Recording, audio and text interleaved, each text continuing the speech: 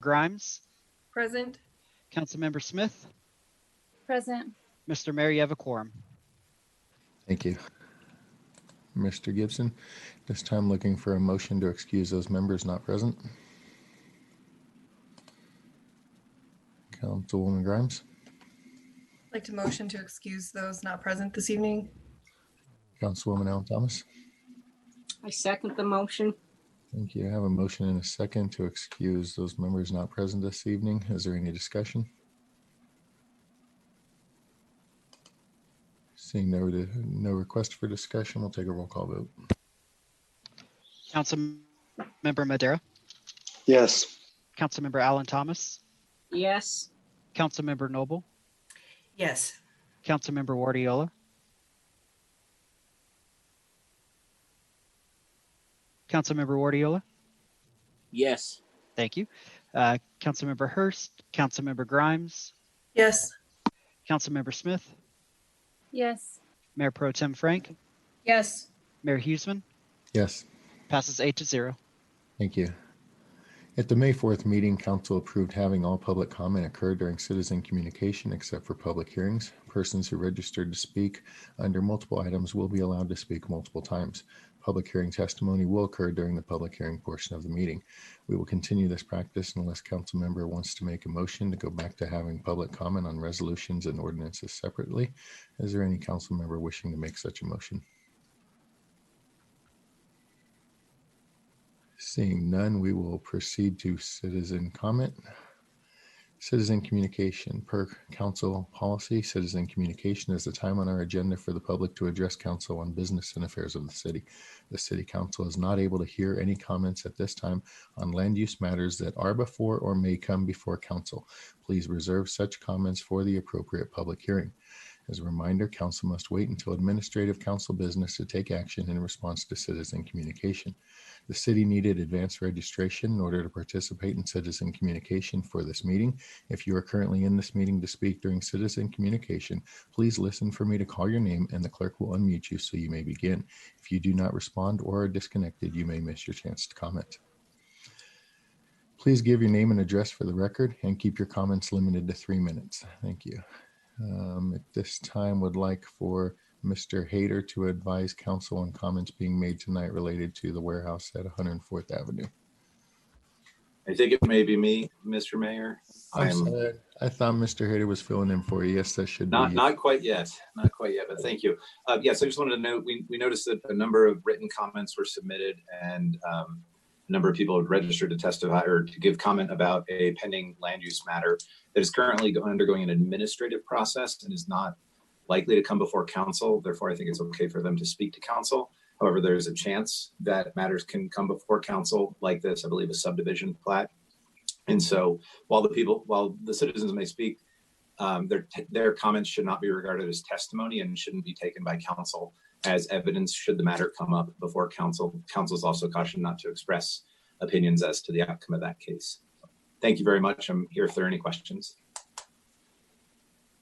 Thank you, Mr. Sheasley. First on the list of citizen communication is Carolyn Pitcher. Carolyn, if you're in the meeting, if you could either use the raise hand function or hit *9 on your phone.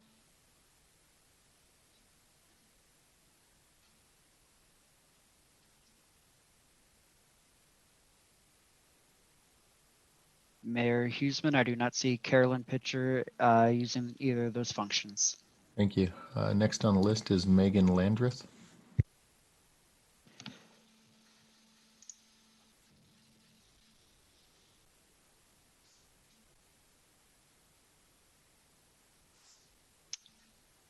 Megan, you should be allowed to unmute yourself and you'll have 3 minutes once you begin.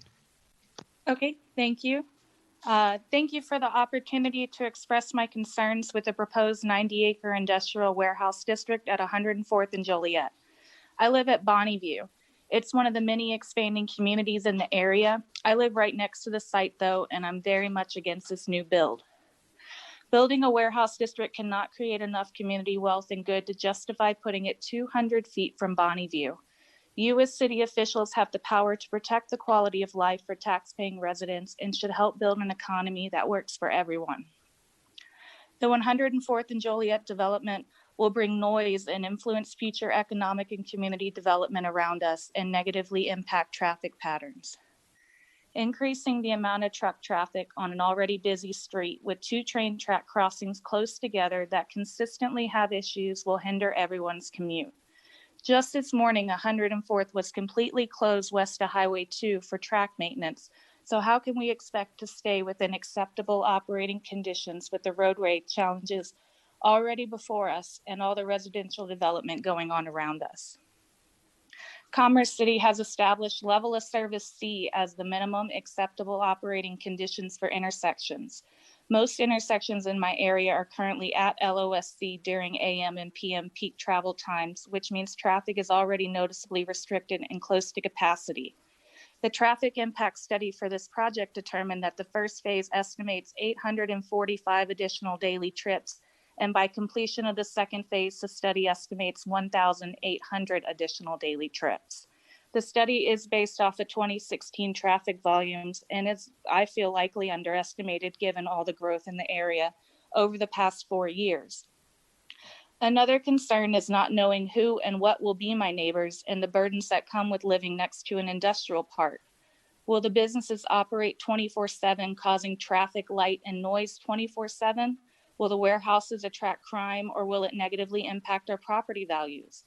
I believe beyond a reasonable doubt that if this is permitted, my home and the surrounding homes will decrease in value.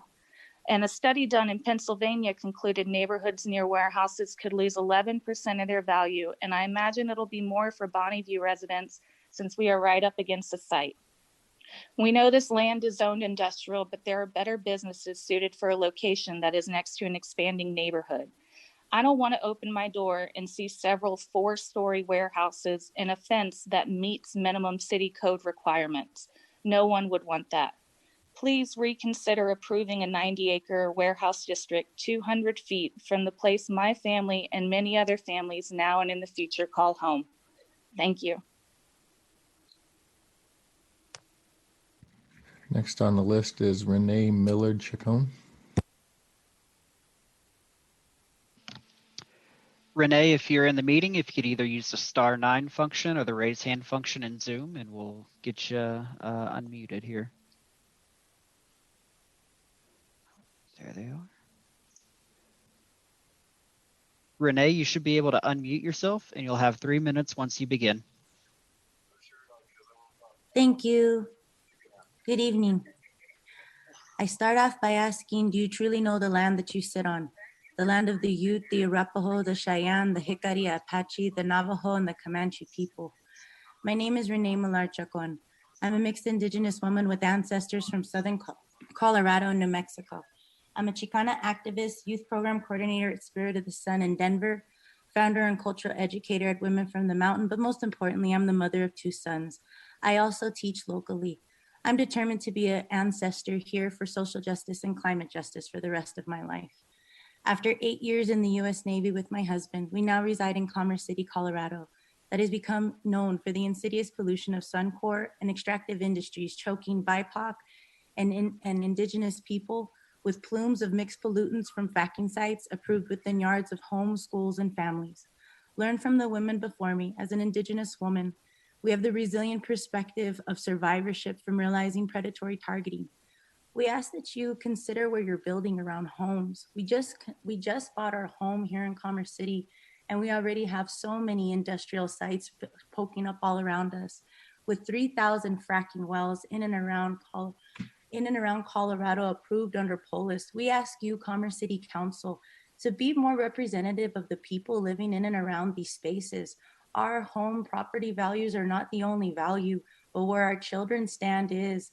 I ask that you be good ancestors and be mindful of where you're building and how it's causing pollutants and more harm, including industrial noise and more industrial light pollution.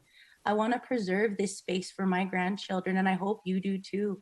Commerce City is a space I came 10 years to come home to. This is not just the land of your ancestors, but of mine. I ask that you be mindful to please stop building industrial spaces so close to where we build for our schools and our spaces. We need more open space when we already scored an F grade from the American Lung Association and Harvard studies. We need to stop putting polluters over people. I ask that you also keep in mind the pandemic that is going on, and also realize that there's a large amount of houseless community members within the area that could also benefit from more affordable housing in the area. Commerce City, I ask that you stand, be good ancestors for our children. Thank you for today. Thank you. Lisa Amato. Lisa, if you're in the meeting, if you could use the raise hand function or hit *9 on your phone. Lisa, you should be able to unmute yourself now, and you'll have 3 minutes once you begin.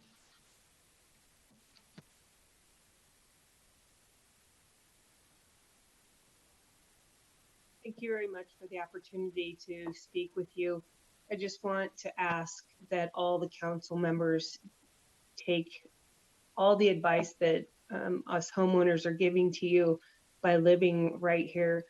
We've had our own ups and downs with Bonneview, and with them just now getting the approval to finish out our development, we're going to also be adding in additional homeowners and possibly renters with the townhouses that are going to be built out and the additional condominiums. So I think that that traffic plus any other houses that are going to be built is going to just add to what you guys want to build next to us, and you're going to take away from our beautiful views. We've lived in Colorado, and many people are moving to Colorado because of the beautiful views, and we don't want large fences and we don't want large buildings blocking our beautiful views.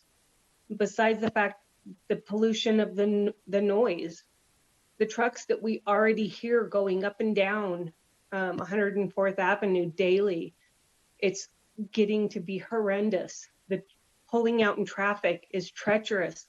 There's a 45-mile-per-hour speed limit on 104th. And if you're not doing 65 plus, you're going to get run over getting out in traffic. It's bad out there. We don't need any more traffic. We don't need any more industrial buildings.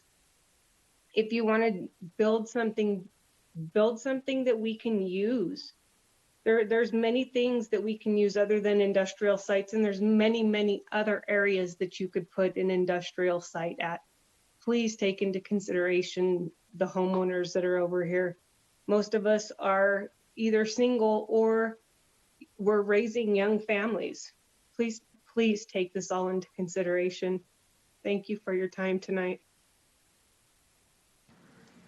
Thank you. Steve Douglas.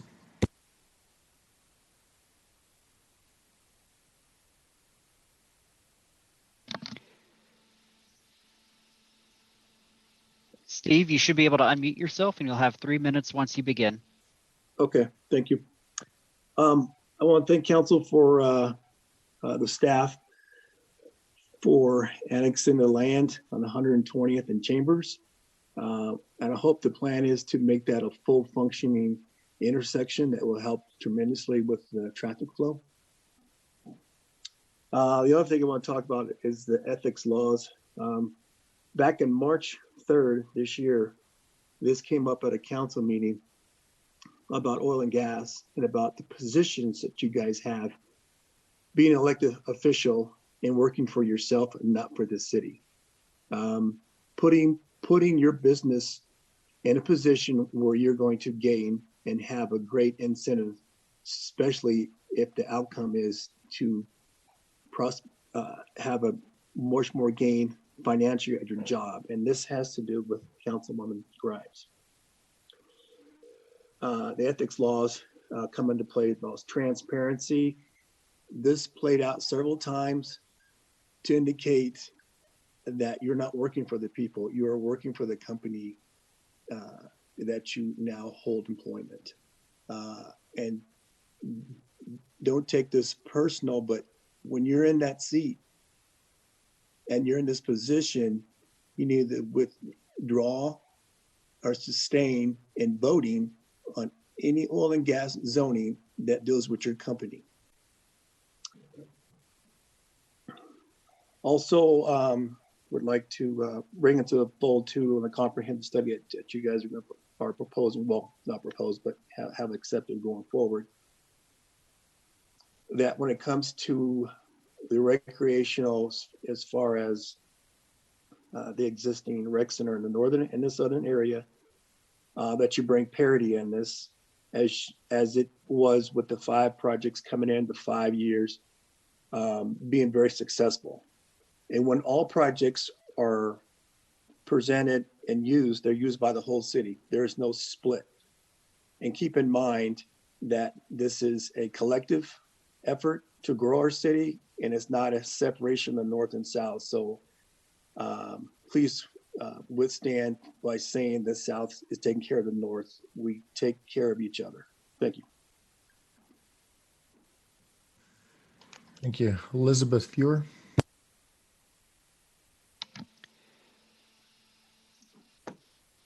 Elizabeth, if you're in the meeting and can hit *9.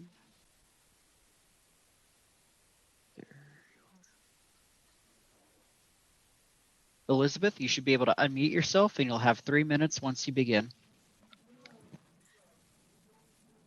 Thank you for this opportunity. I would like to speak of the overall effect of Suncor and the Tarzan effects on carbon emissions on the planet, and think that not only Commerce City is affected negatively by the tar sands, but there's been a long journey and it has a continuous effect on the planet.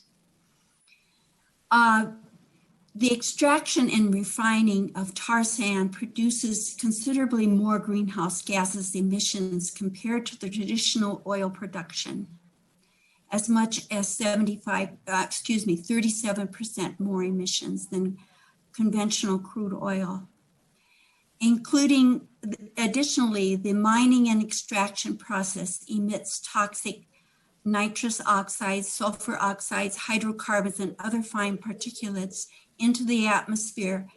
And the communities that live near these open mines are increasingly affected with health problems.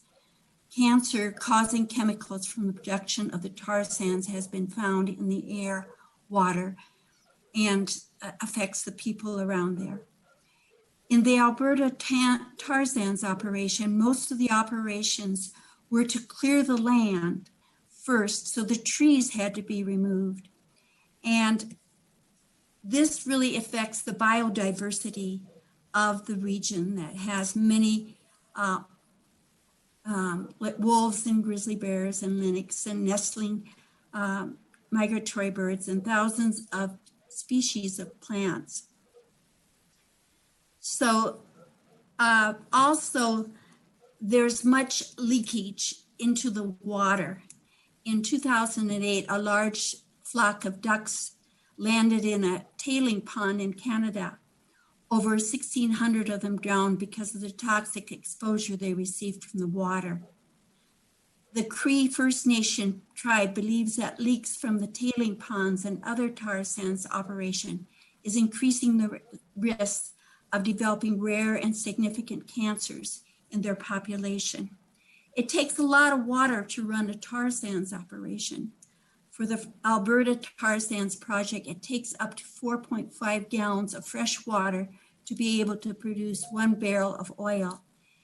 Even when the operations are highly efficient, it still requires 2 gallons of fresh water to produce a single barrel of oil.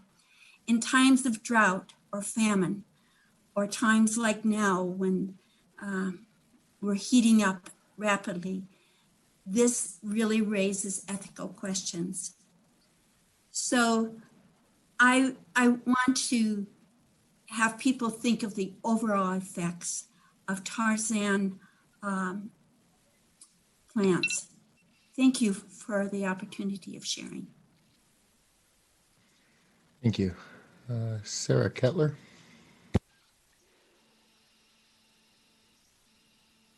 Sarah, you should be able to unmute yourself and you'll have 3 minutes once you begin.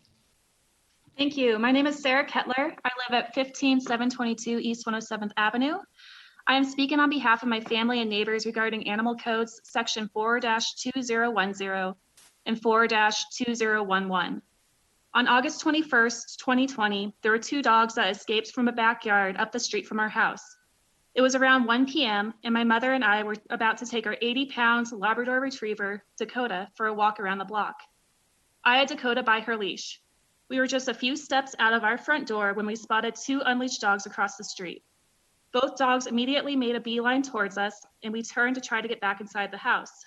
The larger dog got Dakota in a death hold before we could get back inside.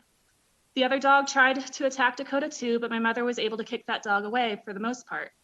My mother and I were screaming and trying to get Dakota free, while Dakota just yelped and tried to get away from the dogs.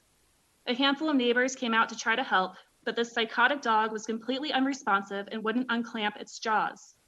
A man in a truck then called the dog's owner, who arrived at our house in his vehicle. The dog wouldn't even respond to its owner, who is a local firefighter. It was a terribly long time for Dakota to be clamped down by this dog, which kept shaking its head, trying to rip Dakota's skin off. I thought for sure Dakota was going to be killed right in front of us on our front doorstep while I held onto her leash. There is nothing we could do. The owner eventually was able to get his dog to release its bite, but it took an extremely long time, over 10 minutes with Dakota in a death hold. There are a lot of dogs that run loose around the neighborhood, and many of them are unfriendly. They might be friendly with their owners, but that's pretty much where they draw the line. If something like this happened to a smaller dog or child, there's a good chance they would have died. People shouldn't be afraid to walk out of their front doors. The owner said the dog that clamped down on Dakota was a rescue mutt, but it appeared to have some pit bull in it. Dogs like this shouldn't be allowed in residential neighborhoods in the event that they escape from their yards, which apparently happened in this situation. I did file a police report regarding this recent dog attack that occurred on our property. I hope things change before something worse happens, but it seems like we must wait for second or third offenses for anyone to do anything about this. That seems wrong to me, especially while I watched Dakota struggle with her drainage tube, stitches, and sutures. Dakota's injuries required 2 surgeries, over 50 stitches, and cost over $1,800. Dakota struggled for her life because of animal codes that aren't providing us with adequate safety. We rely on our city council to keep us residents safe, not to promote violence by allowing dangerous dogs, which includes pit bull mixes, into our neighborhoods. Humans originally bred these animals to be aggressive and to protect their junkyards. We need to stop turning our residential communities into dangerous junkyards. Thank you. Thank you. Rana Sanchez.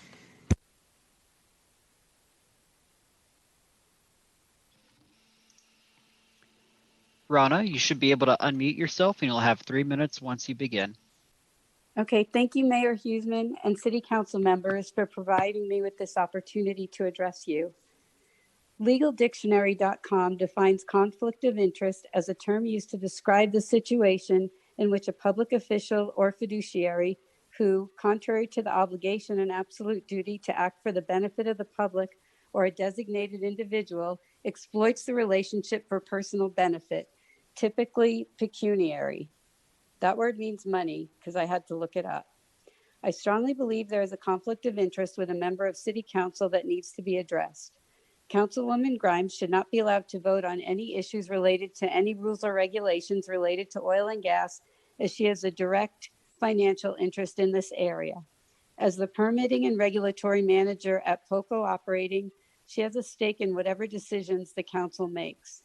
Though legally, her company may not have a financial interest directly in Commerce City, it does have assets on a small parcel of land bordering Commerce City south of Sonic, which include a pump jack and 2 oil tanks. Akron North, a pad planned to be developed by POCO, is in unincorporated Adams County, but it is in our planning area and is scheduled to be annexed in the future. On Councilwoman Grimes' LinkedIn page, she posted the following.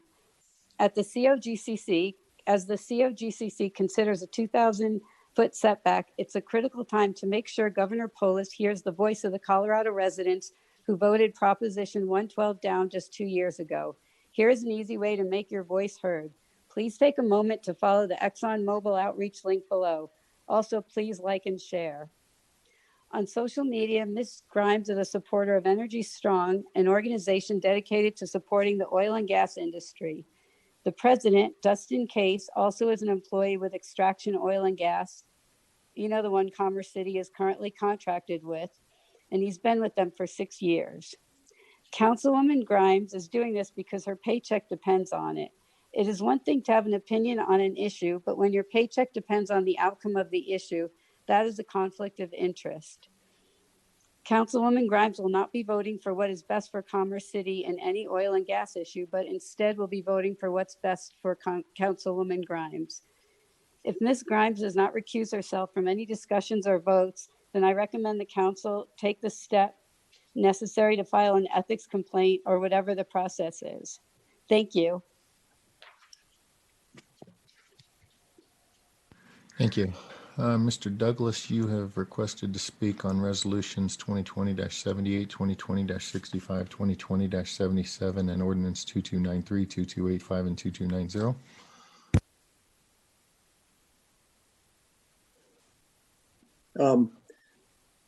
I apologize. I had my notes and I don't have them with me, so I'm gonna have to not speak at this time. I appreciate that. Thank you. Thank you. Members of the public were also able to submit comments online and by mail. Written comments received by the deadline have been incorporated into the updated agenda packet. If anyone wishes to speak at future council meetings, please check the meeting agenda and city website for information on how to register or submit written comments. Next on the agenda are presentations. The first presentation is from the South Adams County Fire Department regarding a ballot question. Will Fire Chief Kevin Vinsel please make your presentation?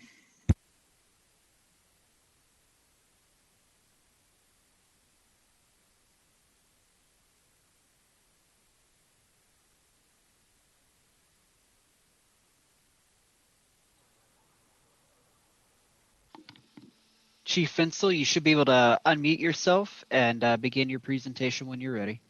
All right. Thank you very much. And good evening, Council. Good to see you all. And appreciate the time for me to present one of the issues we have coming up in November. The South Adams County Fire District has decided to go to the voters this November to stabilize our RAR, residential assessment rate, at the current rate of 7.14. If we can succeed, this will not raise any taxes for Commerce City residents. However, it will stabilize the ongoing RAR issue that has affected our budget and many other special districts for years. If we fail at the RAR, it will be set to go down to 5.88 for 2021, which in turn our fire district will take roughly a $3 million hit to our budget over the next 2 years. Additionally, there is a possibility of it ratcheting down even more during the next assessment year in 2023. There has been speculation that in 2023 assessment, it could drop into the 4th percentile range, which would be a devastating hit to our fire district budget and many others around the state. The history, the Taxpayer Bill of Rights, as we all know, Tabor, and Gallagher Amendment have conflicts with each other. The interaction of Tabor and Gallagher has resulted in a system in which provisions in both amendments are not working as intended and is adversely affecting many local special districts, including ours. Chief Tom DeMint, which is the president of the Colorado State Fire Chiefs, noted, this is the next step in the Colorado State Fire Chiefs' long effort to address the negative fiscal synergy between Gallagher and Tabor. Colorado State Fire Chiefs is equally proud in the interrogatories from the all fire agencies, legislators, Colorado Professional Firefighters Association, Special Districts Association of Colorado, Colorado Counties, Colorado Association of School Boards, the Denver Metro Chamber of Commerce, and of course the Colorado State Fire Chiefs are all in support of individual special districts stabilizing their RARs. Colorado local governments must be able to provide essential services, and Tabor has hurt the ability of local entities to float their residential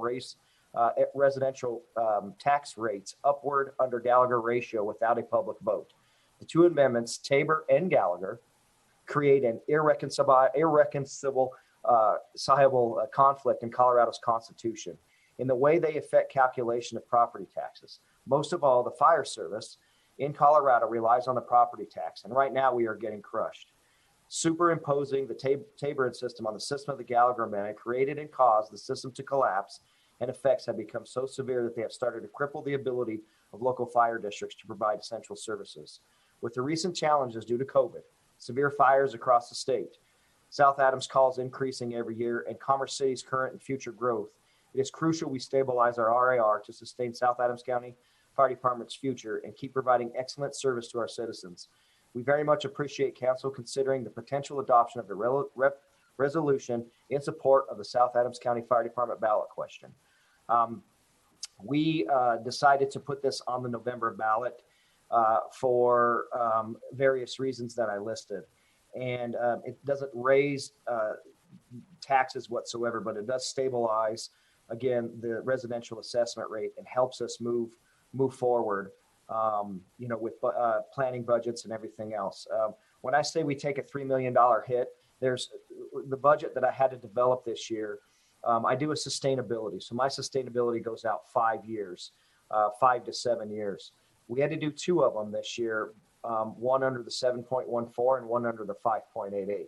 And to see the difference, I had to scale back on many of our capital projects, training centers, station rebuilds, and possibly taking off completely a Station 9 site, which would be located roughly at 196th and Potomac area. Those are future deals that if the RAR does not pass, we won't be able to do, and it'll be hard to keep up with growth. Right now, between South Adams County Fire and our partnering agency, Northland Ambulance, we have an outstanding response time, and we work very well together. And the resources that each other share and use creates a division within our city that is top notch. We are very, very good at our jobs and kind of really know our future on what we're headed towards. But this constrains us. This really is a deal that is not our fault. The Gallagher Amendment really isn't a bad deal, but Tabor does not allow the residential assessment rate to float. So if you were to erase Tabor and just have Gallagher, the residential assessment rate would probably be around in the 9th percentile. The other part of this that really hurts is that commercial properties really get hurt because they cover up a gap between that as well. So between all the agencies and affiliations that I listed, the Gallagher Amendment is not the issue, but it is an issue when you put both Tabor and Gallagher together.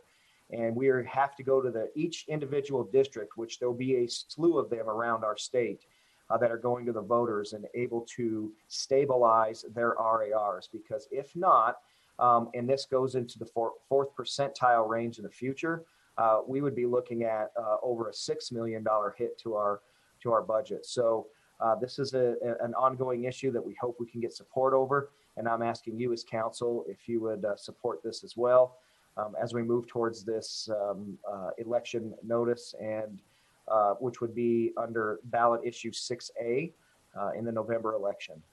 And are there any questions regarding the RAR? Councilman Hurst. Good evening, sir. Thank you for the presentation. So just want to try to make this clear for everybody listening. I think I do follow, and I want to clarify that.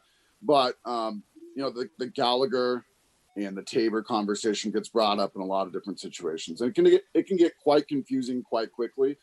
And so I just wanted to see if I'm tracking right on this. So what this would allow, or what the best scenario would allow for, and the reason that taxes don't go up is because you'd essentially be paying the same amount to the fire district, whether the value of your house during assessment goes up or down. So it would allow for that percentage fluctuation to happen. If your house takes a $50,000 decrease in value due to COVID, or the economy after COVID,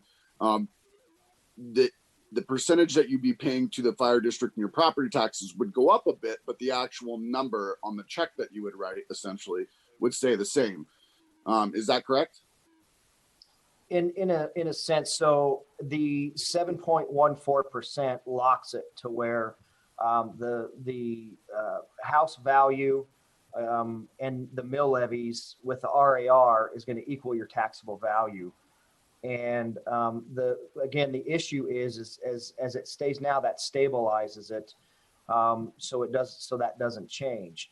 If the RAR decreases, then of course the residential assessment rate tax rate decreases. Now, each individual resident of Commerce City, would they see a tax break? As minute as it would be, I don't know if they would notice a difference of, $22 a year. However, when you multiply that by the amount of residents we have, that's where we see the loss. And the issue is it wouldn't be such a big issue, or all the way from the legislators all the way down to the fire departments, school districts, water districts, everywhere else. It wouldn't be such a big issue if it was allowed to float, but Tabor does not allow it to float, because anything with the taxpayer bill of rights that calls for a tax increase has to go to the state voters, which we know, that would never pass. It doesn't matter, even though that residential assessment rates in today's world should be around the 9th percentile. We should be at 9% to not only make it fair for residential, but also businesses as well. So this is the only way that, and again, this is about a 4 or 5 year deal that has been going on now, that this is the only way that local districts can stabilize that. I will tell you that so far, given the last election where fire districts put this on their ballot, 98% of them were successful. And that includes large districts like West Metro Fire District.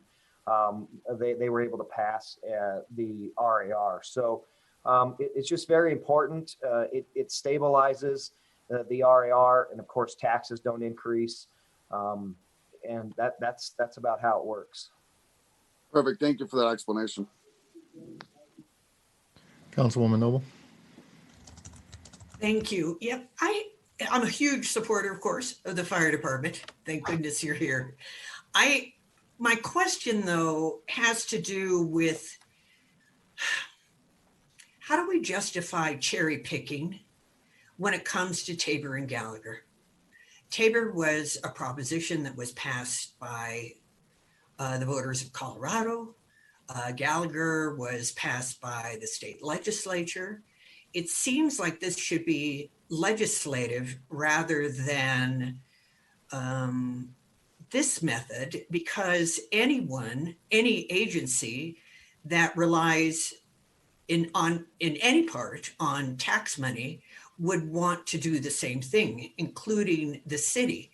So are we circumventing Tabor and Gallagher by supporting this stabilization? No, Council. That Councilmember Noble, that is a great question. And no, and believe me, 5 years of going back and forth with legislation. Our big advocate of our ballot initiative is Dominic Moreno, and they, having dinners, lunches, if you will, in discussions and meetings and what have you on what we can do about this. This has made it all. I mean, this has been the big talk at the legislative level. The problem is there is no way other than eliminating Gallagher, because we all know in the state of Colorado, we're not going to eliminate Tabor. So the next deal would be to try to eliminate Gallagher, which is another almost impossible feat, which the state is going to try to do in this upcoming election as well. So to answer your question, has this been addressed at the state level? Yes. Is it very plausible that it's going to pass? No, it's not. It's not. We don't think that that's going to be the fix. And we've tried to, the governor has tried to do certain things on the Gallagher and Tabor. They've tried different languages. The problem is when you get the legalities involved, one or the other interferes because they're constitutional now. So you can't just change it. So the local jurisdictions, however, though, can, and it's not circumventing. It is just the only way that from Special Districts Association attorneys from Ann Terry to the Colorado State Fire Chiefs to the legislators, that we can get have a way to at least stabilize the RAR for each jurisdiction. And it's much easier than the complicated battle that's going on in legislation right now. It took us forever just to get the governor to realize that there was an issue. Once they realized there's an issue, then there was a committee formed to come up with any solutions on what we could do. And every route that they went down seems to be a battle that you just can't win. But this here is a battle. This is, if you all remember the debrucing era, this is kind of the sort of the same concept where it was too difficult to do a statewide debrucing. So each district did a debrucing themselves. We debruced. Just, I think about 99% of all special districts have debruced. This is kind of the same synopsis where basically we call it stabilizing our RAR. But to circumvent back to what you were talking about, the state legislation has and will have something on the ballot, not to be confused with ours, to try to eliminate Gallagher. And even Gallagher himself is for this. He is for D. Gallagher. He is for stabilization. However, it's Tabor that the laws of Tabor interfere with that, and it's very difficult. Now, to get the entire state to say, sure, we'll just get rid of Gallagher, there's some things up in the air about how complicated that can be, but it still will be on the ballot. So it's much easier for special districts to go on their own and ask voters to stabilize the RAR.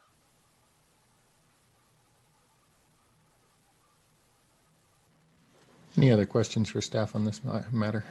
Or excuse me, any other questions for the fire chief on this matter?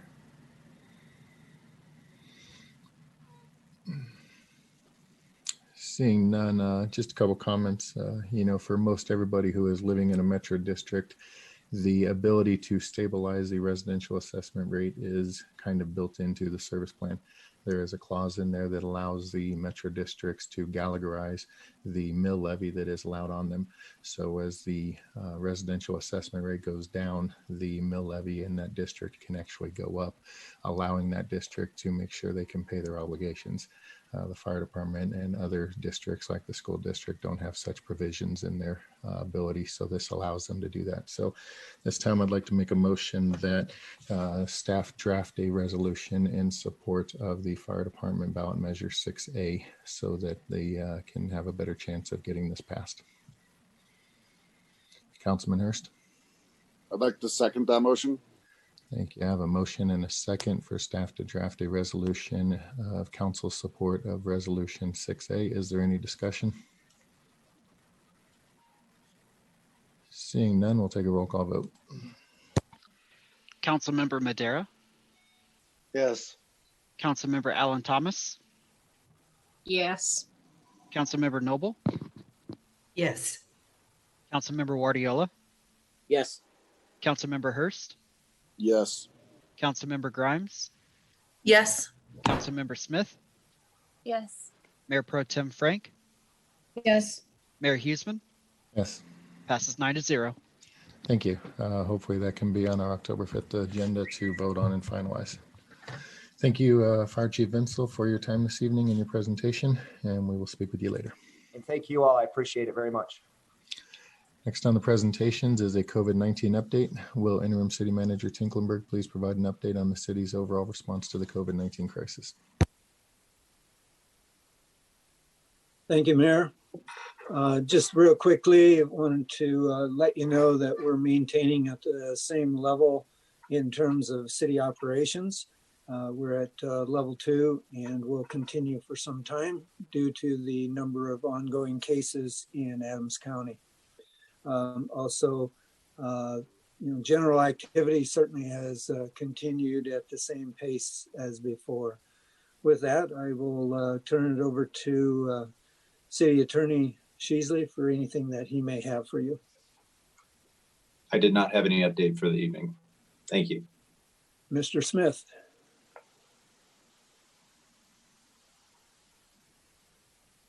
Thank you, Roger. Real quickly, the finance department has 24 FTEs in place, 3 vacancies. They currently are not recruiting for those. 11 staff members have been impacted by school closures or daycare closures that we're working with there. The CARES Act funding allocation from the county is $4.6 million. The city received its first disbursement of $1.5 million from the county on June 5th, and the second 1/3 distribution of $1.5 million on the 4th of September. Through the end of August, the city has spent $2.2 million with an additional $441,000 currently pending, including an estimated $100,000 for the Child Care Assistance Grant Program. That leaves the remaining fund balance somewhere around $1.9 million in CARES Act funding. We have 80 active audits in process. Auditors are working remotely. 3 audits postponed due to COVID-19. 0 audit payment plan missed due to COVID-19. Taxes are now being paid on the normal schedule due the 20th of the month for the prior period. Moving to human resources, we have 402 full-time budgeted employees. The number of employees actually on staff is 362. We have 38 vacancies, 275 VHE and seasonal positions filled, and 56 furloughed employees. 700 hours between HR and legal has been spent on COVID regulations, background drafting, new procedures, and training. Benefits renewal was finalized this past week. There are no plan changes. There is a slight rate change with respect to our health insurance from UHC, and HR is working on scheduling open enrollment for employees, which will take place October 26th through November 15th. HR is also working on the city's compensation review annually to evaluate pay ranges for all full-time positions and where each employee falls within that range. We are also working to become in compliance with the Equal Pay Act, which goes into place in January of 2021.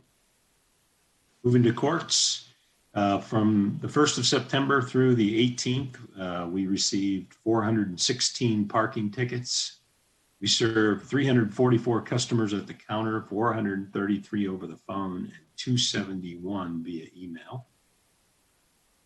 In IT, board and commission virtual meetings, staff liaisons have been trained. They're using the Zoom webinar platform, and webinars are being conducted successfully. In the clerk's office, we've processed 25 additional business license applications since we met last. Year-to-date totals 301. Quora requests 75 processed since the last update. That's 367 Quora requests year-to-date. From community relations, the application portal for first round of funding for the Child Care Grant opened on September 9th and closes today at 5 p.m. The city received 11 online English applications and no Spanish applications. I believe I have a couple of new numbers. Give me 1 second, please, related to that grant application. Yeah, total was at the closing after 5 p.m., 15 online English applications received, no paper applications received yet, and no Spanish applications. The RTD Inline opening announcement on social media this past week was the most popular, reaching 10,921 people. This morning's ribbon cutting took place at the Commerce City 72nd Avenue station with several council members in attendance. We have a draft of the outdoor dining ordinance prepared and are hoping to bring it before council next month so we can get approval prior to 10/19, October 19th. This new system goes into effect on October 31st and would run through April 30th of 2021 as proposed and for council's consideration. It will require more extensive review to allow for small tents, space heaters, and other things that will allow for restaurants to continue to provide services in an outdoor environment during the winter months. months. We will still be striving to hit a 72-hour turnaround time on those applications. And ED is working to get this information out to the restaurant community. That concludes my updates tonight, Roger. Thanks. Thank you. I'm just going to hit a couple of the highlights. The Stead School to be built in Reunion, its plat and development plan have been approved. And we hope to announce a very large facility in the Nexus, DIA Nexus development off of Tower Road. That'll be later on this week, hopefully. And then we have groundbreaking that has been scheduled for October 6th. That's for the Mile High Greyhound Park redevelopment. That groundbreaking will be at 6 o'clock on October 6th. So you may have seen a previous date sent out, and for various reasons, Del West could not attend on that date. And so we have moved it to October 6th. In terms of development activity, as I said at the very beginning, still a rapid pace of development going on. 171 active land use cases that are in process. Also, Public Works is working on their capital projects, continuing with both pavement management and wrapping up on flat work. So all of that activity is continuing on. So I'll leave it at that in general terms. So any questions for any of us regarding COVID-19?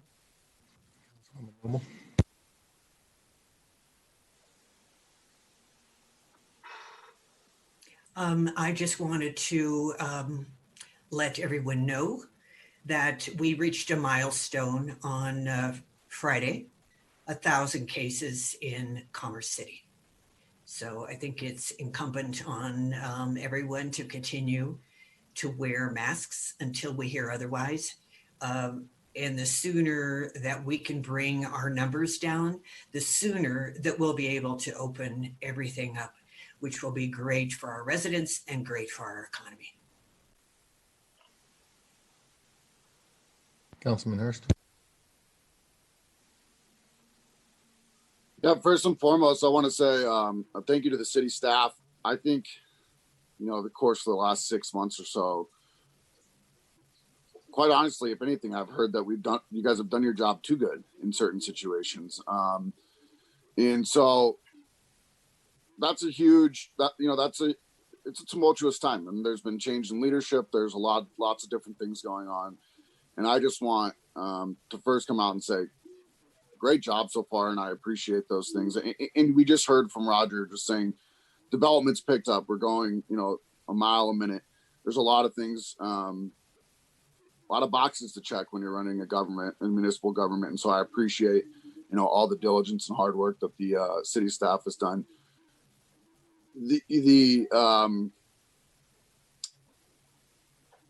When we start going over all the numbers of the employees that we're working on and the changes and things like that, I just wanted to call out, again, the work that needs to be done and continue to be done is going to be tough to do without being full staffed. I know that we are, being tight on our budget and things like that. But again, you guys will hear me say it over and over again. Right now is the time to invest. I think if we can continue and invest in our people right now, it'll pay off when the economy comes back booming. I really think it's a good time for us to continue to invest in our people and have them prepared and continue to develop them. So I love hearing those numbers. Really, this whole thought was unplanned. It came out of your guys' presentation, just hearing what you're saying about our staff. Just wanted to say, I appreciate the efforts that's going into it, because there's a lot of challenges out there right now, but one of them hasn't been that our staff is not committed to their job every day. So just want to say appreciate that from afar. It really seems like you guys are all doing a great job. Thank you, sir. Thank you for the update. Appreciate getting that information on how we're responding to the COVID crisis. And thank you for all the hard work that city staff is putting into keeping our community safe. Next on the agenda is the Oil and Gas Monthly Update. I would like to invite Dominic Martinelli, Environmental Planner, to make the presentation.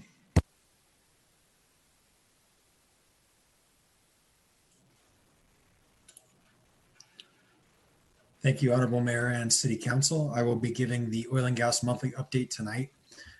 This presentation is going to last about 15 minutes. We'll break for any questions that you have for staff, and then we will move on to a 15-minute presentation by Don Austin, the VP of the Suncor Refinery.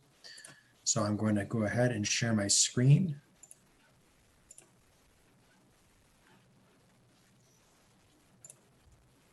So starting off, we currently have 7 oil and gas applications that have been deemed complete and being processed by the city. So we'll move on to the next slide here. So this is the list of city permits that have been deemed complete. And regarding the review schedule and the actual review of these, so you'll recall that as we've gone over time and through these monthly updates, the last about 3 monthly updates we've had waiting for resubmittals. We have a provision within our land development code that if there's a certain amount of time where there's no additional contact from the applicant or any indication that the application is moving forward, the city will go forward with the inactive status. So the city, for all 7 of the deemed complete applications, have issued an inactive status to Extraction Oil and Gas. That gives them 30 days from the issuance of this letter to provide the resubmittal materials that were requested. If they don't do that, the permits become withdrawn, and then the applicant would need to resubmit all of the oil and gas permits under the applicable code at the time. So state permit applications, I do want to make a quick note here. So since the publication of this presentation, there has been some activity at the state level or activity. 3 spacing unit applications have been withdrawn by Extraction, which includes the spacing units in sections 1 and 2, the locations in 12, 13, and then 7 and 8. So there have been 3 spacing unit applications that have been withdrawn by the applicant. As far as we are aware, those applications have not been withdrawn for any Form 2 or Form 2A applications. Other general updates, city staff provided testimony during various state rulemakings related to oil and gas development. The first one was the Colorado Oil and Gas Conservation Commission mission change rulemaking. Testimony was given on August 26th and September 8th. On the Air Quality Control Commission Regulation 7, which applies to natural gas and other types of engines that are exceeding 1,000 horsepower and continuous monitoring requirements. The city testified as it pertains to those rulemakings. And the testimony that was provided was based on the current LDC draft that is proposed, the pre-hearing statements that the city provided to the Colorado Oil and Gas Conservation Commission and the Air Quality Control Commission, and then what information that staff discussed with council during the June 8th study session and some of the concerns that were raised at that time.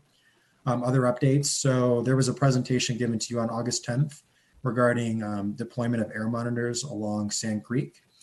So Commerce City and CDPHE are working to get the SPOD monitors, which are basically small solar powered VOC monitors that are solar powered and not connected to the grid and basically sit on a tripod. Those will be deployed along the Sand Creek properties sometime towards the end of this month or beginning of next. We'll provide about a week's notice before those actually go live and become operational. So they screen for VOCs and then trigger SUMA canisters. So these are larger, it basically triggers the SUMA canisters, which are larger collection nodes where you can do more in-depth analysis and taking a look at other pollutants that exist in the instance of a significant event. Staff is still continuing to work to set up a presentation from the Arsenal and CDPHE on the plume.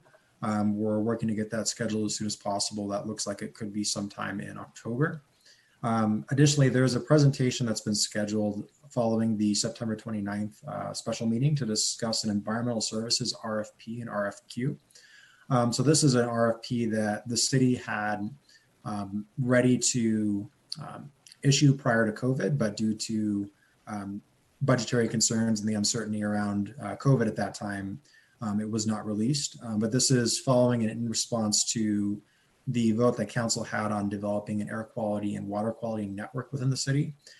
So staff has taken the opportunity to retool that draft RFP and bring it forward to your review for consideration and make sure that this is the path forward to proceed. And if there's any additional edits that need to be made. So the environmental services RFQ or RFP would consist of 4 major topic areas, which includes air quality monitoring, water quality monitoring, overall environmental policy development. So this is environmental land use analysis, sustainability, renewable energy potential items of that sort, as well as an evaluation of municipal facilities and existing city operations to try to find efficiencies that are related to all of those topics. General updates on SET. So we had a discussion on September 14th, and staff is working to take the feedback that council had and develop roughly 2 to 3 RFA submissions, and have been working with CDPHE staff to understand some of the feedback that you had and how that relays to potential applications. So as we mentioned, the CDPHE tentative date for those RFA submittals are from October 1st to November 14th. There's an information session for organizations interested in applying for funding. That's going to be held on October 22nd. This information and the sign-up links can be found on CDPHE's SEP website. They're also hosting 2 virtual community forums for members of the public, Wednesday, September 23rd from 6 to 8, and then Saturday, September 26th from 10 to noon. So if you're a member of the public and you would like to register for any of these meetings, you can go into the agenda tonight, go to this presentation, and reserve the RSP link that's listed here. The state intends to have these forums cover community members sharing insights on state engagement process, what type of criteria should be used for reviewing potential projects, who should be on the state's evaluation committee, and how information on funded projects should be shared with the community. So this is information from the CDPHE website on Suncor. There have been a number of self-reported air quality exceedances by Suncor between the dates of August 1st and September 14th. There were issues with the startup of the Plant 2 crude unit on August 1st, which included an exceedance of hydrogen sulfide of 162 parts per million on a 3-hour average at levels that were at 291 parts per billion or parts per million. There were a number of boiler failures that occurred with Plant 1 on August 13th. There were 5 separate violations that occurred within there, including an exceedance of the federal emissions opacity limit, exceedance of the carbon monoxide limit, exceedance of hydrogen sulfide, visible emissions exceeding a greater than 5-minute duration in a 2-hour period, which all of that triggered shutdown of the catalytic cracker unit. On August 17th, there were some issues regarding startup of Plant 2 with the exceedance of federal emissions opacity limits of 30%. There was an occurrence on August 25th regarding the carbon monoxide limit of 500 parts per million. And then a startup on Plant 2 on August 26th included an exceedance of the federal emissions opacity limit and then carbon monoxide. Then there were some issues with the startup of various heaters and boilers on August 27th. And these issues were relatively the same in both of those instances. And as I do mention these are all as part of the operating permit and Title V EPA permit that's issued for Suncor. They're required to provide reports of maximum self-reported violations that occur. All of these are investigated by CDPHE, and more specific findings and the information are released in a quarterly report. With that, I'll be happy to answer any questions, and then following that, we'll move on to the presentation from Suncor. Are there any questions for staff regarding this presentation?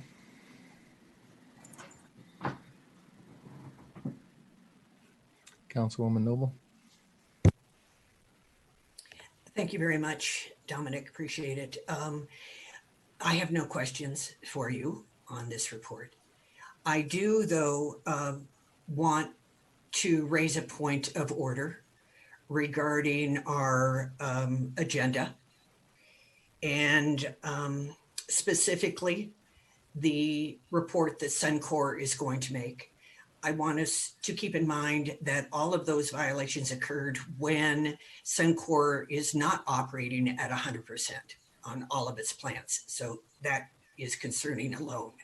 However, the first slide in the Suncor presentation was a suggestion from staff that Suncor present at our study session. When I made a motion in December for us to have a monthly Suncor update regarding any violations and any other matters, that was specifically for a third party to make that presentation. It was not intended to provide a public relations platform for Suncor, with all due respect. Therefore, I would like to make a motion to remove the Suncor presentation from our agenda and move it to a sub-study session. I have a motion to remove the Suncor presentation from our agenda and move it to a study session at a later date. Is there a second? Councilwoman Allen Thomas. I second the motion. I have a motion and a second to remove the Suncor presentation from our agenda and move it to a study session at a later date. Is there any discussion? Councilwoman Grimes. Appreciate the feedback, Ms. Noble. Unfortunately, I won't be able to support that motion this evening. I believe that part of the presentation is to build relations between Commerce City and Suncor. And I truly appreciate Mr. Austin's monthly updates. I think it's opening a window from both sides as to concerns, as well as increasing positive communication. Any other discussion? Mr. Smith? Thank you, Mayor. I would just add that the staff and both at the city and with Suncor have spent considerable time discussing tonight's presentation and getting Mr. Austin prepared to present.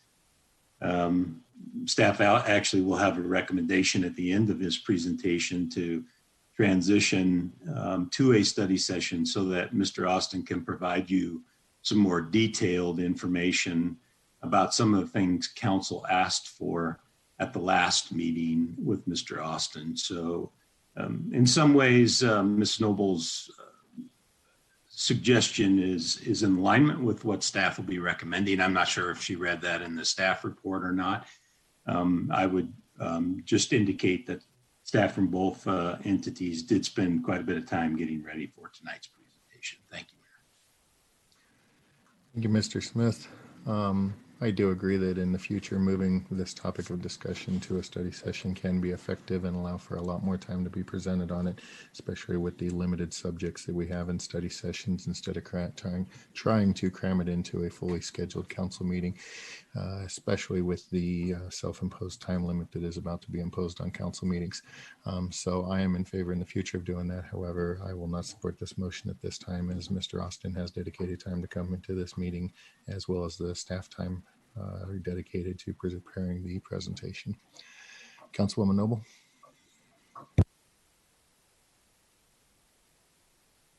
I think it's important for us to keep in mind what the purpose of this was. It was not intended for a single company in Commerce City to be provided a platform to build relations with the community when it is a company that is causing quite a lot of problems, as we have seen just in the report that Mr. Martinelli just made, as well as what we know is the case with residents in the area, as well as pointed out by a speaker earlier. I think that it's very challenging. And where do we draw the line? What companies are going to be provided this opportunity in the future? This was not intended. When we made the motion, the intention was for us to be transparent with the community so that they would be aware of what is happening at Suncor and not be kept in the dark any longer. It is not about giving Suncor 15 minutes to explain away the violations again. Councilman Hurst. I appreciate the perspectives on both sides. I think in this situation, I'm gonna be voting just to move forward with what's on the agenda tonight. But at the same time, it's always been my feeling that this is an opportunity for transparency to ask questions. Sometimes they're not easy questions. Sometimes they are. And that's why I've supported it. But I hear what you're saying, Councilwoman Noble. And the only argument I have against that is we've never single-handedly called out any other company in the past. And so I think we would let them respond if we single-handedly called out a company. And so to me, if we continue to call out a single company, those discussions can be had in public, whether it's at a study session or a meeting. I'm fine with either.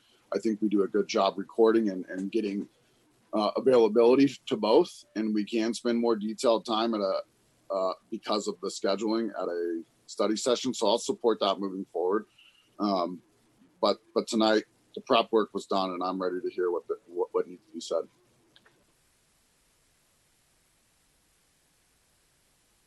Councilwoman Noble. I'd like to point out that we aren't calling out a single company. We are simply asking for our staff to report the public record. These are all public exceedances and violations that are in the CDPHE files. How we solve this problem is something that is going to be a whole other issue, but it isn't solvable by simply having a presentation that gives unfettered access to a company without response time. That is completely imbalanced.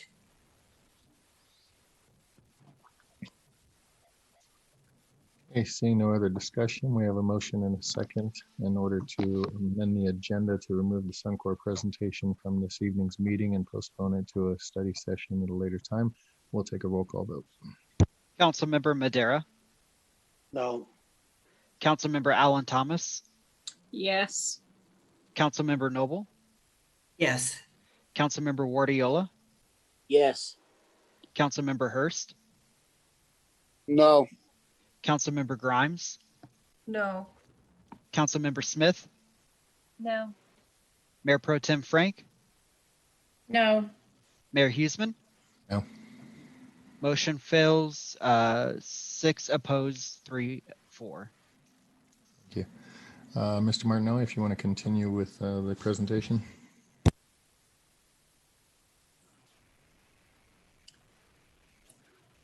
All right, and I'll go ahead and share the screen here.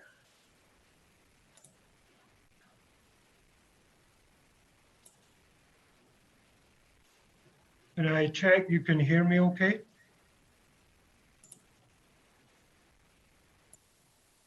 Yes. Thank you. First of all, thank you for the opportunity to make this presentation. And I was certainly listening to the comments there. Could we move to the first slide? Yep. The purpose behind this slide was to try and find a forum where we could spend more time to answer your questions. We clearly heard at the last meeting that you have lots of questions. These questions include a number of topics, all of which are relevant and important, and which we believe are captured on this slide. We want you to know that we are listening. It is important to us that we address each of your specific concerns, which we know are also the concerns of the community. We also understand our time is limited this evening, and to get into these in detail, which I think they warrant, we would want to put forward that we move this to a study session, which I think I heard us debate earlier. The other thing we heard at the last meeting was, how can this council hold Suncor accountable? From our perspective, the accountability and trust happens through our continued disclosure on performance and improvement progress we're making, and dedicating the time necessary to answer your questions. So again, having the opportunity of a study session would be great, and we'd really appreciate that. And we actually believe that this is what staff members and your council would like to see as well. I'm open to any other suggestions, but would like to understand if you want to move forward with the study session or not.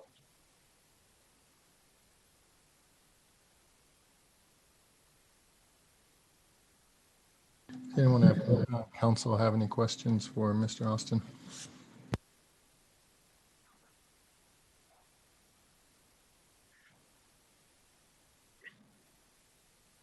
Councilman Hurst? Trying to understand what's appropriate here. You know, I'd like to make a motion to have the study session. If the question is being asked, do we want to move forward with the study session to address these topics? The only amendment I would have to this is please allow for additional comments or topics to be added to this, but have a deadline as to when they would need to be submitted so there's appropriate amount of time to add to. I think this is a good list, but I'm sure there's others out there. Did I hear correctly? You were making a motion to have this discussed during a study session? If appropriate, I believe the question was asked by Mr. Austin if we would like to proceed with the study session. I was trying to see if it's appropriate for me to make a motion to answer that question right now. Mr. Sheasley?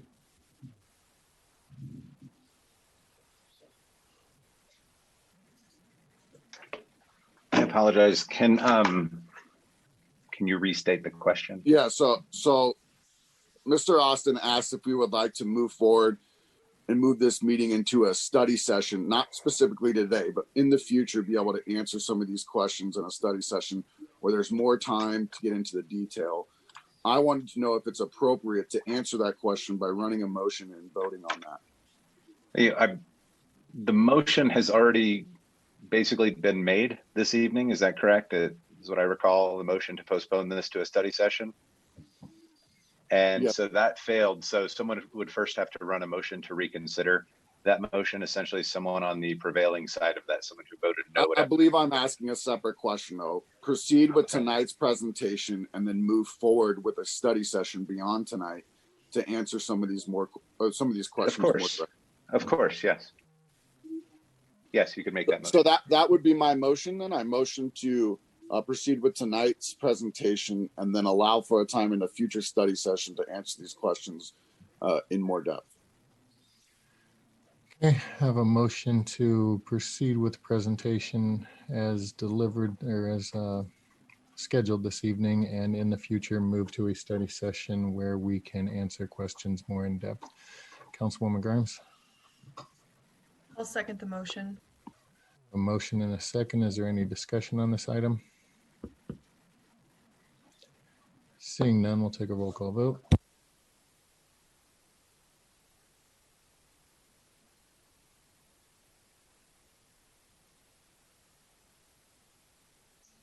Apologies. Councilmember Madera? Yes. Councilmember Alan Thomas? Yes. Councilmember Noble? No. Councilmember Guardiola? Yes. Councilmember Hurst? Yes. Councilmember Grimes? Yes. Councilmember Smith? Yes. Mayor Pro Tem Frank? Yes. Mayor Huseman? Yes. Passes 8-1. Thank you, sir. At this time, are there any additional questions for Mr. Austin? Councilman Hurst? Hand was up in air from the last one. I apologize. Thank you.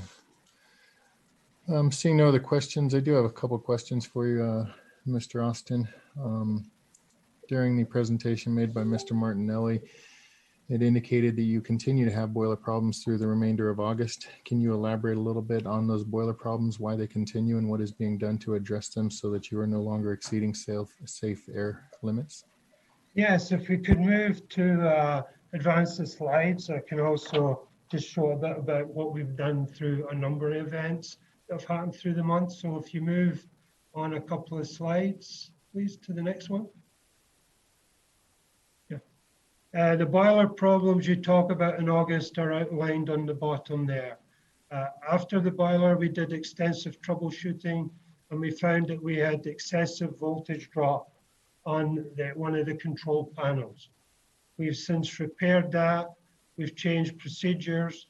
We've added and improved the system by putting in 2 panels, 2 feeds to it, and are in the process of sharing the load so this problem goes away. So investigation was done, repairs were made, improvements have been made, and also we've added additional monitoring to these panels so we can detect if there's any indication of trending towards power issues. So that was specifically what was done about the August 13 event. The other events that were raised during the presentation there were associated with startup and shutdown, startup of plant 2 in terms of crude units in early August and our FCC and later in August. One of the things we would love to take more time with you is to start up and shut down these units.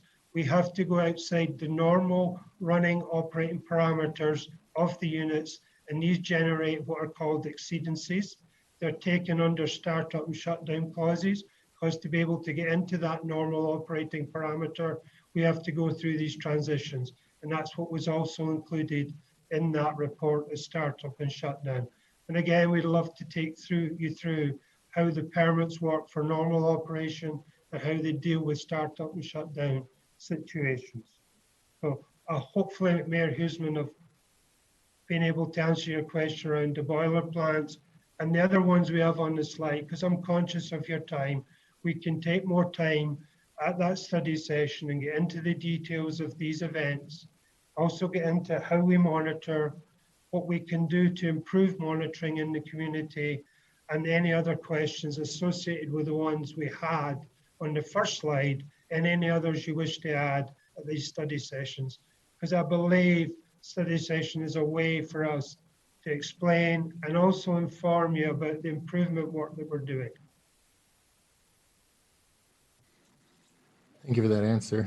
I guess I'm a little confused if we're not able to do, if you're not able to do startup in a manner that prevents air pollution, then why are you allowed to do such startup, and why do you continue to do so?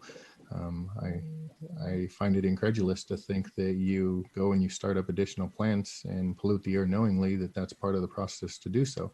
I think that is putting our residents at greater risk and greater health effects. And it probably is something that needs to be explored, whether or not such activity should be allowed to take place in the beginning. The position there is the Title V permit is set up for normal, steady state running. To go and get the plants into that state, you have to go through a transition. This is reported, monitored by CDPHE, and that's why you heard the clauses startup and shutdown considerations, which are part of the Title V permit system. We'd love to take you through the detail of that. This is true of all refineries that have such permits. Thank you for that. It seems to me that the permit process does not adequately protect our residents if that's what's allowed to take place. Councilwoman Allen Thomas. Yes, thank you, Mayor. I did just have one question also.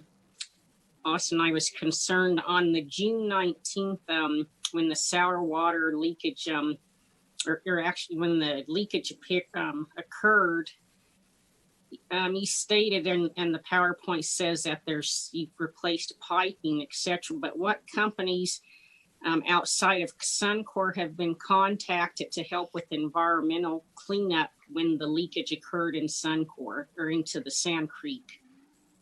No, the leakage did not leave the Commerce City refinery. It leaked onto concrete area where it's channeled, collected, treated, put through our water treatment plant, and the hydrocarbon returned to the process. So it didn't actually leave the facility per se, but a leak is when any drop leaves a pipe and hits our ground within the facility. What we did there was we shut that unit down, replaced that pipe, with pipe work that will get us to the 2021 turnaround. And in the turnaround there, we'll go in and make further adjustments to that piping to ensure that we have a good 5-year run with it. That's basically what happened, but nothing left the site per se. Okay, so none of those pipes then do not eventually leak into the Sand Creek, Sand Creek area? No, the facility has a collection system that anything that gets on the ground is collected in vessels, which are then put through water treatment plant where hydrocarbon is returned and where clean water is discharged. Okay. So the that water then goes back into the Suncor refinery, or where does that clean water go? Some of it goes into the refinery, some of it goes into Sand Creek. Okay, thank you. Councilwoman Noble. We heard a resident speak earlier about tar sands and that the emissions from the tar sand material that you export from Canada to Colorado has much higher emissions than regular sweet crude here in the United States. Do you refine tar sands oil in Canada as well? And why do you export it to Colorado? It's a good question, Councilwoman. First of all, let me restate, I think I've said many times, predominantly the refinery takes a local crude, a Colorado sweet, refines it and takes it to a local market. In excess of 80% of their crude comes from local sources. Where we bring in heavy crudes, some of them come from Canada, and these heavy crudes are processed in Plant 3. In Plant 3, we use these heavy crudes to make asphalt. The light crudes of Colorado don't allow us to do that, and that's a valuable product we find for both the community and being able to repair the roads here with that product. So less than 20% of our feedstock comes from Canada, and that does is used mainly to provide us with asphalt for paving here in Colorado.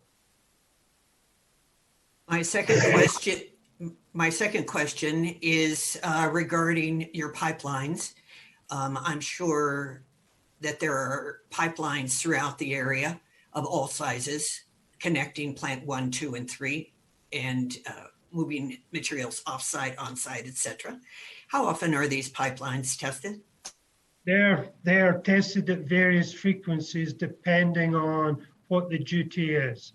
So some can be as frequently as every couple of years, some can be as long as every 5 or 6 years. We have a program for each type of line, and we'd love to share and demonstrate that program with you at one of these study sessions. And finally, the presentation that we had in our agenda tonight is 8 pages, with every page as dense as this single slide. Are you intending to give the entire presentation this evening, Mr. Austin, or only a portion? I think in the interest of time and having a valuable discussion, I would probably say I would rather go through all these slides at the study session and take the time to answer the questions, because the guidance we got was you're very tight for time tonight. Thank you. Okay, seeing no other questions, we will move on. Thank you everybody for your time this evening, and look forward to the study session where we can dig deeper into what is going on. Next on the agenda is animal code updates. Will John Borgelli, management analyst, please make the presentation.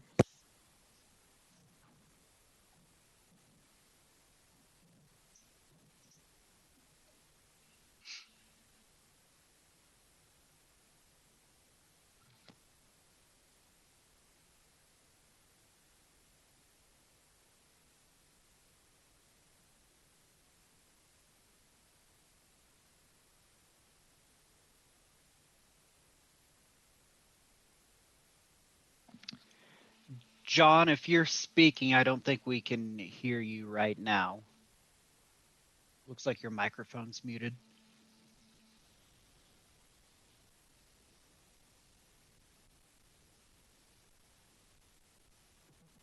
All right, now can you hear me? Yes, we can, John. Thank you. Okay, there we go. Let's get my screen shared again. All right. Sorry for the delay there.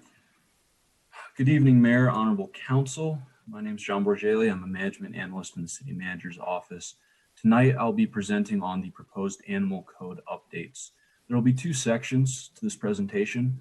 The first will be mainly touching on the Commerce City pit bull ban and breed-specific legislation and the changes that are proposed there. Then we'll move on to talking about urban beekeeping.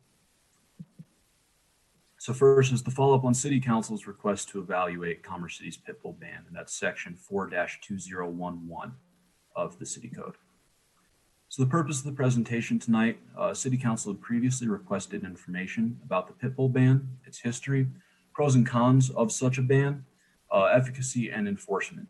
So tonight we're going to review the circumstances that led to the passage of the ban initially in 2005, look at current enforcement of it, review some proposed changes to the animal code that the city attorney, the city manager's office, and community development have worked up, and discuss City Council's desired outcomes and provide staff additional direction.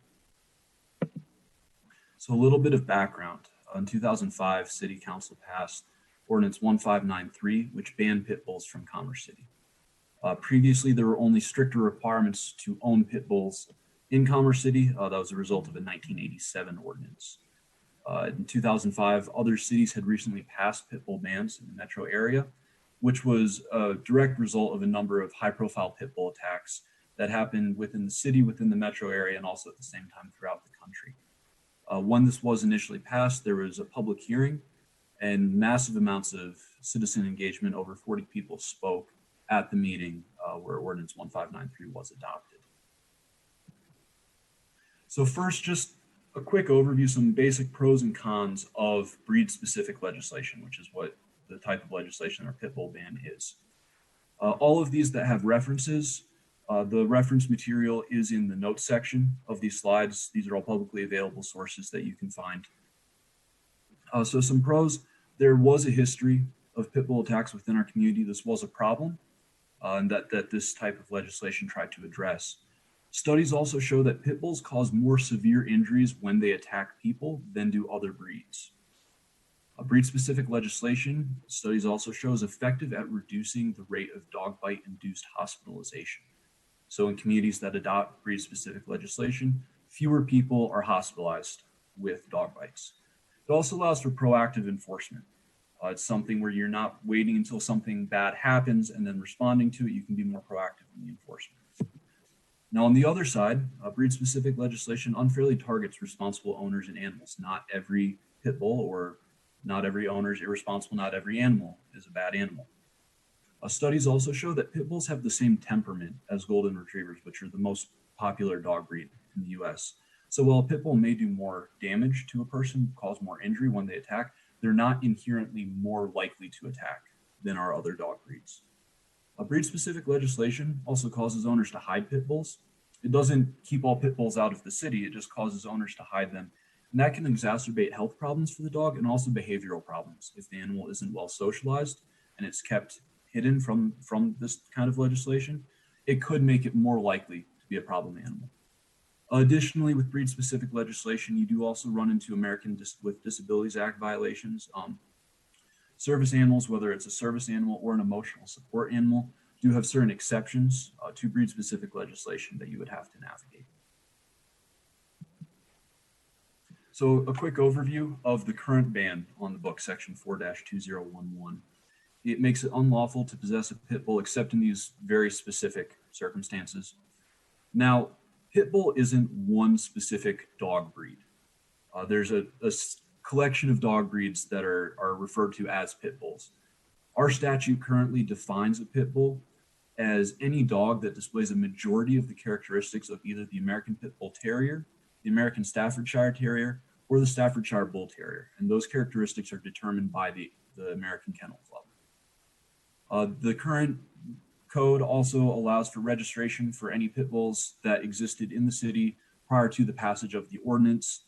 Just about 15 years ago, I seriously doubt that there are any animals still in the city that exist under this provision, but it does set out regulations for those animals that were grandfathered in. Here's an overview of violations that have been brought to court going back to 2012, both for the pit bull ban, section 4-2011, as well as the vicious animal portion of the ordinance, just to give you kind of a snapshot of what enforcement of this currently looks like in Commerce City.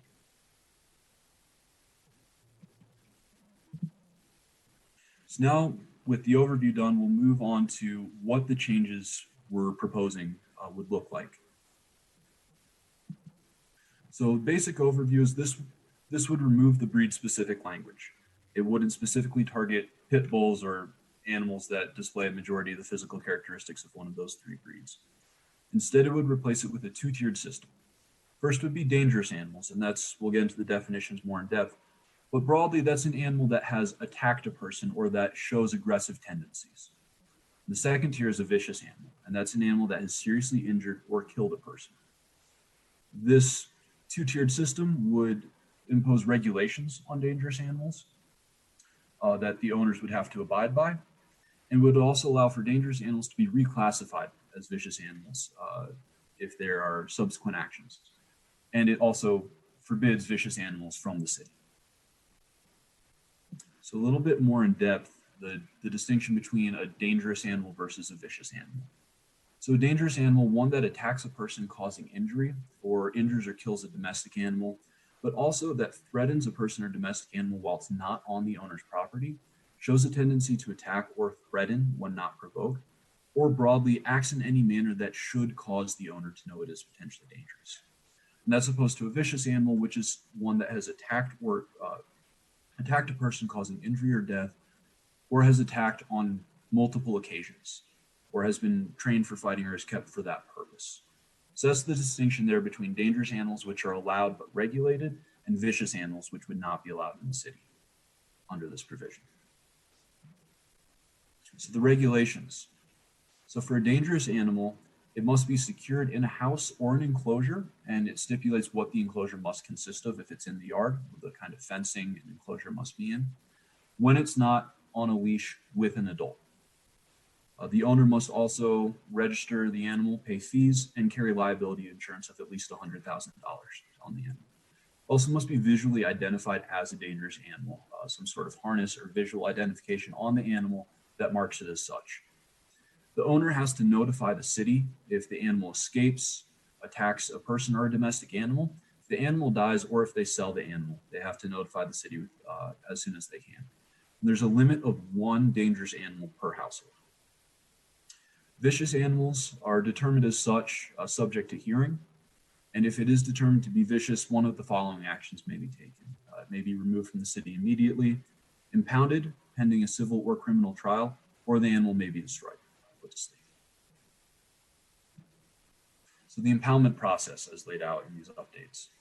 An animal may be impounded if it's acted in a dangerous or vicious way, is found at large, or is mistreated, abandoned, or neglected.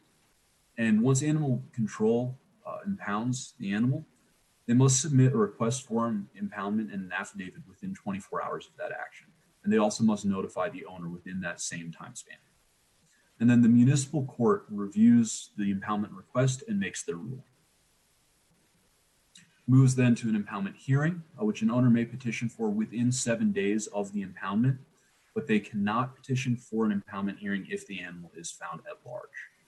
The city must provide a preponderance of evidence to prove that the animal is likely to be found vicious or dangerous, and that the owner cannot care for it, cannot meet those regulations laid out that we just talked about.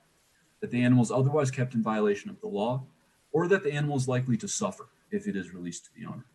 If the city cannot provide a preponderance of evidence to meet that criteria, the animal is released to the owner. We also have a disposition hearing, and this is to define whether or not an animal is dangerous or vicious or not. It can be requested by an animal control agent. And again, the city must provide a preponderance of evidence that either the animal is vicious or dangerous, that it meets those definitions that we laid out. A destruction is appropriate because an animal is likely to cause future injuries. If the owner, if the animal is found to be dangerous, then they must meet those regulations if it's dangerous, and same for if it's vicious. Some alternatives, also in addition to what I'm presenting today. Council could continue with the current regulations, could implement these code changes that we're currently discussing, could come back and direct staff to develop alternatives, or it could refer this decision to the ballot for a citizen vote. At this time, if council has any questions or would wish to provide any direction, open to that. Comments or questions for staff regarding this item? Councilwoman Noble. Yes, thank you very much. I have two sets of questions. One of them, when you were doing the dangerous versus vicious definitions, you had attack other animals in both columns, and I actually didn't see a distinction. One was once it happens, and the other time it happens twice. Perhaps you could go back to that slide. Yes, ma'am. Let me. Oh no.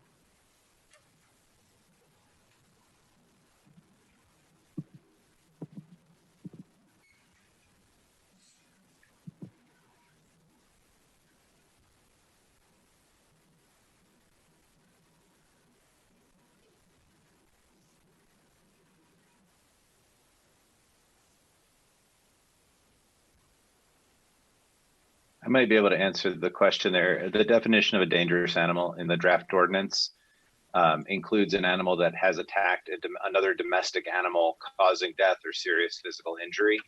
A vicious animal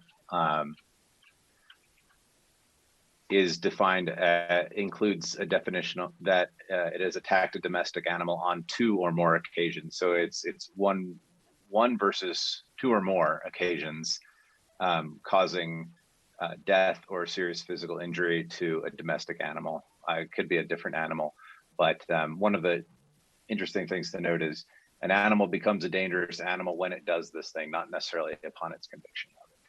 So I hope that helps to clarify.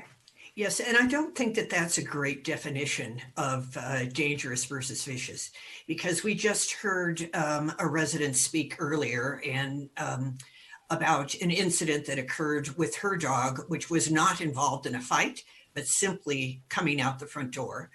And you may recall that there was another resident who came and spoke to us who lives in Buffalo Run about being attacked while walking his 2 dogs on the street. These incidents have cost not only trauma to the dog owners who were walking their pets, but also have been very costly financially. So perhaps that should factor in as well. What kind of vet visit was required and how expensive was this? I mean, it's one thing for a small attack, I guess. I don't know how you distinguish attacks, but it's quite another when there's the kind of damage that they're talking about. I'm really very concerned about dangerous and vicious dogs regarding small children. It reminds me of people who go on to commit dastardly deeds, and they often start by just harming pets as young people. And if another dog is willing to aggressively harm another animal that is not doing anything to it, is not being aggressive to it, then that is unto itself a vicious dog in my mind. And secondly, when it comes to secured, what does secured mean? How is the dog to be secured? For example, in Reunion, where we have 4-foot fences with that are like farm fences that have slats in between, they can easily jump a fence of 6 feet. That is the HOA rule. We don't go higher than 6 feet. I can also address that, and thank you for the input on the definitions if council wishes to make the definition of vicious and thus prohibition on being in the city more stringent in that regard. We certainly welcome that feedback. The draft ordinance has a number of requirements for security of animals if they are deemed to be dangerous animals. Unless they are in a house or other structure from which they can escape by any means, they have to be confined in an enclosure that is locked and has a secure top and has an impervious base that's at least 6 inches below grade. So if that's not permitted in an area, then the dog can't be outside unless it is muzzled and on a secure, non-retractable leash that's less than 10 feet, that's under the control of a person. The dogs also then the animal would have to be registered with a photograph to the city and have that registration updated annually, and with payment for that. The animal also has to wear conspicuous identification, like a certain type of collar that would identify it as a dangerous animal. It would have to maintain, I mean, I know this is not security, but just to hit some of those other identifying marks. Insurance, notification of the animal control agent if the animal does something else, or if the animal dies or is sold. And then the municipal court is also able to add additional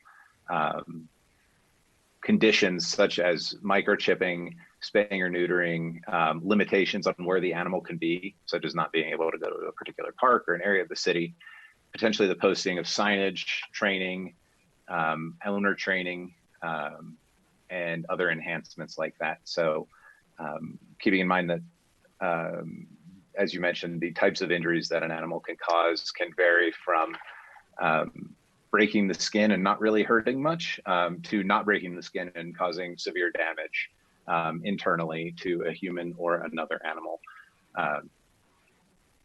Those are difficult things to define in a statute, and so those conditions are intended to address areas where a dog may you can't really read intent into one dog's action at one given point. And so the idea is to let each case develop as it would with appropriate conditions. Without a fence rule in Commerce City, say 6-foot fences that are solid, which is what you find in Thornton that does not have a pit bull ban, I can't support not changing this, because there's just too many loopholes that are built into this ordinance. I don't want the first incident to occur. I want people to be able to walk the streets and jog the streets and play outside without concern. And these communities, that includes Buffalo Run, Buffalo Mesa, just have these open fences for the most part. And it's just far too dangerous when we know that there are certain animals that have been bred for particular reasons, and more importantly, have jaws that lock down and do not come undone without serious effort on the part of somebody trying to do that. As the speaker noted earlier, it took at least 10 minutes to open the jaw of that dog. Thank you. Councilman Ernst.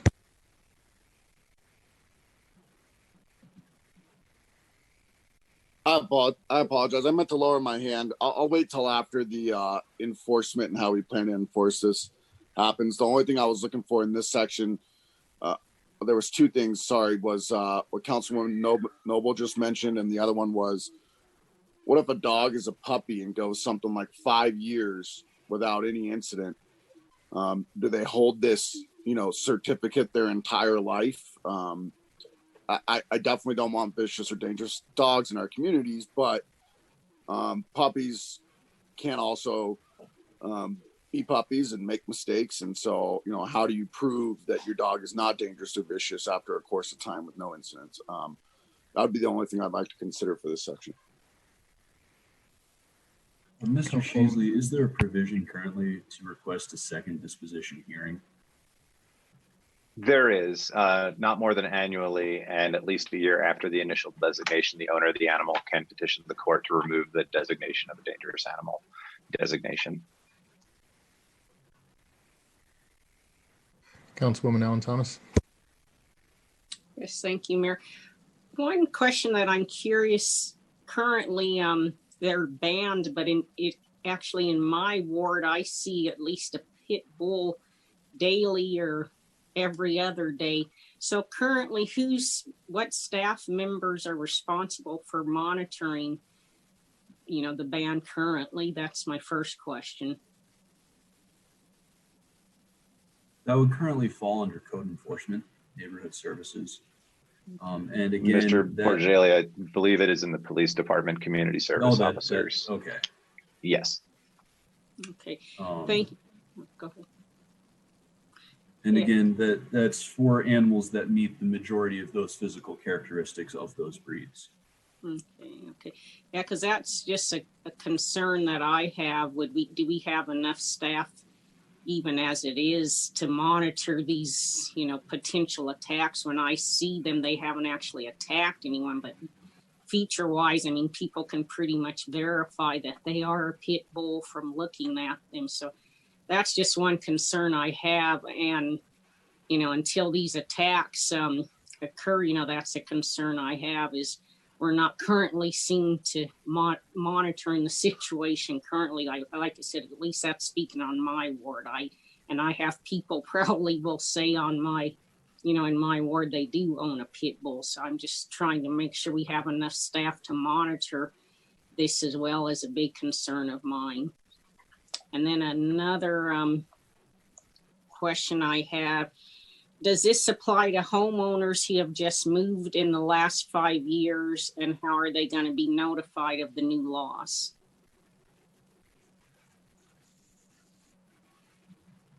This applies to anybody who currently lives in the city or lives in the city at any point in which it's enacted. There's certainly no notice other than that.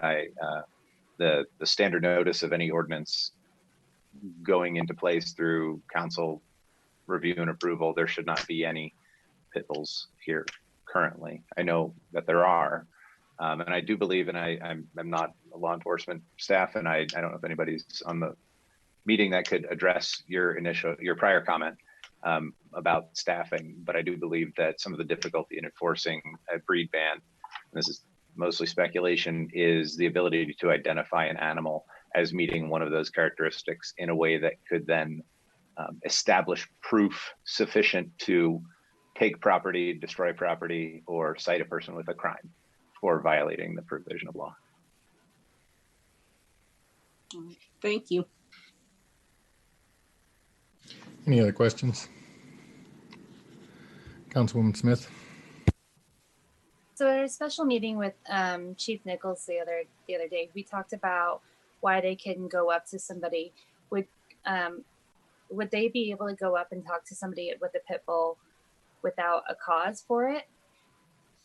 I don't believe that community service officers are peace officers. Police officers can speak to people. I think that if there's a suspicion of something being a pit bull, law enforcement could contact the owner in that case because of the provisions of our law here.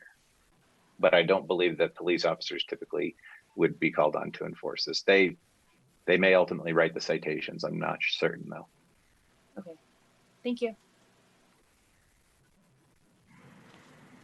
I guess my only objection to the way it is written now is I think that we are devaluing the relationship that we have with our pets when we say that you're a vicious animal if you attack and injure somebody after one time, but it takes attacking and injuring a pet, a household domesticated animal, 2 times in order for that same designation. So for this to move forward, I would like to see that changed where there's no distinction between attacking a domesticated animal or attacking a person. Both should carry the same penalty if it occurs just after 1 incident instead of 2 incidents. Animals are family members to many of us. There are a lot of people out there that never had children whose pets are their children. And to make it say that we have to have them be attacked twice before we can take action just doesn't do justice in that. Seeing no other comments, please proceed. Yes, sir. Before we move to beekeeping, Mayor, can I, if this is to come back and John, I'm sorry if this was your next item. So I will let you run through this and see how we want to address that question about the definition. And my apologies for the technical error earlier. My computer crashed on me, but I'm back now. Thank you for bearing with me during that.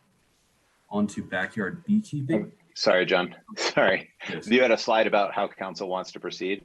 We have a Yes. draft ordinance that's ready to go. We've heard some comments about changing the definition, but I don't know that we have clear direction on removing the breed specific language or what decision council wants to make here, or if you want to postpone this and discuss this again at a study session further. Do you need a formal motion in order to advance this? No, it's written. This is almost a study session item, I believe, right, John? And so whatever council's consensus for drafting the ordinance is, we'll have to work to re-include the breed specific language or change the definition. So it might help to have input from everyone. Okay. Councilwoman Noble?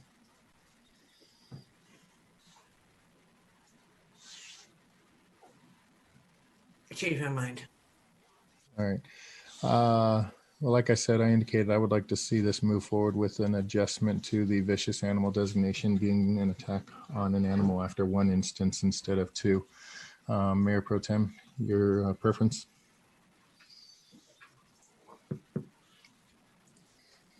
I would like to start moving to implement the code changes to remove that, but I do agree with an attack on an animal also being one time being in line with a person as well. I do agree that they are for a lot of people, including myself, they are my family. So. Thank you. Councilman Madera? I'm okay with moving forward as it is without the amendment. I think, you know, the one strike you're out kind of thing isn't fair for, you know, any animal. This doesn't just pertain to a certain breed. This is for all pets. So think of your pet being your family, being on the other end of that. You know, if it's something that happens one time, then does that really mean that there's a behavioral issue? Or is it just, you know, something that happened one time? A dog approached it, you know, what it perceived as aggressively or you know, what have you. You know, so I think you gotta give the animal a chance too. And to me, animals and people are two separate things. Thank you. Councilwoman Allen Thomas?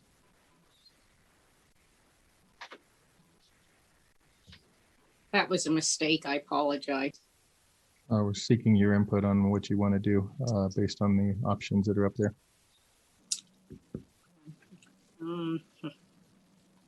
Well, I would like what you stated, Mayor, but I disagree. My animals are, you know, my family members as well. So, you know, and I don't, you know, I see them currently, and I do think we need to get a tighter hold of it. So, you know, I'm kind of torn, but I do agree, you know, that our animals are family members to me. So that's how I feel. So is that in favor of moving forward with the proposed changes? Correct. Thank you. Councilwoman Noble? I do not support removing the BSL. I believe that the animal code needs to be written with the suggestion that you made, Mayor Huseman, in order for there to be repercussions after these devastating incidents. Thank you. Councilman Wadiola?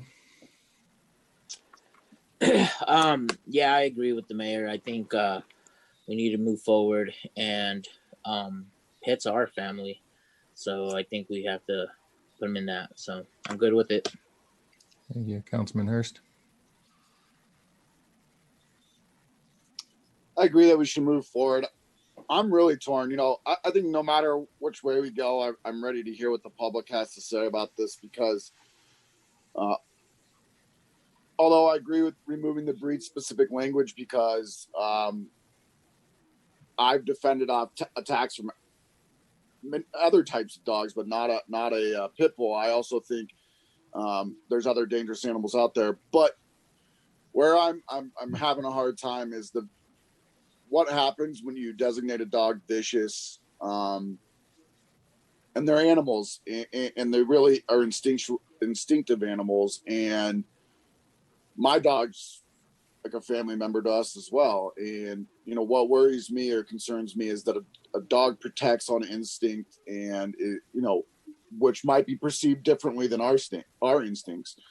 And then that dog is then removed from the city, based off of the options under the vicious animal, without a very clear, it sounds almost ridiculous, but a due process for the dog, that shows without reasonable doubt that vicious tag is put on it. It's a tough one for me, and I really feel like that's going to drain a lot of resources. And a lot of my concern comes about still after the fact action. I share the concerns about fence height and the way to properly, keep a dog safe, but also the alternative of caging a dog or keeping it inside doesn't sound like a better situation. And so I think this is a really tough legislation to try to create to solve the problem, because there's so many what ifs, there's so many different perspectives. So I would like to just see it move forward as is right now, and excited for the public meeting that'll come with this. Yeah, Councilwoman Grimes. Thank you, Mayor. I, like Councilman Hurst, have some concerns about changing the definitions related to, what constitutes a vicious animal, one attack. Let me first start by saying I support removing the breed-specific language. I think a vicious animal is a vicious animal regardless of the breed. But what I want to focus on is making sure we get the definitions really, really solid on what constitutes a vicious animal. And, Mr. Hurst brought up a good point. Specifically, dogs, I think, often want to protect their owners. And so, what are the specifics around if someone's attacked on my property? What if the dog feels threatened on its own property and is acting in a defensive manner to protect its owners? I think that we could do a little more in terms of language related to that specifically. But I also agree with you, Mayor. These animals are family members to a lot of us. I agree. I feel that way about mine, and so they should be protected as well. So I'm having a hard time coming to a decision on how to define your specific question, but do agree that we should remove breed-specific language. Councilwoman Smith. So I agree with removing the breed-specific language, because I've been attacked by more little dogs. I've had to punt more Chihuahuas than I've had to punt pit bulls. My thing that I would like to say is if we could change it from the vicious from attack the person or another animal causing serious injury or harm, and then attack the person causing injury just on 2 times. So kind of separate it, injury or death to only one occurrence. And then if they just attack or kind of injure for 2 times. Does that make sense? I believe so. Thank you. Okay. It does. Mr. Sheasley, do you have enough information to draft the ordinance and bring it forward for us? Yes, I will include the serious physical injury or death on another animal as in the definition of vicious animal without requiring that to occur 2 times. And I do want to note the definition of serious physical injury is substantial risk of death, substantial risk of permanent disfigurement, protracted loss or impairment of a function or body, or breaks, fractures, or if somehow they cause burns of a certain type. So it's very, it's a higher standard there. And I also want to note, just to address one of the comments, was about exceptions, and there are provisions that animals are not found to be vicious animals or to have violated if the other animal entered onto their property and the attack began on the property, or if the other animal was biting or attacking the animal, or there was a threat against somebody, or there was a criminal offense occurring. So there are a number of exceptions, and there is a substantial amount of due process identified throughout this ordinance, which we will go through in excruciating detail when this comes up for council's consideration. Thank you. Thanks, sir. Thank you for everybody's input on that. And let's move on to beekeeping. All right. So the purpose tonight talks about urban beekeeping. First, I'll be providing some background information pertaining to urban beekeeping, addressing common concerns and benefits, looking at health, environment, social, and economic factors. We'll look over model ordinances from other towns. And then finally, council will provide direction on whether or not staff should draft an ordinance on urban beekeeping.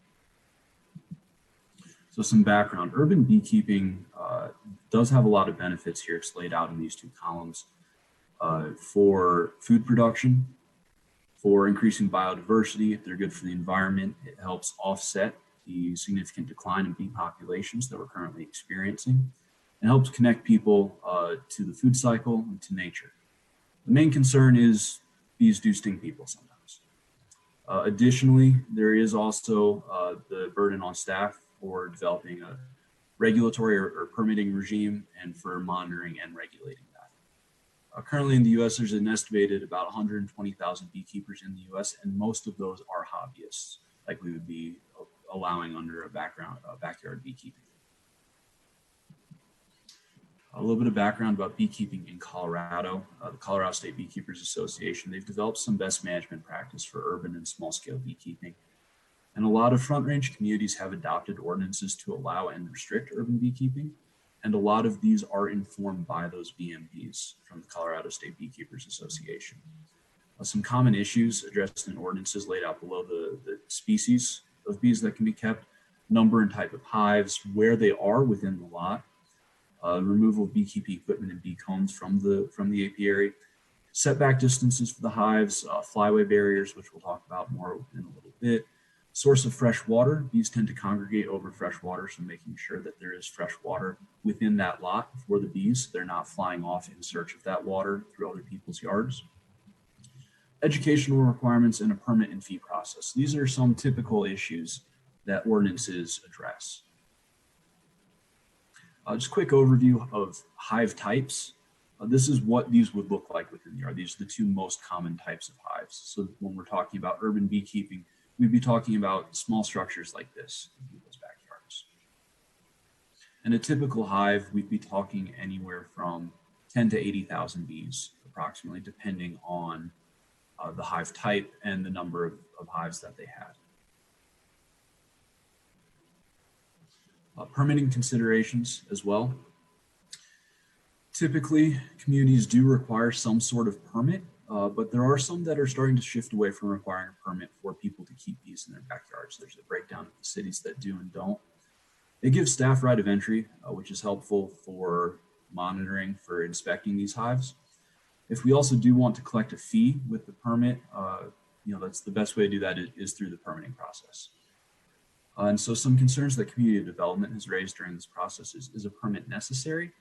And if so, what will the review process look like? What requirements will we have? And will this be an efficient and effective use of staff time? And we'll get into this a little bit more later, but there's a broad range of how strict or how loose these permits are, best practices that we've looked at from other communities in the metro area and the Front Range. So this is a look at the number of bee permits that are issued in other municipalities and in other jurisdictions in the area. Typically, not many. Ones that do require it typically don't issue a whole lot. There are not a lot of people into it. And also with setback requirements, there are a lot of lots that physically just can't have bees on them. Other considerations we would need to look at, the zoning laws that would surround this. We would have to permit it in most zoning types to allow for use in community gardens and to avoid discrimination concerns. Now, the main thing is most of the HOAs in the North Range prohibit beekeeping or explicitly, or they don't have large enough yards to meet potential setback requirements that we would be imposing. In the notes section, there's a list of all of the HOAs and metro districts in the North Range of Commerce City that explicitly prohibit beekeeping. So even if council were to pass an ordinance that allows urban beekeeping, there's still large parts of the city that would not be allowed to keep bees based on the regulations of their HOA and metro districts. And the refuge has also entered into kind of preliminary talks with the city about some sort of program for beekeeping on their property, a sort of community garden. So looking at Thornton's ordinance and the issues that they touch and how they regulate it, they do have permitting requirements and limit it only to honeybees. They do also require requeening. Sometimes a hive can be taken over by a more aggressive Africanized honeybee queen. And that causes the hive as a whole, which typically honeybees are very docile and very rarely sting, to become much more aggressive. And so this has provisions that if that happens, they have to requeen the hive with another honeybee to make the hive more docile again. It allows for the zoning areas as outlined there, as well as also hive density maximum. So it lays out the number of hives as well as the type. Also outlines some just of those best management practices that we talked about earlier, requirements for flyaway barriers and water source. A flyaway barrier, I think we have a picture later on, is simply a fence that goes in front of the beehive that forces the bees when they exit the hive to gain altitude. So instead of flying through your neighbor's yard, they're flying over top of it. So we require flyaway barriers and a water source to try to minimize the nuisance to your neighbors. It also lays out requirements for inspection, as well as a provision to destroy the hive if the beekeeper is not properly caring for the colony. Now, our legal department did take a look at this, and they have some concerns with including such a provision in any ordinance that council would direct us to draft.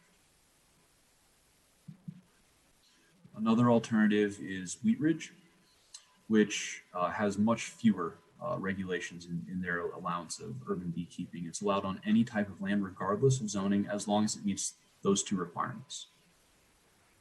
So you kind of see you have those two sort of templates or cities to look at as examples. Thornton's is much more strict and has greater regulations imposed on urban beekeeping, and Wheat Ridge does not. So safety nuisance concerns: colonies can become Africanized, and that's what I discussed earlier, where the hive is taken over by an Africanized queen and becomes much more aggressive.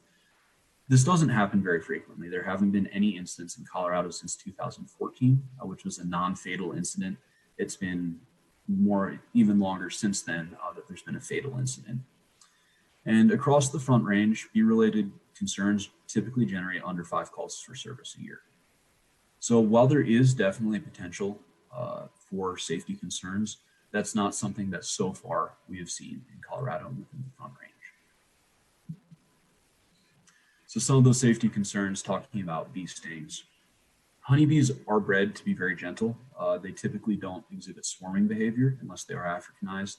They also typically only sting when there's an imminent threat to either their life or to the hive, because stinging does kill the honeybee as well. Approximately 7.5% of the population is allergic to the honeybee sting, and that ranges in severity of reaction from localized swelling up to anaphylactic shock and possibly death if untreated. It's more common that people, though, are allergic to yellow jackets and wasps than they are to the honeybee.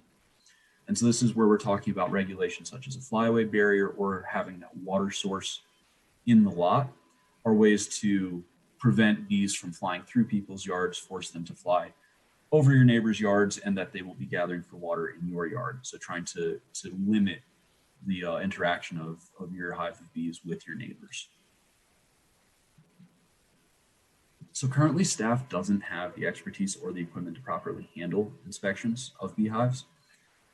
And looking at the cost of monitoring, if we did approve an ordinance allowing beekeeping, that could lead to increased calls for service pertaining to bees, which, depending on how strict our permits and our requirements are, could have some sort of budgetary impact. And just a little bit more about what other cities do in terms of permitting and regulation. Most of the other cities in the Front Range are fairly lax These permits they issue are typically issued once for an address for a particular person and remain in effect without any provision for renewing that permit, so long as that person, the permit holder, remains at that address. They might submit a site plan at the beginning when they first apply for the permit, but other than that, these cities typically aren't going out and inspecting the hives unless there's an obvious violation of these regulations or if they receive a complaint. And that's when they'll go out. And some of these do have people on staff with the training and equipment to go out and inspect the hives themselves. Other times they have to contract or consult with an expert, a beekeeper who can provide that expertise that they have. And that's what we would be looking at doing if we had to inspect a hive. That's not something we currently have on staff. That would be something that we would have to consult with a beekeeper in order to provide that. But these permits really do range based on council's direction from being very loose, as we see in a lot of our neighboring communities, where once approved, they're typically, as long as there's not a reason to go out and inspect it or enforce these, there isn't, to much more regular inspections and keeping closer tabs on these hives. So now discussion, the main question is, does council want staff to draft an ordinance that would allow for backyard beekeeping?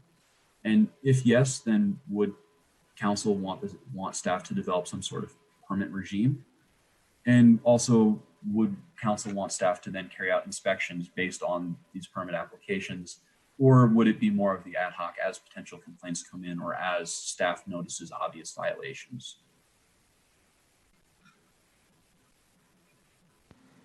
All right, in the interest of expediency, does council want the city to issue beekeeping permits? Mayor Pro Tem? Yes, I would like to have the city issue permit. Councilman Madera? Sure. Thank you. Councilwoman Allen Thomas? Yes. Councilwoman Noble? Given that they are prohibited in my area, I would leave it up to the council members who represent areas that would be impacted by beekeeping.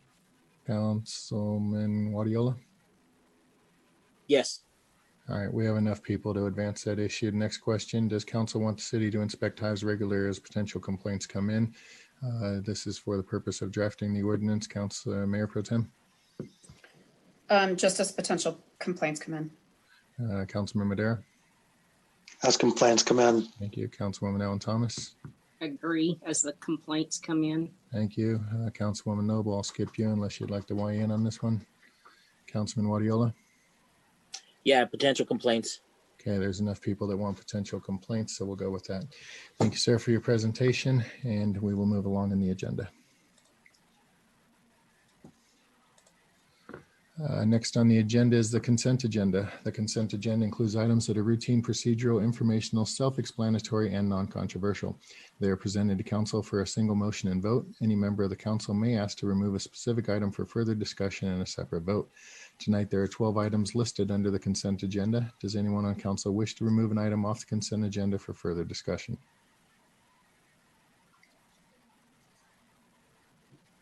Seeing none, I'm looking for a motion and a second to approve the consent agenda. Mayor Pro Tem? I move to approve the consent agenda. And Councilman Hurst? Second. I have a motion and a second to approve the consent agenda as presented. Is there any discussion? Seeing no discussion, I'll ask the city clerk to read the titles and take a roll call vote. All righty. Minutes of the July 21st, 2020 special meeting, minutes of the August 3rd, 2020 meeting, minutes of August 17, 2020, minutes of the August 10th, 2020 special meeting, minutes of the August 31st, 2020 special meeting, minutes of the September 8th, 2020 special meeting. Ordinance 2289, an ordinance amending the 2020 budget of the City of Commerce City, Colorado by the recognition of the Adams County Open Space Grant Funds and the amount of $400,000 for the Veterans Memorial Park Renovation Project and authorizing related matters. Resolution 2020-67, resolution authorizing award of contract for reconstruction of Brighton Road between East 104th Avenue and East 112th Avenue to REM Ltd LLC DBA Elite Surface Infrastructure. Resolution 2020-68, resolution authorizing award of contract for installation of traffic signals on East 104th Avenue at Brighton Road and Peoria Street to WL Contractors Incorporated. Resolution 2020-69, resolution authorizing award of contract for installation of traffic signals on East 120th Avenue at E470 to WL Contractors Incorporated. Resolution 2020-73, resolution authorizing renewal of Tyler Technologies agreement for the purchase and use of New World ERP software. Resolution 2020-75, resolution authorizing cost share agreement with Adams County School District 14 for elementary school gymnasium improvements. Councilmember Madera. Yes. Councilmember Alan Thomas. Yes. Councilmember Noble. Yes. Councilmember Guardiola. Yes. Councilmember Hurst. Yes. Councilmember Grimes. Yes. Councilmember Smith. Yes. Mayor Pro Tem Frank. Yes. Mayor Huseman. Yes. Passes 9-0. Thank you.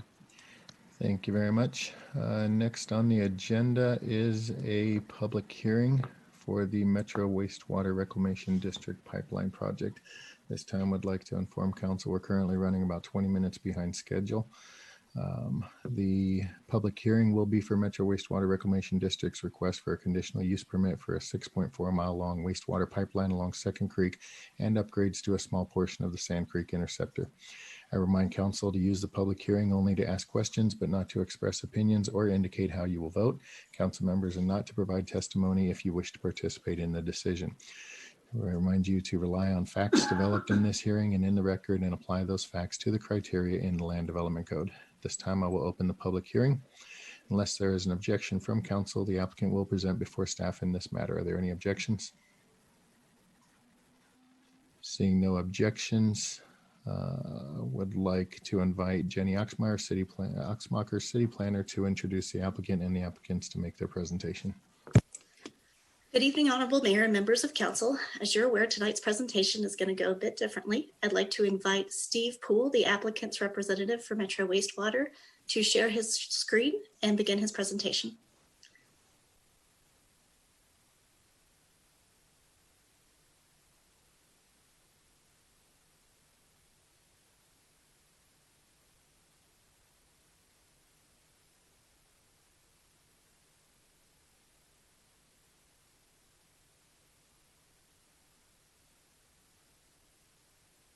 All right. Hi, can you guys hear me? We can now, John. Thank you. Okay. Yep. Thank you, Jenny. My name is John Wicke. I'm with Metro Wastewater Reclamation District. I'm a senior engineer. We're here for the September 21st Commerce City Council. This is a real brief presentation giving an overview of our project. Steve Poole is going to run the slides for me. So we'll go to the next. All right, so the agenda, real quick introductions. Myself, I'm John Wicke with Metro, and then Steve Poole is going to take over the second half of this presentation. He's with HDR, our lead design engineer. We'll do an overview, go over the alignment through Commerce City, some community benefits, ongoing coordination that we've done, as well as the next steps. So who are we? Metro Wastewater, we are the largest water reclamation provider in the Rocky Mountain West, operating 2 facilities. On that map, you can see the 2 dots. The center dot is the Robert W. Height Treatment Facility in Commerce City. And then to the north in the city of Brighton is the Northern Treatment Plant, which was just opened 3 or 4 years ago. We provide service to 60 local governments in the region, serving 2 million people across the 715 square mile service area. We've been around since the 60s to protect public health as well as Platte River. Next slide. So the City of Commerce City utilizes the South Adams County Water and Sanitation District as its service provider, and SACWIST is a member of the Metro District. So that's kind of how this all fits together. This project will ultimately serve Commerce City, supporting economic growth and community development. And that picture on the right is our new Northern Treatment Plant, which hopefully you got a quick view of. So project overview, you can see the map to the right. We've got our alignment starting just south of Denver International Airport with the water flowing from there to the northwest where we cross I-76, Highway 85, the South Platte River, ultimately connecting to the South Platte interceptor, which conveys the flows to the new northern treatment plant. So this will expand the gravity-powered transmission system that's been planned in this area, gives us the ability to reduce or eliminate 5 existing lift stations, reducing energy use and the carbon footprint, and it'll decrease the long-term maintenance and operating costs of those facilities.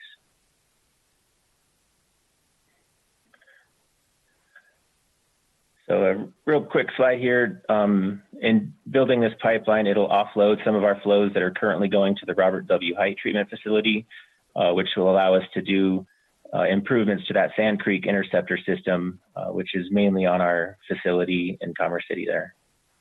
So next slide. Here's a satellite view of the alignment going through Commerce City, approximately 7 miles out of an entirety of 17. Starting at Tower Road and 81st area, and then ultimately ending up by the Sable and I-76 crossing. The diameter in this area will range from 36-inch to 48-inch, and depths will vary from 7 feet to 30 feet underground.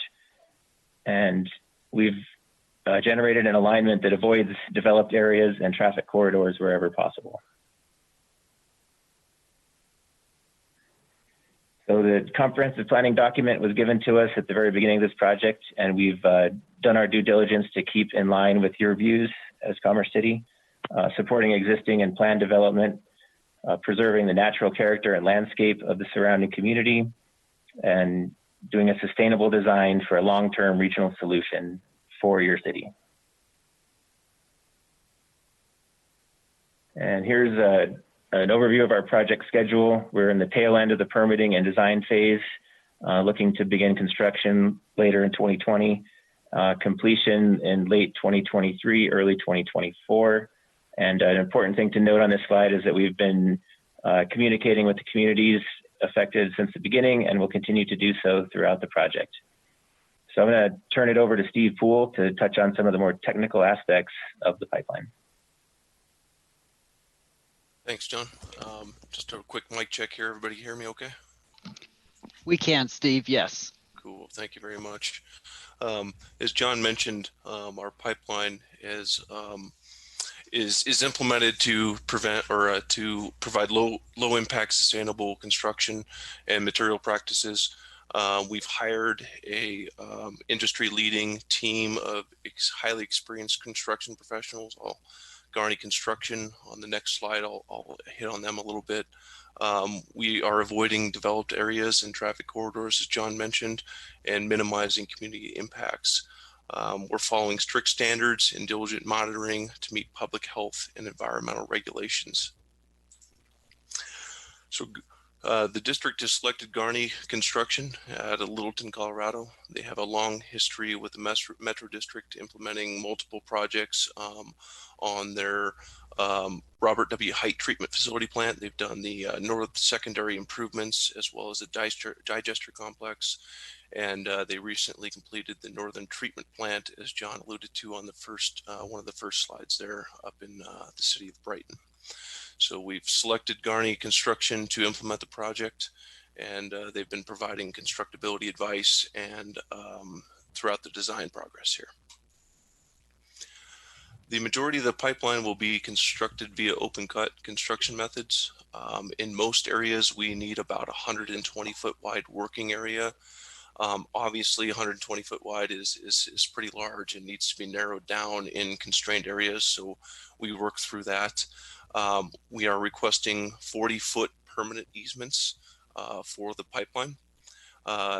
Open cut construction methods will entitle extensive groundwater dewatering. That image there in the middle of the screen there, you can kind of see the dewatering wells that are drilled down adjacent to the pipeline to lower the groundwater to allow us to install the pipeline, as well as extensive erosion control and traffic control measures. And then the image on the far right there is a slide rail construction method that we utilize in more constrained corridors where we don't have the larger working area. Where open cut construction cannot take place, we will be utilizing trenchless construction methods. We are implementing this at major roadways, irrigation ditches, canals, roadways, environmentally sensitive areas, as well as installations that are very deep that aren't conventional for open cut construction. At this point, we have 15 planned trenchless installations. It maximizes public safety and obviously avoids a lot of construction impacts associated with traffic. Our pipeline will be polyvinyl chloride, PVC, or fiberglass reinforced polymer mortar. They're in corrosion resistant materials, as well as our manholes. We will be utilizing reinforced concrete manholes that are lined. The manholes will be located at all pipe deflection points, and they'll also be spaced as needed for Metro District maintenance. Other facilities associated with our pipeline include a connection structure, metering facilities for connection points to multiple entities, and we have an odor control facility as well. So some of the regional benefits. We talked about this a little bit. It's a long-term infrastructure solution. It's the result of a regional collaboration that's been going on for about the last decade. The Metro District and their partnering entities performed a regional master plan that identified the need for this project. It's a reflection of the Metro District's commitment to environmental stewardship. It allows for sustainable gravity flow and provides for improvement of existing land conditions where after we construct. It expands the regional water reclamation service. It preserves capacity at the Height Treatment Facility and also provides development and community growth throughout the area. So diving into the details a little bit, some of the areas that we worked through with the city during the design phase of the project. This is the 104th and Chambers Road area. There's quite a bit of development going on in here. We looked at 3 alignments shown in red, green, and blue, and determined that the alternative 3 alignment shown in blue was the best fit solution for both development and just disruptions to the general area. It did increase a little bit of cost to the Metro District, but they recognized that impacting development was a key priority for the city. Another area where we had extensive coordination with the city as well as development is the Reunion Village 8 area. This is located to the west of Chambers Road, north of 104th and south of 112th. The newly constructed Bison Ridge Recreation Center is just off to the top left of that image. Our originally planned alignment was shown in red.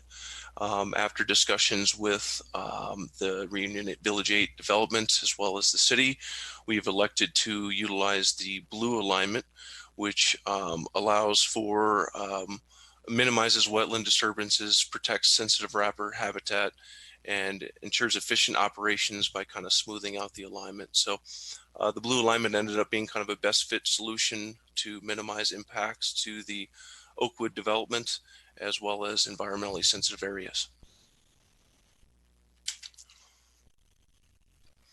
So some community benefits to this pipeline project.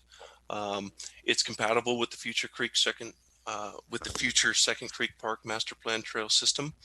The yellow lines on the map to the lower right indicate where we are installing district maintenance access roads, which will be doubled or utilized as community paths. So it'll improve connectivity from the Chambers and 104th area up towards the newly constructed Bison Ridge Recreation Center. And it complements Mile High Flood District planning for the area. And of course, the newer decision to construct across Chambers Road via trenchless construction was also included in the latest update to the conditional use permit packets. So we were previously talking about open cutting that road with and including addition of a pedestrian culvert. The pedestrian culvert's no longer viable, so we are implementing the pipeline via trenchless construction on that intersection. So where do we go from here? Our next steps, here we are today, September 21st, City Council, hoping to get approval. Following that will be easements concurrent with this CUP process. And then we are working through our additional permits with Adams County, the City of Brighton, and CDPHE and other regulatory agencies. So with that, we can open it up to questions.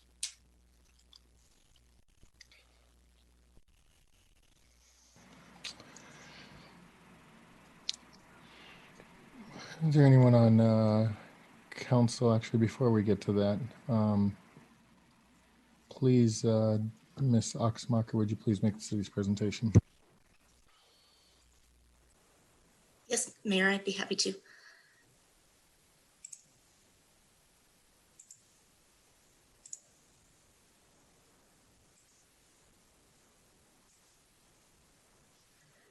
All right, staff will review the conditional use permit CU 123-20 as well as resolution 2020-78, which is the corresponding IGA for this project during this presentation.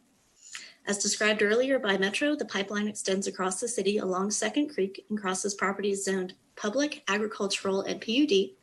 The alignment of the pipeline takes into account the topology of the area to convey sewage by gravity. This reduces the number of above ground infrastructure required, such as lift stations.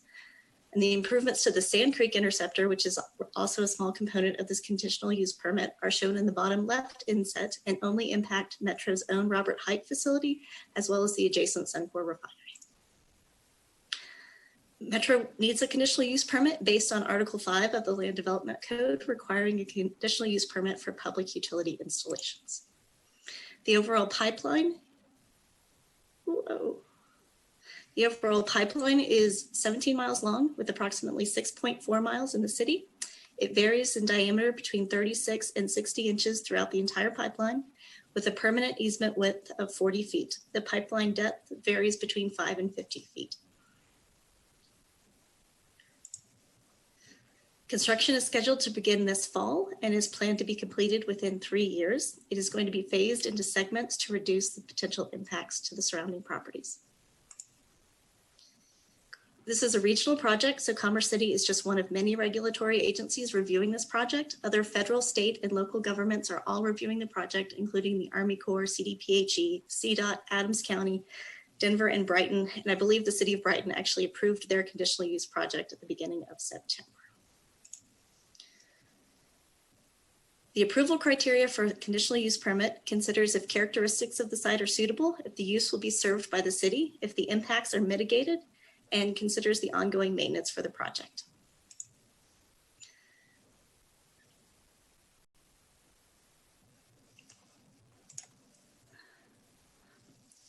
The conditional use permit criteria also confirms that the use complies with all requirements and is needed by the community. With this project, the community will benefit from an improved level of service. The project reduces energy use and carbon footprint while decreasing long-term operations and maintenance costs. It also provides service for future development within Commerce City. Metro Wastewater held 2 open houses within Commerce City and also maintains a website with the latest project information. All public notification requirements were met with this conditional use permit with over 1,000 mailers sent to adjacent owners. As of September 14th, staff has received questions from 2 adjacent property owners, including FRICO, whose council requested additional conditions be added to this conditional use permit. Planning Commission decided not to add the requested conditions during the August public hearing. On August 4th, Planning Commission voted 5-0 to recommend approval to City Council subject to conditions. Should be noted that since Planning Commission, staff has worked with the City Attorney's Office to make minor revisions to the recommended conditions, and those revisions were detailed in the staff report within the packet. There are 18 proposed conditions that generally deal with approval permits, obtaining easements, construction near parks, trails, and roadways, mitigation efforts, and notifications of changes to the city. So now let's discuss the resolution regarding the intergovernmental agreement that would cover the Second Creek interceptor. The interceptor falls within the city's permitting authority known as a matter of state interest in Chapter 22. It's also known as 1041 regulations from the bill that created the authority. The purpose of 1041 authority is to provide enhanced local authority over certain types of projects. The city's code authorizes a waiver of 1041 regulations in certain cases, such as when an IGA is negotiated, which is what's been done for the Second Creek Interceptor project. The proposed IGA defers to the city's conditional use permit as the primary regulatory process and waives the 1041 permit requirement. It supplements the conditional use permit to enhance project benefits and minimize impacts. These include preferred trail alignment, preferred pipeline alignment, trail construction details, and additional details. Provides a basis for future easements and licenses on city properties for the interceptor and retains the enforcement authority. Staff recommends council approve the IGA. And at this time, I'm happy to answer any questions that you have. Does anyone on council have any questions for either staff or the applicant? If you do ask questions, please direct it to the appropriate person. Councilwoman Noble. Thank you very much. Yes, I would like to address this to the first speaker. The blue line change through the Second Creek area seems to move the pipeline closer to the homes. It's moved further east. Rather than running through the commercial district, it now runs near the homes. Is that correct?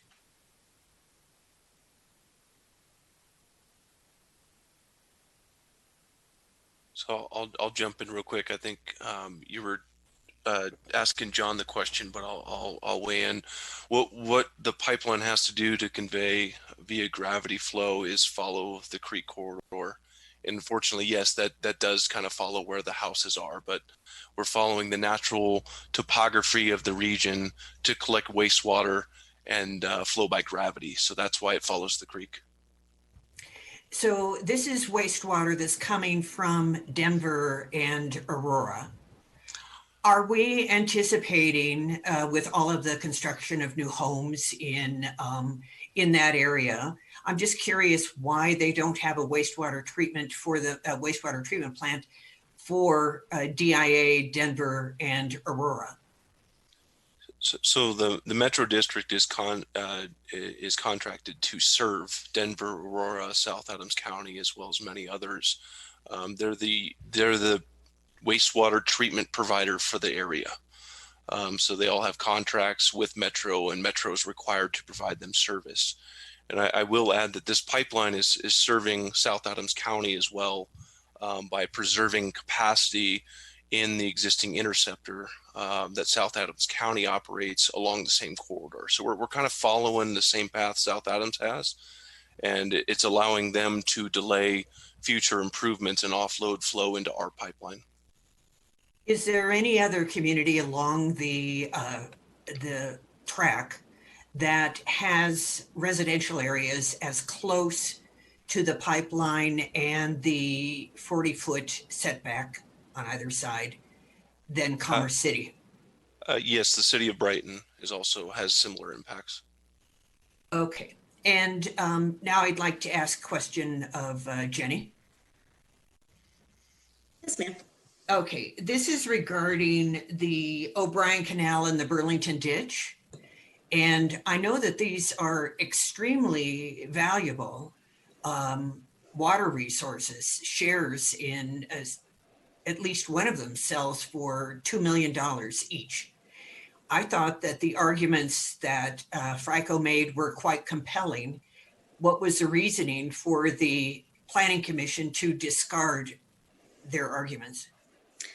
Staff believes that right now Metro has adequately addressed the concerns throughout the CUP process. I will note that in an update to their application since Planning Commission, they have added a potential alteration to the construction method. It now will no longer only consider doing a trenchless bore through 112th Avenue and the canal, but an open trench cut will also be considered. So that's an update that has occurred since the Planning Commission meeting. And staff. And that would seem to address then the concerns of FRICO. Staff would hope, yes. Okay, because that would be great. I mean, we are looking at a drought, so anything that disrupts the flow of water is extremely concerning. And the reason why you didn't consider, I'm sorry, the gentleman, the reason why you didn't consider building a plant that didn't require going uphill or downhill or whatever you're doing, but doing it in the Denver DIA Aurora area and another one in the other area. I'm just not understanding why it needs to travel so far. I am concerned about wastewater traveling through our community, especially this northern area, rather than going around or not coming here at all. Yeah, sure. So in general, the northern treatment plant was planned to collect flow from this basin, which is the Second Creek Basin, as well as the Third Creek Basin, and so on and so forth. Everything flows downhill. So we're literally just following the creek drainage, and we're following the South Platte River to the previous investment that the district made to treat wastewater at the northern treatment plant. It's a huge capital expenditure, and this whole area flows by gravity. We're very fortunate in the Denver metro area to have a lot of, topography relief to not have to have multiple treatment plants. We can have centralized treatment to focus that in those areas. Does that answer your question? Other than I was asking about Denver DIA Aurora having a plant there, because that is such a growing area. I'm concerned about the amount of effluent and wastewater that will be flowing, that will be bisecting Commerce City. Sure, and what I can tell you is that Metro has to serve Denver and Aurora for their treatment services. So if Metro was gonna build a plant further upstream, it wouldn't make a lot of sense, because we can get flow all the way to the northern treatment plant by gravity without having to invest in that other infrastructure.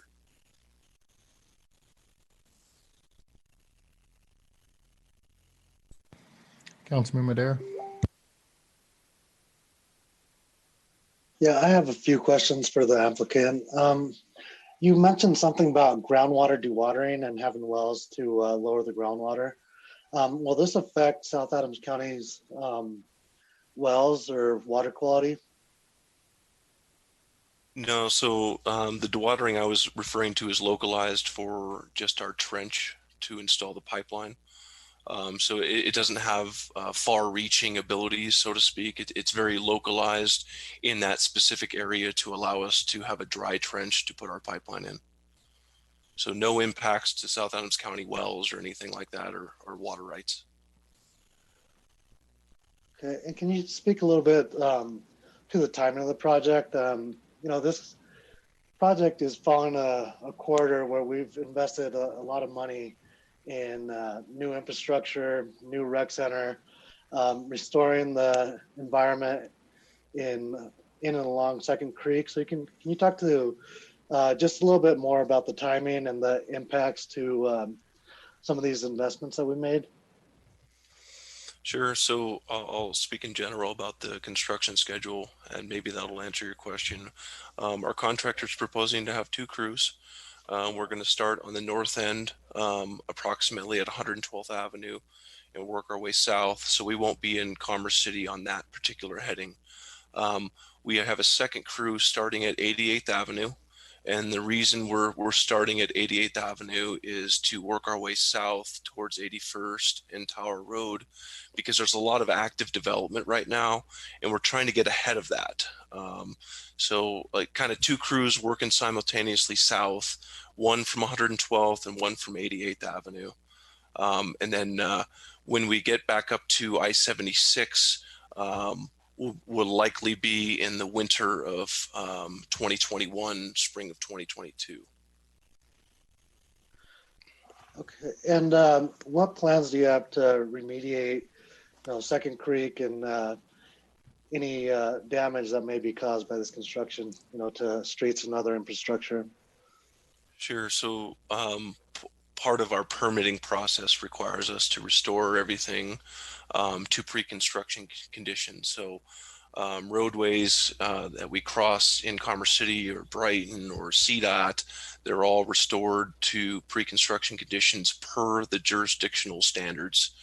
And then same thing with seeding, creek restoration and whatnot. We're required to maintain that, so the seeding establishes. And our goal is obviously to leave the site as we found it.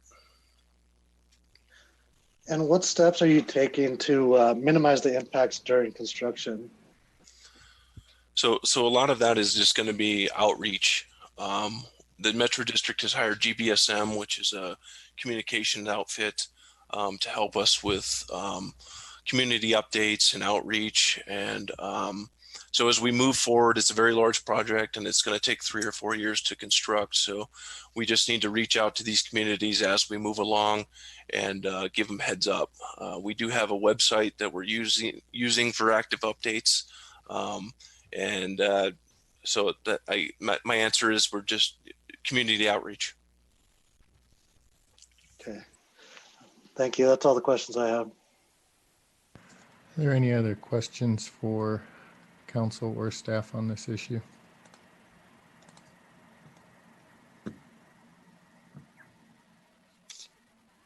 Seeing none, we'll ask the clerk to recognize 4 individuals who have signed up to speak on this matter, the first being Abel Marino. Abel, you should be able to unmute yourself and provide your testimony. Great. Can you hear me okay? We can, yes. Great. Thank you, Mayor Heisman and members of City Council for the opportunity to speak tonight regarding the Metro Wastewater Second Creek Regional Interceptor Conditional Use Permit Authorization. My name is Abel Moreno. I am the Distribution and Collection Systems Manager for South Adams County Water and Sanitation District. Metro and South Adams have been partnering for a number of years on the conveyance of district wastewater flows to the new Metro Northern Treatment Plant. Per our initial contract with Metro, we were expected to begin delivering wastewater flow to the new plant in 2016. In 2013, the district began the process of designing its wastewater system to deliver flows to Metro. But in 2014, Metro asked us to hold off on pursuing a district design to convey flow because they wanted to conduct a study of designing and constructing a regional interceptor in partnership with Denver, including DIA, Aurora, Brighton, and us. This study contemplated both the Hype plant as well as the new Northern Treatment Plant. Representatives from each of these organizations participated in the study led by Metro. We were able to provide information related to our growth and projections and future build-out plans so that they were able to determine if this was a good solution for Metro and their member organizations. The outcome of that study has led us to this design plan. The district has long contemplated a parallel sanitary sewer interceptor through the Second Creek area to address future Commerce City flows. With the construction of the Metro Regional Interceptor, the district no longer needs to build a second interceptor of its own. In addition, this new regional interceptor will allow the district to decommission lift station number 2, which is located at 120th and Brighton. Anytime you have mechanical equipment, you are more prone to have something fail. The gravity sewer approach is the best solution for the district and its ratepayers. South Adams fully supports the design and construction of the Second Creek Regional Interceptor through this corridor as proposed by Metro. Metro has been a vital partner to us in ensuring the design and construction meets our needs and is not in conflict with our existing facilities. Thank you for that opportunity. Thank you. Next, Steve Douglas. Steve, you should be able to unmute yourself and provide your testimony. Okay. Thank you, Mayor and City Council. I did provide a testimony last month and when this came before the planning.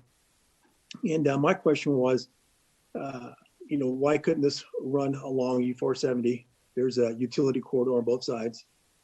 And if it has to go through Commerce City, why not have a separate one that takes the discharge from Aurora and DIA separately on the east side of E470 for future built out of Commerce City. Right now, I'm not sure if that pipeline that goes from Bar Lake all the way out to Aurora Reservoir, if that's gravity or if that's pump stations that are applied as well. And plus the infrastructure that was done on Tower Road and 81st, will that intersection, will that be disrupted? Because, that was a major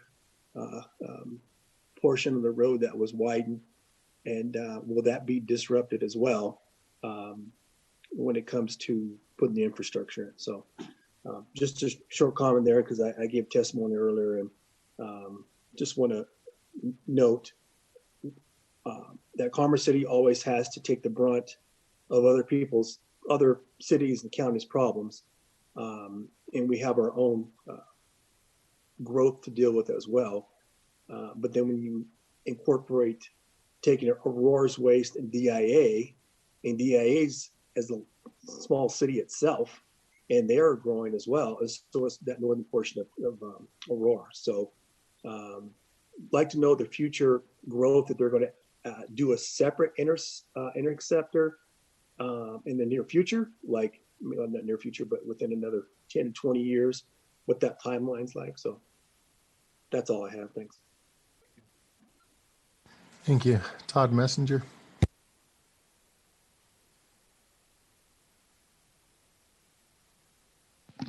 Todd, you should be able to unmute yourself and provide your testimony. Great. Can you hear me okay? We can, yes. Perfect. Thank you so much, Mr. Mayor, members of the City Council. This is a very important project. This is a very important approval, and there are some very significant issues at stake, which we believe the record reflects in this case. The city's permitting authority tonight allows it to address the construction technique as it does throughout this application. And Metro, despite its eminent domain authority, cannot condemn its way out of the city's authority to require it to do its construction in a specific way. Mr. Mayor, you reminded the City Council to base its decision on record facts. And of course, we appreciate very much and take to heart Councilmember Noble's comments with regard to FRICO's input at the Planning Commission. On this record, the applicant has provided materials at Appendix B, page B5, that state in no uncertain terms, the major risks for trenchless crossings include settlement or heaving of roadways, traffic disruptions, and most importantly to FRICO in this case for the O'Brien Canal, which is a major artery that conveys billions of gallons of water every day, sinkholes within the ditch, and fluid frac out. FRICO's engineers agree that these are major risks to trenchless construction under the O'Brien Canal. And as soon as they got wind of this project and started working with Metro to try to solve this problem, objected to trenchless construction and further objected to trenchless construction under the canal in front of the Planning Commission. We believe that the requirements of Section 21-3230 of the Commerce City Code, specifically Section 3A, which requires all of the approval criteria to be met, simply cannot be met at the O'Brien Canal site for this project if trenchless construction is the construction methodology.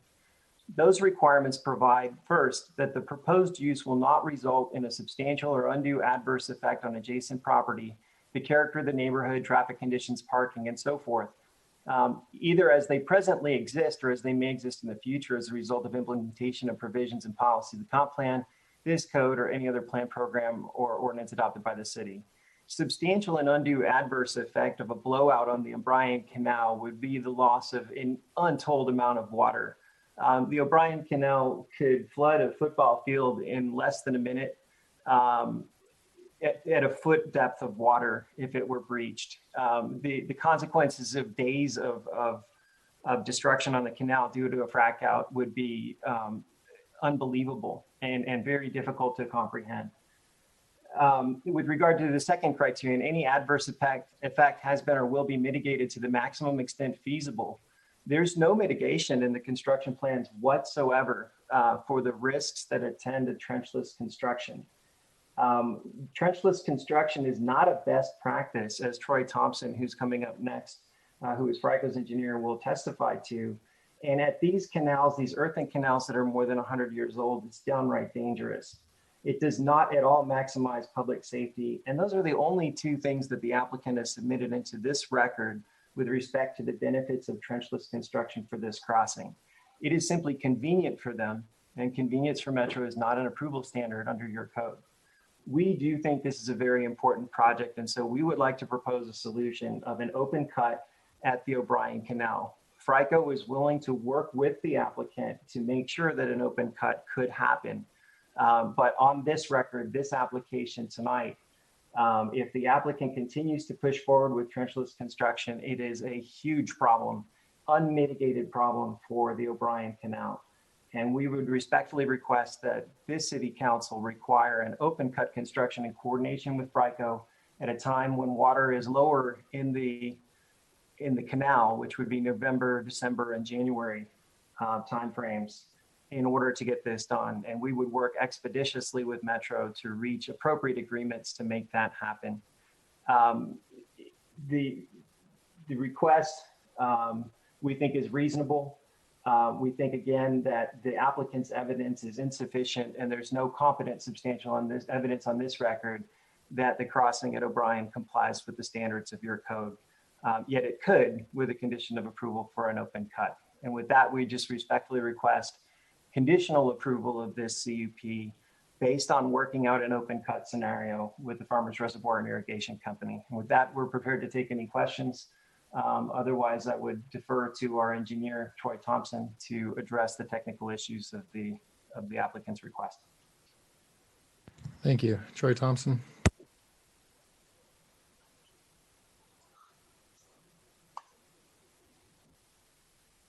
Okay, can you hear me? We can, yes, Troy. Great. So yes, my name is Troy Thompson. I'm a civil engineer. I'm a president of Ecological Resource Consultants. I've been a consultant for FRICO for over 25 years. And as part of that, one of our roles is to review crossings similar to what's being proposed by Metro here. We will look at dozens of crossings a year and provide review and approval of those. And what we've done is gone through and looked at the proposed boring of the canal.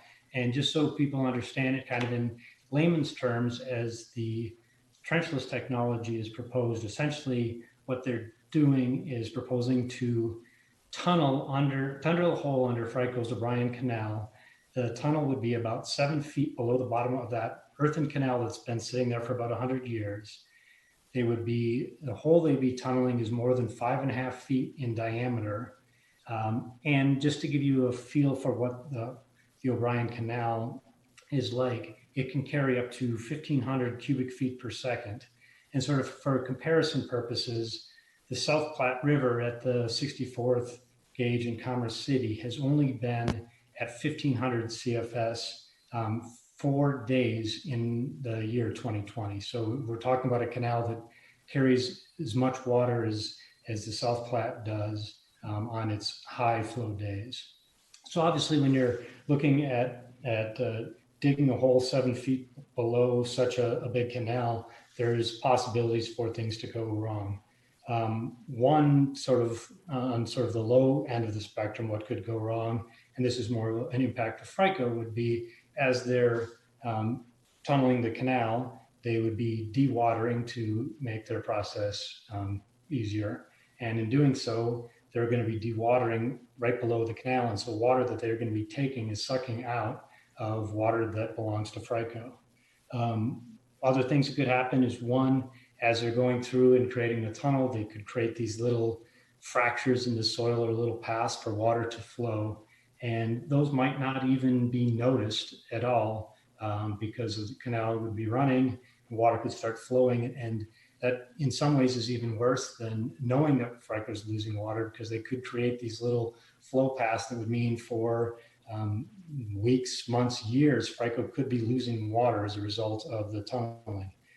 There's other things like sinkholes and subsidence where the earth would actually drop down a bit that could happen as a result of tunneling. There are certainly known risks with this type of tunneling, and those could cause immediate impacts to the ditch. They might be seen, could lead to water loss. They could lead to losing portions of the canal, or they could be things that, because the canal could be running when they're doing this work, would be unseen. And so we'd have kind of an unmitigated problem that we wouldn't even know has happened.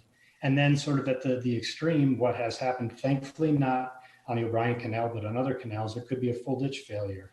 And, as Todd had indicated, that would be a very significant impact, not only to the ditch, but to public safety. And at that their maximum flow of 1,500 CFS in 1 hour, and it would take a lot longer than an hour to shut down a canal, that would flood a football field with 125 feet of water.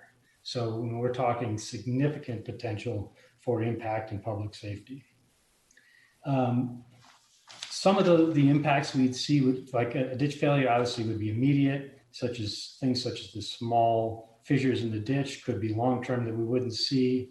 And unfortunately, with the plan that is in front of us right now that calls for this trenchless technology, there aren't even specifics to say exactly how that technology would be implemented here. So that they have provided recommendations, but ultimately they give the contractor the ability to make the selection as to how they're going to proceed. So basically, FRECO's being told, trust us, we'll do it in a way that's safe, without even seeing what that way might be. They acknowledge that there are risks in their approach, but don't say how they would address those, and certainly don't say how they would mitigate any impacts to FRECO for loss of water, sloughing the ditch, or even long-term water loss that might not be seen. Unfortunately, FRECO has learned some of the pitfalls of tunneling under the canal firsthand. They've had 2 different bores under the O'Brien Canal that have failed, resulting in either water loss or ditch loss. One of those was about 7 miles away, was a somewhat similar crossing. It was lower, it was 11 feet below the ditch. In this case, they're only looking at being 7 feet below. Thankfully, in that case, the ditch happened to be off when they were doing it, but we had sinkholes, the bank sloughed in, and it required rebuilding of the ditch for a couple of 100 feet.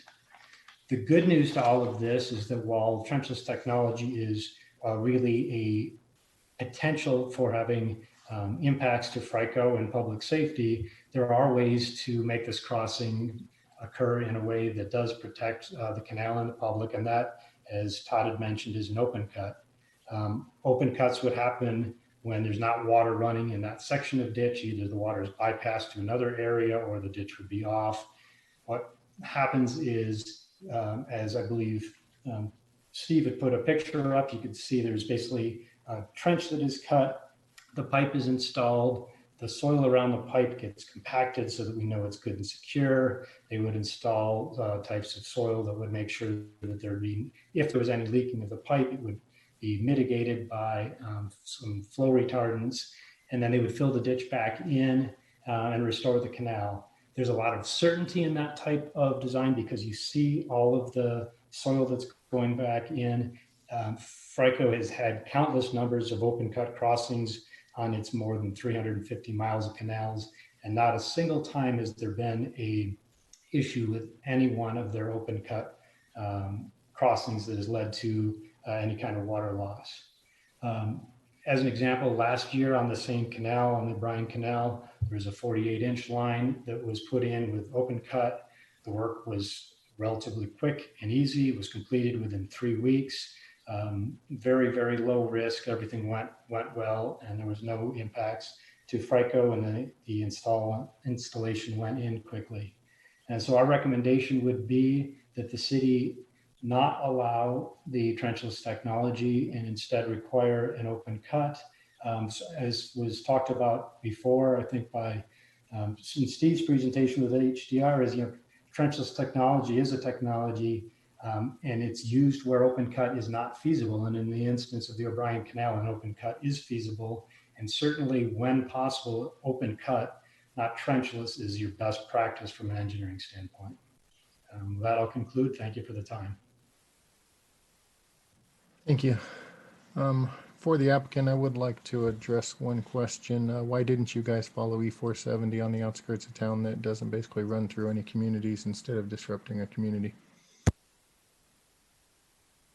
I'll jump in real quick. Thank you for the question. I think Abel alluded to this a little bit in what he discussed, but we're following a natural drainage corridor of Second Creek. If you follow E470, you go uphill and downhill, and it is not the way water flows, quite frankly. So we followed the Basin Creek, and that's why we didn't follow E470. There is another basin to the north of, which is called the Third Creek Basin, and that also has a planned infrastructure for an interceptor in the future. This interceptor serves the Second Creek Basin, which follows Second Creek. So to sum it up, basically you're trying to save money. No, not necessarily saving money. It's not practical to collect the wastewater from the entities that want to add wastewater to our pipeline over there. And So we you can't serve South Adams County if we're over along E470. And you can't use lift stations in order to get the flow? Absolutely, you could use lift stations. It's not necessarily to save money. It's to limit risk to everybody, including South Adams County, Metro Wastewater, and be sustainable, quite frankly, by eliminating mechanical equipment that has malfunctions and utilizing gravity flow. It does save money, and it eliminates risk for everybody. So in your desire to save money, you're basically going to collect wastewater from every community outside of Commerce City, as well as some from Commerce City, and pass it through Commerce City instead of passing it outside of an area that basically already has corridors that could easily accommodate this without having to disrupt a community with construction efforts, with boring, with digging up an open space that a community has just spent tens of thousands to hundreds of thousands of dollars trying to restore. Rather than trying to minimize the impact on that community, you want to save money and push that wastewater through that community. I'll just add that South Adams County has a planned interceptor through this same corridor. If we do not build ours, they will eventually need to build one down the same corridor. It'll be smaller, yes, but they have a planned interceptor down the same corridor. And by being smaller, it would be less disruptive to the community? Not necessarily, in my opinion. Okay, thank you. Are there any other questions for the staff or the applicant? Councilwoman Noble? Yes, applicant, could you please respond to the concerns expressed by the representatives from FRICO? Yeah, sure. There was a lot said there. Well, how about specifically regarding the open cut versus the trenchless? It appears that if you're willing to do an open cut, that it's better for the O'Brien Canal, and that thus far your agency has been unwilling to do so. But if you're willing to do so, then that might be a different story. Sure. What I will tell you guys is during the Planning Commission hearing, they also objected to these two crossings, the Little Burlington and the O'Brien. The Metro District and FRICO have reached an agreement on the Little Burlington to perform an open cut. And we have been actively for the last week and a half or 2 weeks working with FRICO to work towards an agreement to open cut the O'Brien Canal. With that said, the agreement has not been reached. We are working towards it though. So for my colleagues, it would seem to me then that we should at least add that to the conditional use permit. Ms. Noble, may I? Yes. Sorry, just want to remind you that you're still in the public hearing portion of the meeting. And to save debate over conditions until after the hearing is closed. Thank you. My apologies. Thank you. It's okay. I think the rebuttal from the applicant is very important on this point, to address the concerns raised and for council to fully explore the issue.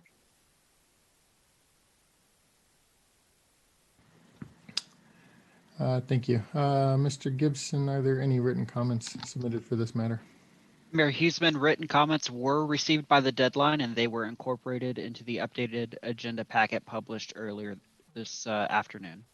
Thank you. Would the applicant wish to provide any rebuttal testimony at this time?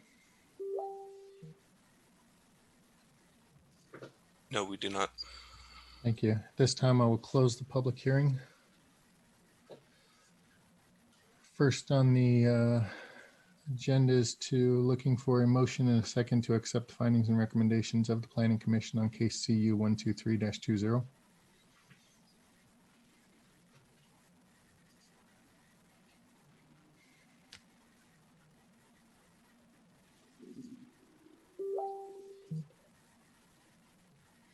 Okay.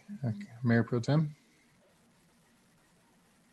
I'll motion to accept the findings and recommendations of the Planning Commission on KCU 123-20.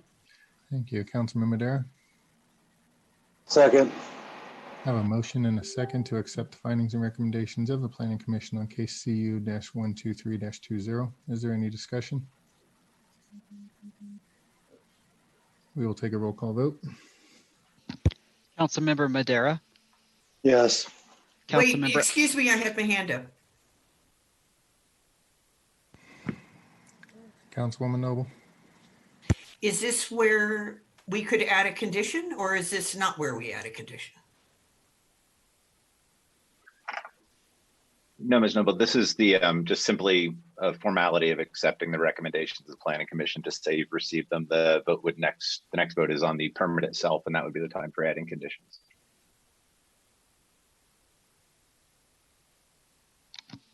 Mayor Huseman, may I proceed? Please. Thank you. Councilmember Alan Thomas. No. Councilmember Noble. No. Councilmember Guardiola. Yes. Councilmember Hurst. Yes. Councilmember Grimes. Yes. Councilmember Smith. Yes. Mayor Pro Tem Frank. Yes. Mayor Huseman. Yes. Passes 7-2.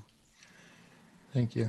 As we get into the motion on actually approving the conditional use permit, would like to say that I'm not very comfortable moving forward at this time, given that there are negotiations going on between the Frico Ditch Company, which I think has raised significant concerns over this project.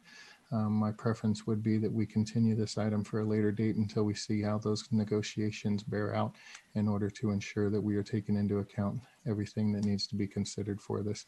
So I'm making a motion this be continued to a later date until after those negotiations have concluded, so we have full information before casting a vote. Councilman Hurst. I second that motion. Thank you. I have a motion and a second to continue this item until after the negotiations have concluded between the irrigation ditch and the entity. Is there any discussion on that?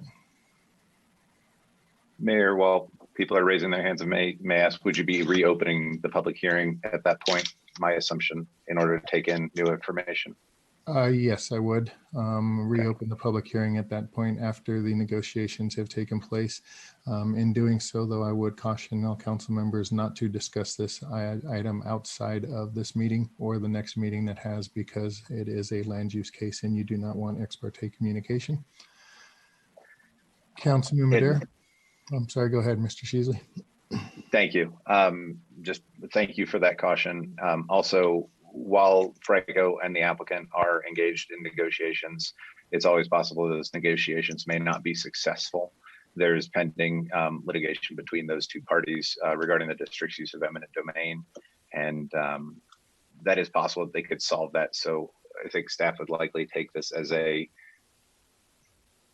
even if they don't reach a conclusion in those negotiations, the matter would come back for a public hearing if council does, in a reasonable time, if council does choose to move this off tonight.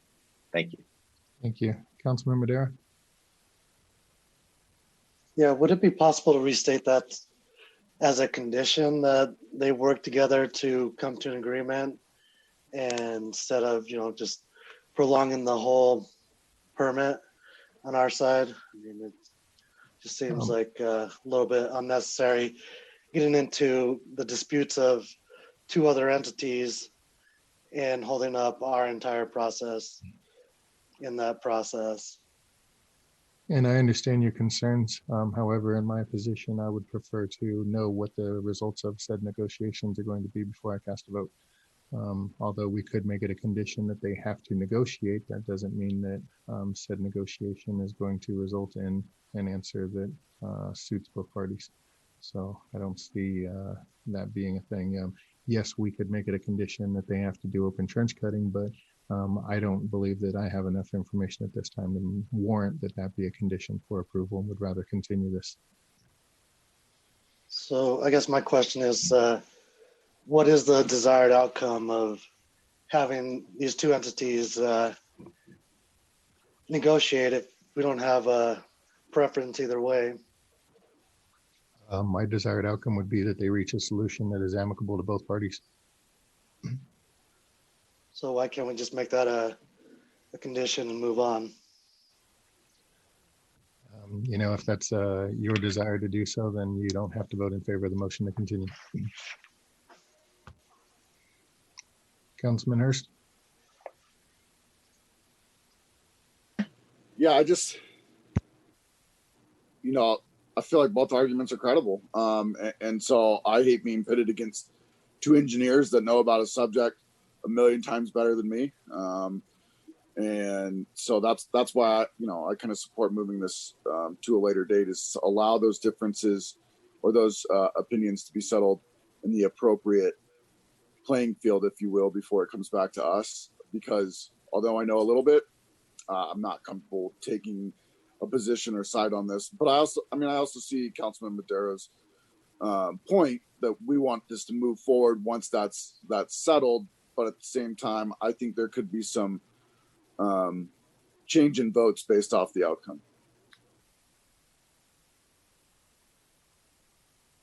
Any other discussion? All right, we have a motion and a second to continue this item. Will the city clerk please take a roll call vote? Councilmember Madera, No. Councilmember Alan Thomas, Yes. Councilmember Noble, Yes. Councilmember Guardiola, Yes.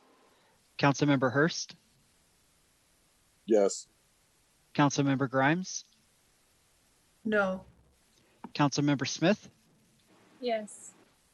Mayor Pro Tem Frank, Yes. Mayor Huseman. Yes. Passes 7-2. Thank you.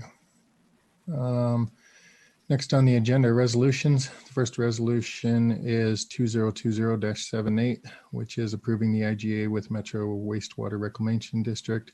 This resolution was presented during the public hearing. Are there any questions from council for staff?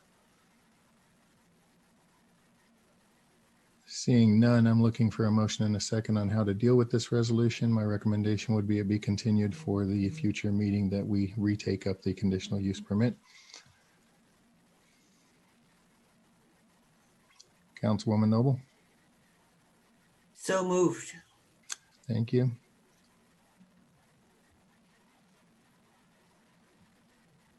Is there Councilman Hurst? I second. They go hand in hand. Thank you. Have a motion and a second to continue this item until the meeting which the conditional use permit is continued on. Is there any discussion? Seeing none, we'll take a roll call vote. Councilmember Madera, Yes. Councilmember Alan Thomas, Yes. Councilmember Noble, Yes. Councilmember Guardiola, Yes. Councilmember Hurst, Yes. Councilmember Grimes, Yes. Councilmember Smith, Yes. Mayor Pro Tem Frank, Yes. Mayor Huseman. Yes. Passes 9-0. Thank you. That item is continued as well. The next resolution to discuss is Resolution 2020-65, the establishment of a comprehensive plan citizens advisory committee. Will Jenny Axmacher, city planner, please make the presentation? All right, the next resolution before you tonight is Resolution 2020-65. The purpose of this resolution is to establish the Citizens Advisory Committee for the upcoming comprehensive plan. The committee will meet at key points throughout the planning process to discuss issues and overall policy direction and provide feedback for staff and council consideration. The role of the committee is to review key elements and act as a sounding board. It is crucial that the members consistently attend scheduled meetings throughout the entire 12 to 18-month process to work with the consultant team and city staff. The members will also provide a public face for the process and demonstrate the commitment of the city to seek meaningful input. They will act as ambassadors to the plan by attending community workshops and open houses and will help to keep other city commissions informed on the plan update. They will also provide invaluable feedback throughout the process. In-person or virtual meetings, depending on the ongoing pandemic, will occur approximately 6 times over a 12-month period. This committee will conclude once the plan update is adopted in approximately 12 to 18 months. Up to 15 participants plus 3 alternatives are recommended for the committee. The number of participants comes from discussions with the consultant on what size group is able to provide a diverse and broad background while still remaining agile and manageable. Representatives from existing Commerce City boards and commissions are proposed to make up half of the overall participants and include at least 1 or 2 planning commission members. Additional members will include residents, business owners, developers, and community stakeholders. Members will be recruited from existing boards and commissions as well as the general public. Notification of this opportunity will be shared on the city's website, social media, and the city's newsletter if the timing works out. Staff is actively coordinating the notification with the city's communications staff. The application process will also be coordinated with the city clerk, utilizing the boards and commissions subcommittee of council for interviews. The application deadline is contemplated to be towards the end of October. Interviews will be held for the applicants with appointments targeted for November. However, staff is aware that the council boards and commissions subcommittee already has standing meetings planned for early October and January, and the timing for the Citizens Advisory Committee appointments unfortunately may not work well with those existing meeting dates if the plan update is to ramp up starting next month as proposed. So staff would respectfully request that the subcommittee members consider an ad hoc November meeting to review candidates. It's also important to keep in mind that the Citizens Advisory Committee is only a small but crucial portion of the overall opportunities for public participation in the plan. The comp plan update will utilize many methods for outreach, including over 10 outreach meetings, posters, flyers, community surveys. The update will also leverage trending and innovative immersive civic engagement methods to broaden our reach into the community, including online mapping, social media, and do-it-yourself workshop kits. So community members will have many opportunities to provide input and engage in the comp plan update. With that, staff would be happy to answer any questions. Are there any questions for staff regarding this item? Councilman Guardiola. Thank you, Mayor. Yeah, Jenny. So it says that city employees or families can't be on this committee. Are we going to do any outreach to city employees? I think one of the strongest advocates is city employees that live in the city because they see both sides. Absolutely. Unfortunately, as the stipulations do state, we wouldn't allow them on the Citizens Advisory Committee, but there would be no prohibitions to them participating in any of the other outreach opportunities. Okay, thank you. Any other questions for staff? Seeing none, I'm looking for a motion and a second to adopt resolution 2020-65. Mayor Pro Tem. Motion to adopt resolution 2020-78. We're on 6.5. Sorry, I was looking at the wrong numbers. 6.5. I have a motion to adopt resolution 2020-65. Is there a second? Councilman Hurst. Second. I have a motion and a second to adopt resolution 2020-65. Is there any discussion? Seeing none, we'll take a roll call vote. Councilmember Madera, Yes. Councilmember Alan Thomas, Yes. Councilmember Noble, No. Councilmember Guardiola, Yes. Councilmember Hurst, Yes. Councilmember Grimes, Yes. Councilmember Smith, Yes. Mayor Pro Tem Frank, Yes. Mayor Huseman. Yes. Passes 8-1. And Mayor Huseman, if I may, to the subcommittee members for the boards and commissions, I'll be sending out an email this week to determine that interview date in November. Thank you. Next on the agenda is resolution 2020-77 for the establishment of a diversity and inclusion commission. Will City Manager Tinklenberg please make the presentation? Yes, Honorable Mayor and City Council. Dylan, would you pull up the presentation, please? Yes, sir. Give me just one moment.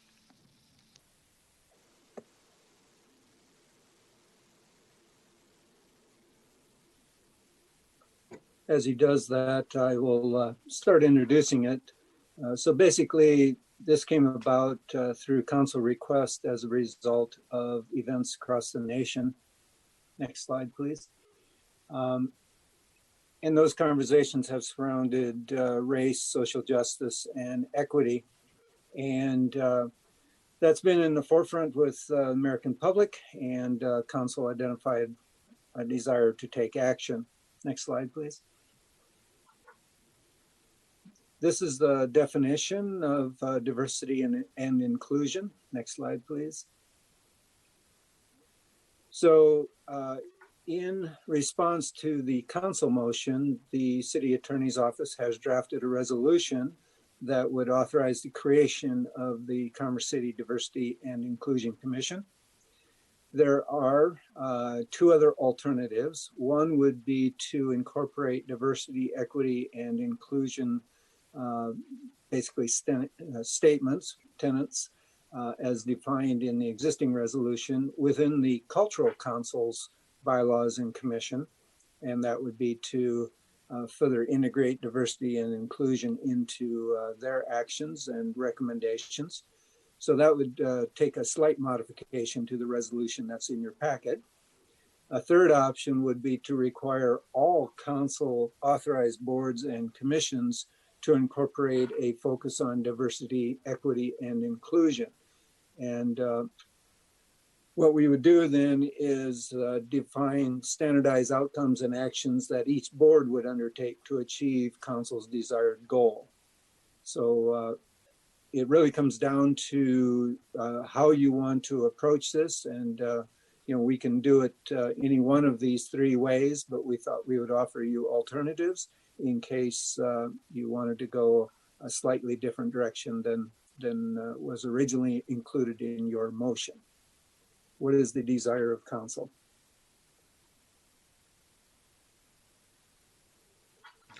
Councilman Wadiola. Thank you, Mayor. Yeah, could you go back one, Roger, to the, I like the third option just for the fact that, we commissioned the Veterans Commission and I think we had 4 applicants. We approved them all. And many of our boards and commissions positions are vacant. It's been a struggle. We have improved, but it's still not where we want it to be. And I think this will have more of an impact than just one commission or committee. It's hitting all boards and commissions. I would even extend it to the departments. I think this is important work that has to go throughout the organization, not just the boards and commissions. So I would like to do number 3.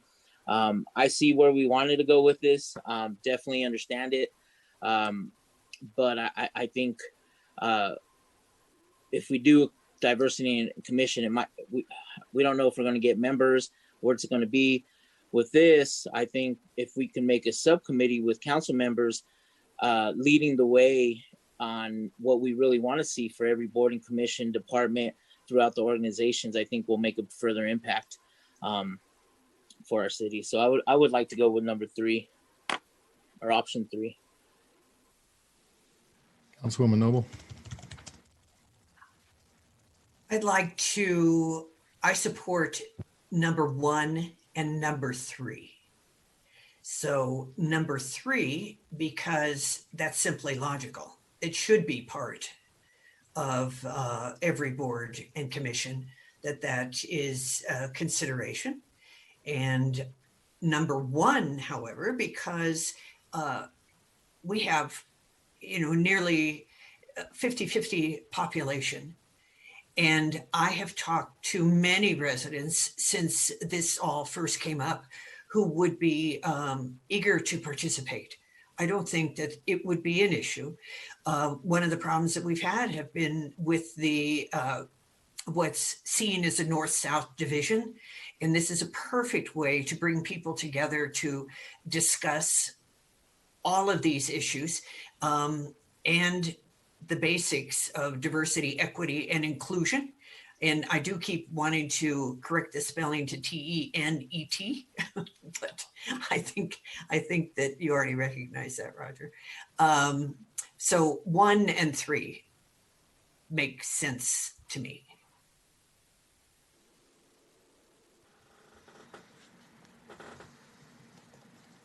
Any other discussion? Mayor Pro Tem? So I understand, I mean, I know that we didn't get a lot of response on, like when we did the Veterans Commission. But I also agree with Councilman Guardiola that I, in my head, like I was thinking this would go to the city. Like overall, we need to have an entire, diversity and inclusion program. I don't even know how you want to say it. And so, maybe in the beginning we work on the boards and commissions, and maybe that would be an easier place to start. But at some point, I think as a city, we need to actually start looking at this as a whole. So I would like to see number one. I really would ultimately, but again, I do understand the constraints on staff. We're short-staffed. So I would be understanding of that, but I do think that we need to try to get this in the departments as well. Councilman Guardiola?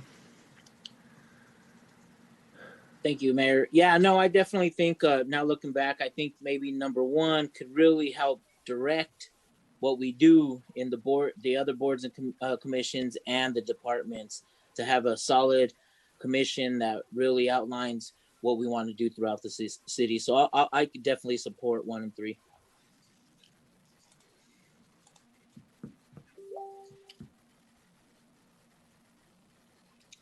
Councilwoman Allen Thomas? Yes, thank you. I'm leaning towards more 1 and then 3. So is there a way, like sit in agreement with everyone else? Is there a way we can possibly combine those two? Otherwise, I'd be going more towards 1 and then 3. Thank you. Okay, so right now we are looking for a motion on how to proceed on this resolution. Councilman Guardiola? A motion to approve the resolution authorizing the diversity and inclusion commission. I think that's where we're going, and I think from there it could spread to the boards, commissions, and departments in the city. Thank you. I have a motion to approve the resolution establishing a diversity and inclusion commission. Looking for a second. Councilwoman Allen Thomas? I'll second that motion. Thank you. I have a motion and a second to approve the resolution. Is there any discussion? Seeing none, we'll take a roll call vote. Councilmember Madera? Yes. Councilmember Allen Thomas? Yes. Councilmember Noble? Yes. Councilmember Guardiola? Yes. Councilmember Hurst? Yes. Councilmember Grimes? Yes. Councilmember Smith? Yes. Mayor Pro Tem Frank? Yes. Mayor Huseman? Yes. Passes 9-0. Thank you, sir. Next on the agenda, ordinances on first reading. First ordinance is ordinance 2293, the park property curfew. Does anyone on council have any questions for staff regarding this item? Councilman Madera. Yeah, during the special meeting, we kind of discussed enforcement of this, and so I just wanted to get clarification on how this would be enforced.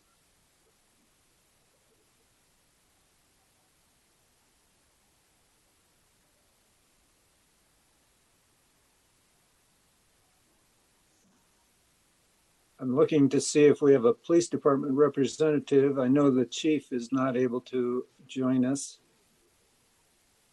Dylan, do we have anyone else waiting in the wings? Mr. Tinklenberg, I do not see any staff members from the police department in our attendees list tonight, unfortunately.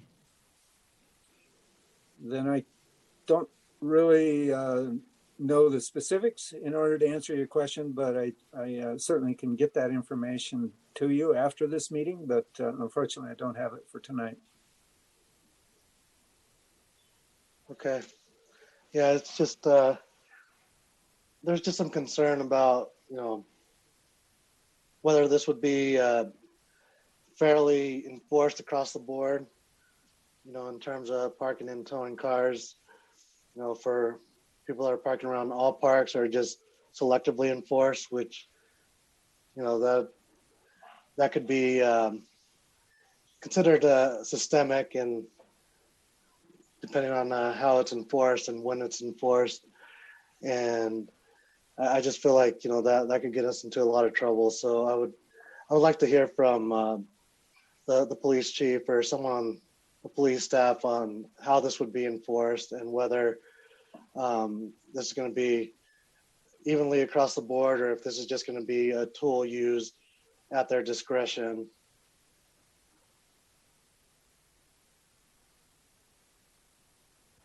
Councilman Hurst.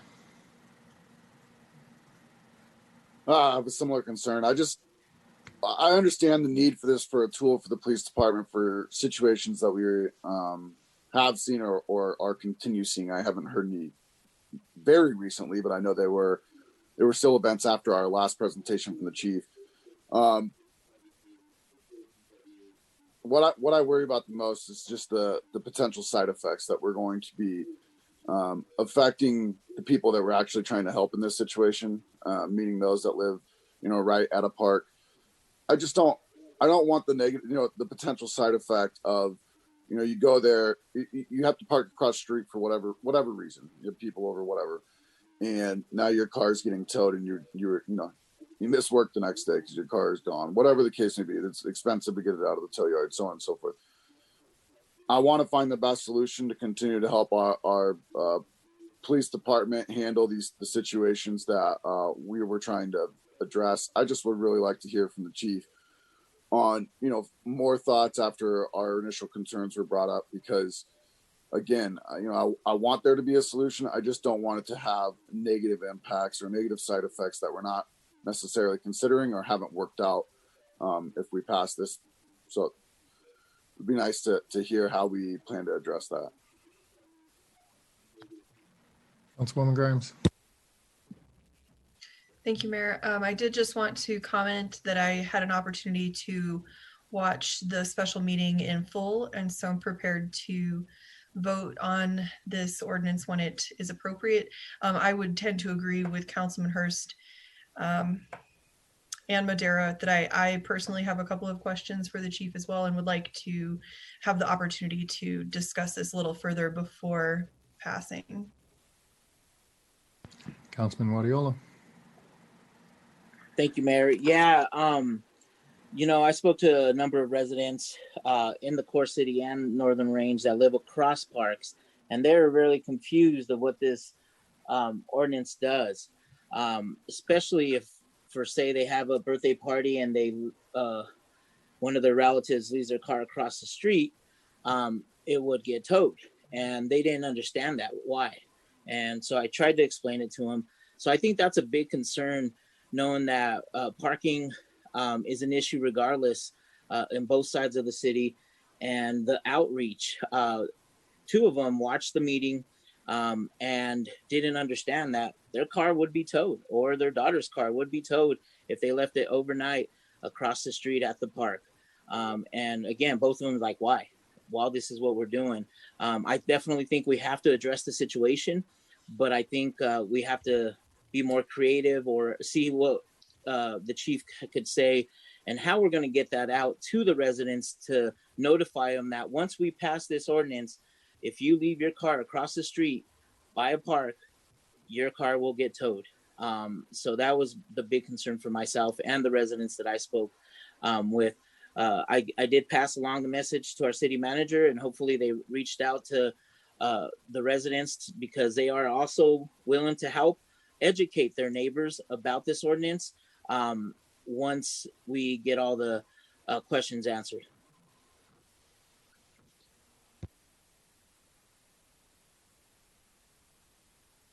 Councilwoman Ellen Thomas. Yes, once again, my concern is the safety of the residents that are living across from these parks and that have continuously had to have dealt with this and getting ongoing phone calls, etc. And I would like to make a motion to approve ordinance 2293 as stated. Thank you. I have a motion to approve the ordinance as presented. Is there a second?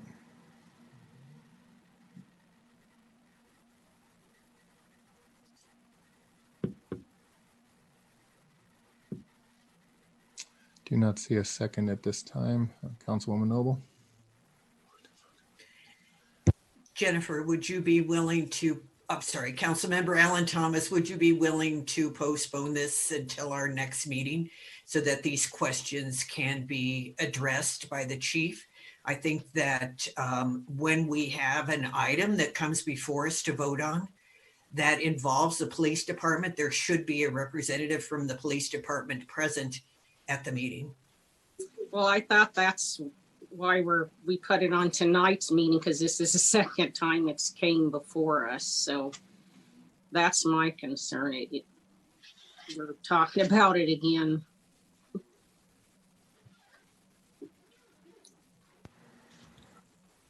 I think that there are valid questions that are being raised, and without reassurances, I'm just not certain about seconding it unless I would do so if we could postpone it to the next meeting and ensure that there is a representative from the Commerce City Police Department present to explain how that process will work. I do support you in the sense of it matters that the people who live across the street from the parks feel unsafe. That is top of the line.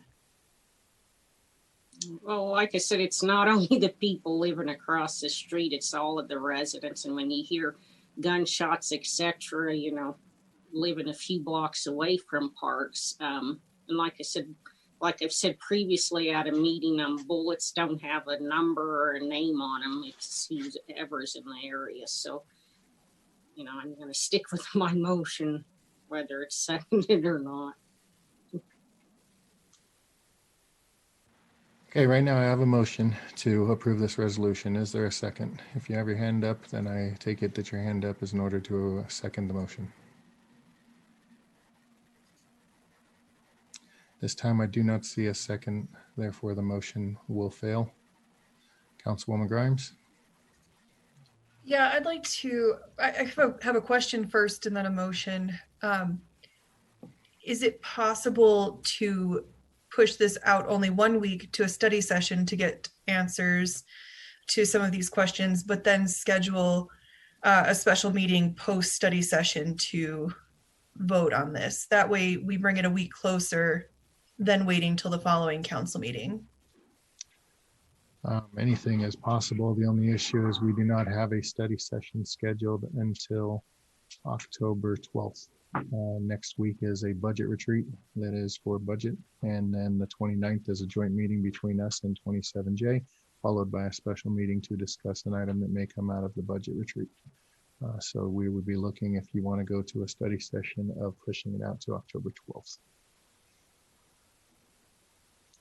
Since this would likely be a fairly quick discussion, I think there's just a few questions that would need to be answered from the sounds of it. Could we add it as an agenda item to the special meeting that's already scheduled next week? If you are making a motion to continue the item until the special meeting that is going to be held on the 29th of September, then that can be discussed.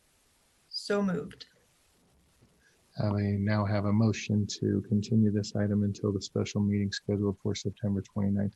Before I go for a second, Mr. Sheasley, are you good?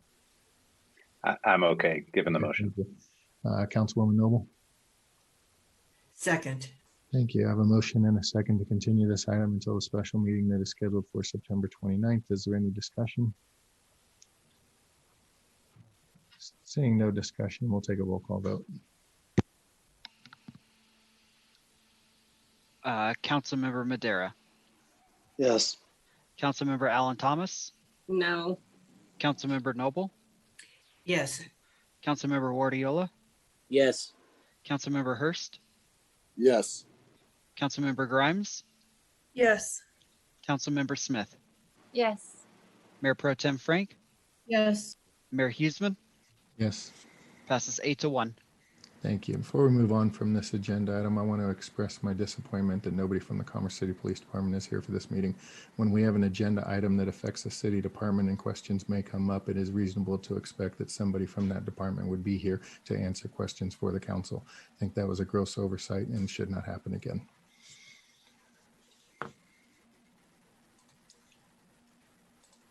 Next on the agenda is ordinance on second reading.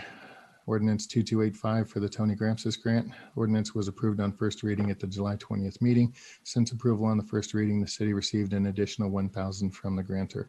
Does anyone on council have any questions for the staff?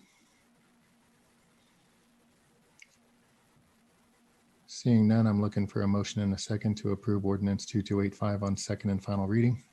Mayor Pro Tem. Motion to approve ordinance 2285 on second and final reading. Thank you, Councilman Hurst. Second. Thank you. I have a motion and a second to approve council or ordinance 2285 on second and final reading. Is there any discussion? Seeing none, will the clerk please read the title and take a roll call vote? Ordinance 2285, an ordinance amending the 2020 budget of the City of Commerce City, Colorado by the recognition of the Tony Gramscis Youth Services Grant Funds in the amount of $5,000 for the costs associated with the COVID-19 support of the EPIC Youth Program and the authorization of the expenditure thereof. Councilmember Madera? Yes. Councilmember Alan Thomas? Yes. Councilmember Noble? Yes. Councilmember Guardiola? Yes. Councilmember Hurst? Yes. Councilmember Grimes? Yes. Councilmember Smith? Yes. Mayor Pro Tem Frank? Yes. Mayor Huseman? Yes. Passes 9-0. Thank you. Next on the agenda is ordinance 2290, which establishes an automatic time of adjournment. This ordinance was approved on first reading at the August 17th meeting. The ordinance was not approved unanimously and therefore was not placed on the consent agenda. Are there any questions from council to staff regarding this item? Seeing no request for questions, I'm looking for a motion and a second to introduce ordinance 2285 on second and final reading. Councilwoman Noble. Thank you. I just wanted to clarify and make certain that while it says an automatic time of adjournment, that we actually have the opportunity to vote to extend. That is correct, Ms. Noble. Once the time expires, council can consider by majority vote an opportunity to extend in 30-minute increments. So you can keep going as long as you want, as long as the majority of people agree.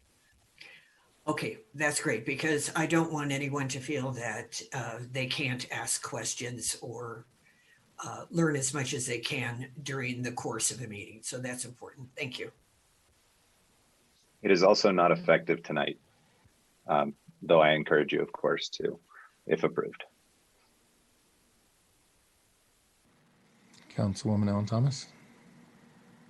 I make a motion to approve ordinance 2290 stated.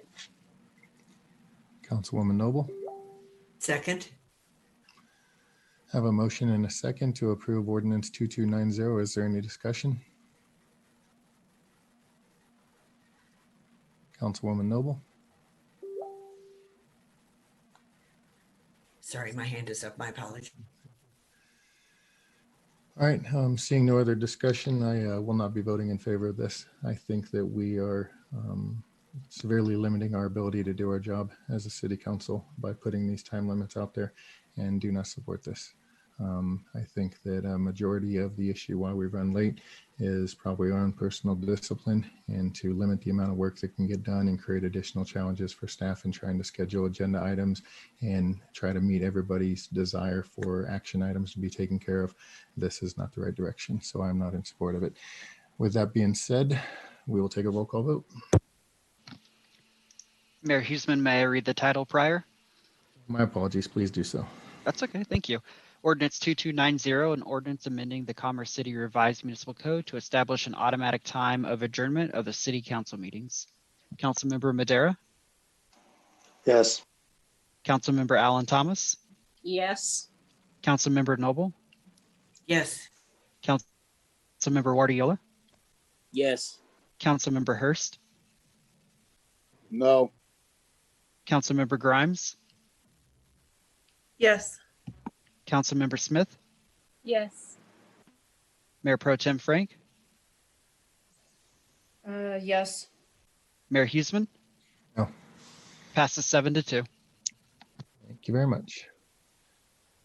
Next on the agenda is administrative council business. The first item is a discussion item regarding a meeting that I'm supposed to have with County Commissioner Henry and Maker Housing Partners. Both entities reached out requesting to have a meeting with me to discuss housing, and I wanted to provide council an opportunity to provide feedback on what positions you would like to take or what feedback you would like to provide to both entities regarding this. Is there anyone on council wishing to provide that feedback or recommendations on talking points?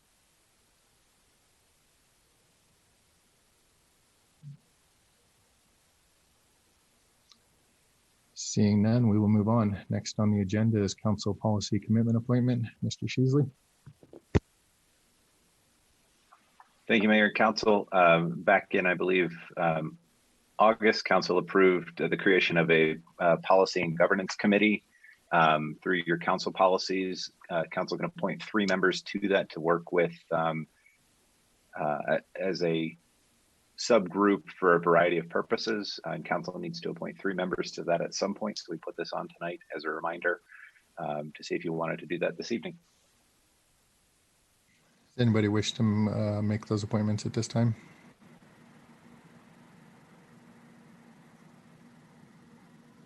Councilwoman Noble. Yes, I have a question. On our legislative committee, everyone serves on the legislative committee. Is there a reason that the policy committee can't be voluntary, where as many council members as wish to participate can? I'll need to reference the council policies right now. Any council member can participate in a committee meeting, but the formal appointments are limited to 3 by policy, is my understanding. How does that differ with the legislative committee? That I don't know off the top of my head. I would have to see. I was under the impression that there were 3 members for each, unless that one had special limits. I can look that up here shortly in our policies if you give me one moment.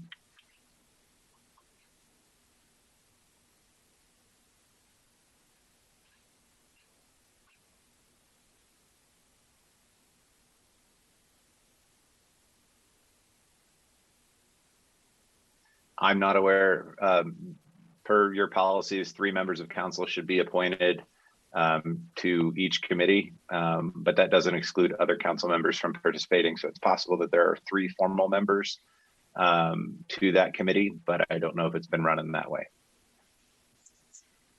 My memory of that December meeting is that we all wanted to serve on the legislative committee, and it wasn't defined as 3. Is there a way to adjust this so everyone can serve who wishes to? Yes, council would need to amend that section of the council policies to allow a broader number. But the idea was to create a subgroup here that would serve the specific roles identified in that policy and bring back ideas for the whole council to endorse. Otherwise, we could just simply begin the council meetings earlier, perhaps, is I think the idea. People that have particular interest in this. And that would be the case with every council meeting. To my council colleagues, my concern is that this developed out of issues that we dealt with earlier in the year.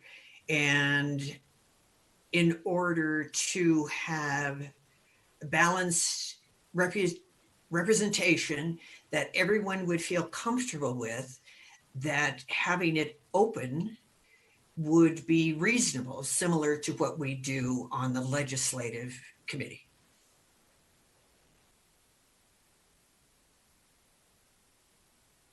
Councilman Madera. Yeah, I think we're kind of getting the cart in front of the horse a little bit. I mean, we have 3 people that want to volunteer to be on this committee. I think that's kind of the starting place. And then if we have more, then we can go from there. Councilman Wadiola. Thank you, Mayor.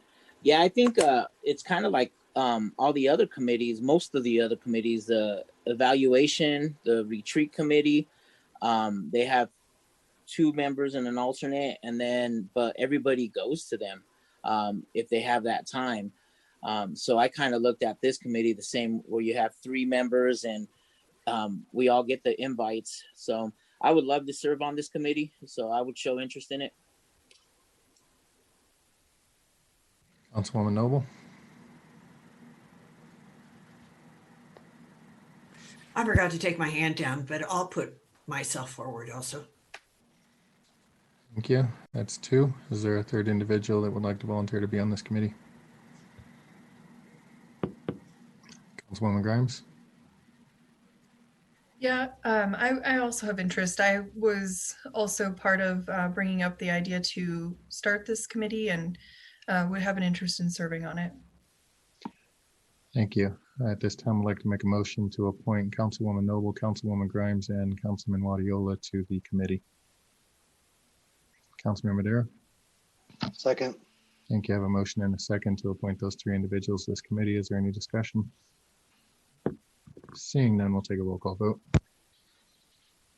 Councilmember Madera, Yes. Councilmember Alan Thomas, Yes. Councilmember Noble, Yes. Councilmember Wardiola, Yes. Councilmember Hurst, Yes.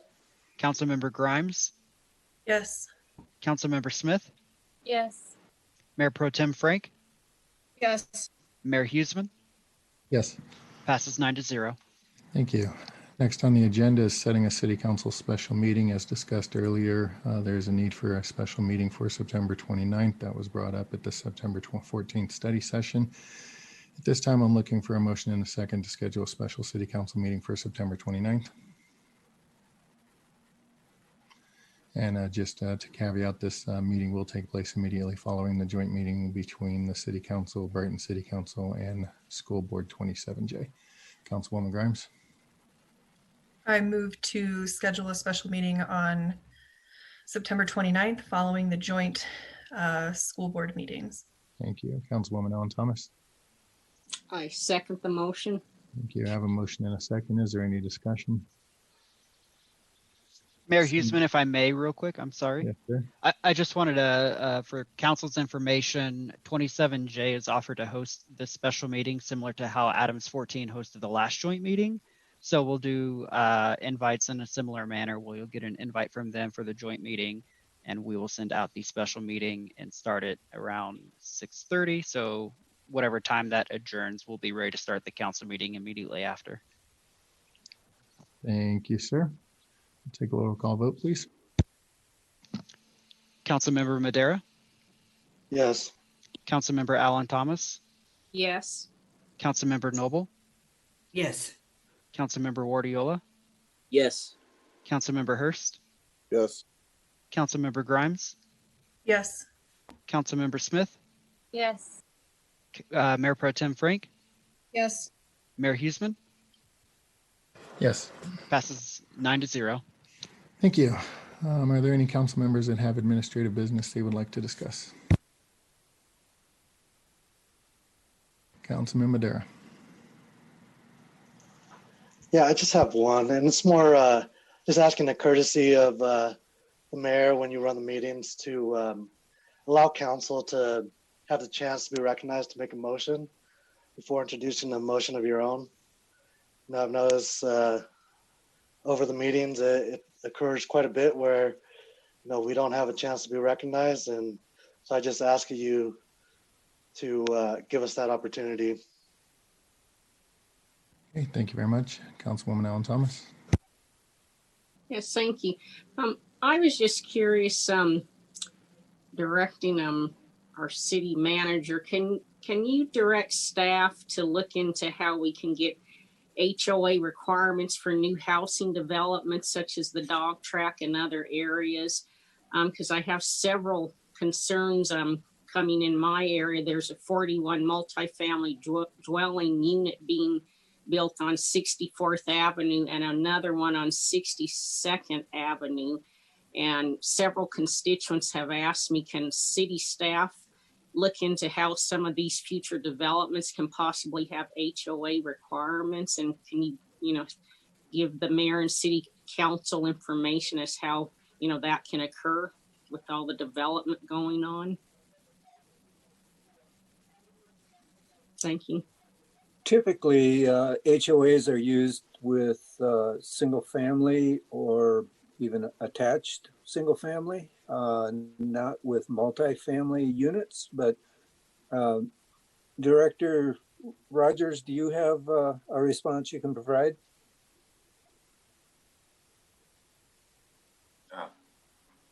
Thank you, Interim City Manager. It's a good question.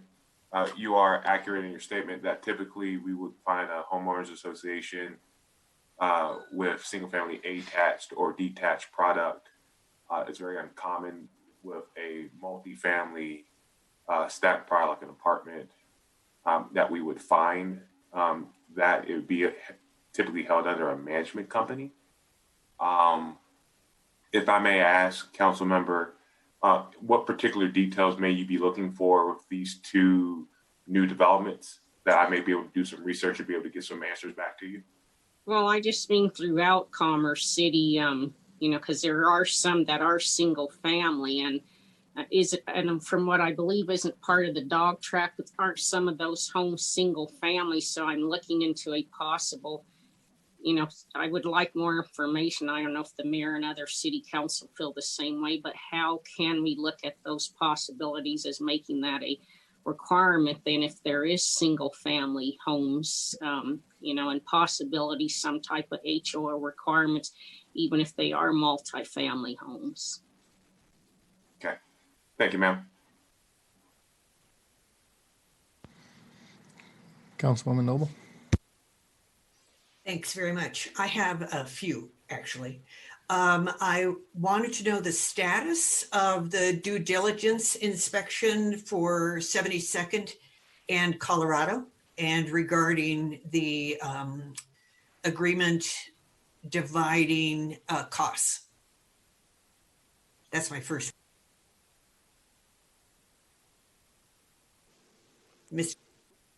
When you say due diligence, are you referring to the dip in the pavement? No, we were requesting inspection of the building for the condo, that it hinged on the 3-month period, hinged on the due diligence that the city was going to conduct on the building and the expenses for deferred maintenance, and also the agreement regarding our percentage of costs. Okay, I'm sorry.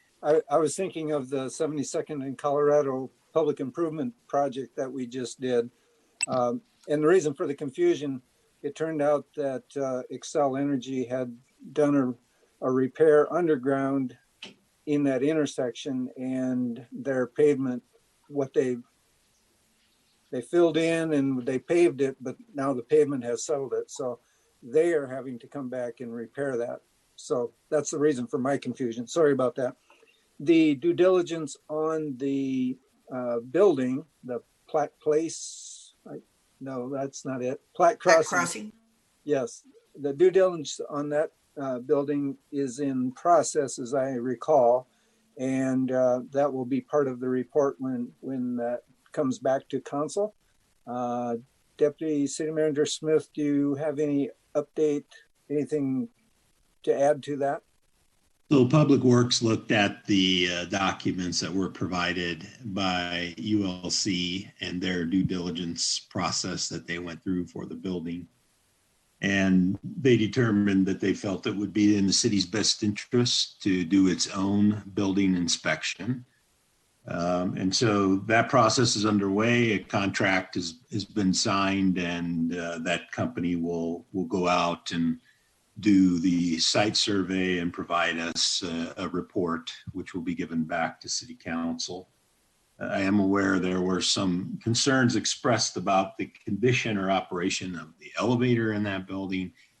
And I did do some checking on that with ULC. They have had one elevator in the facility that has had some maintenance issues and has been worked on.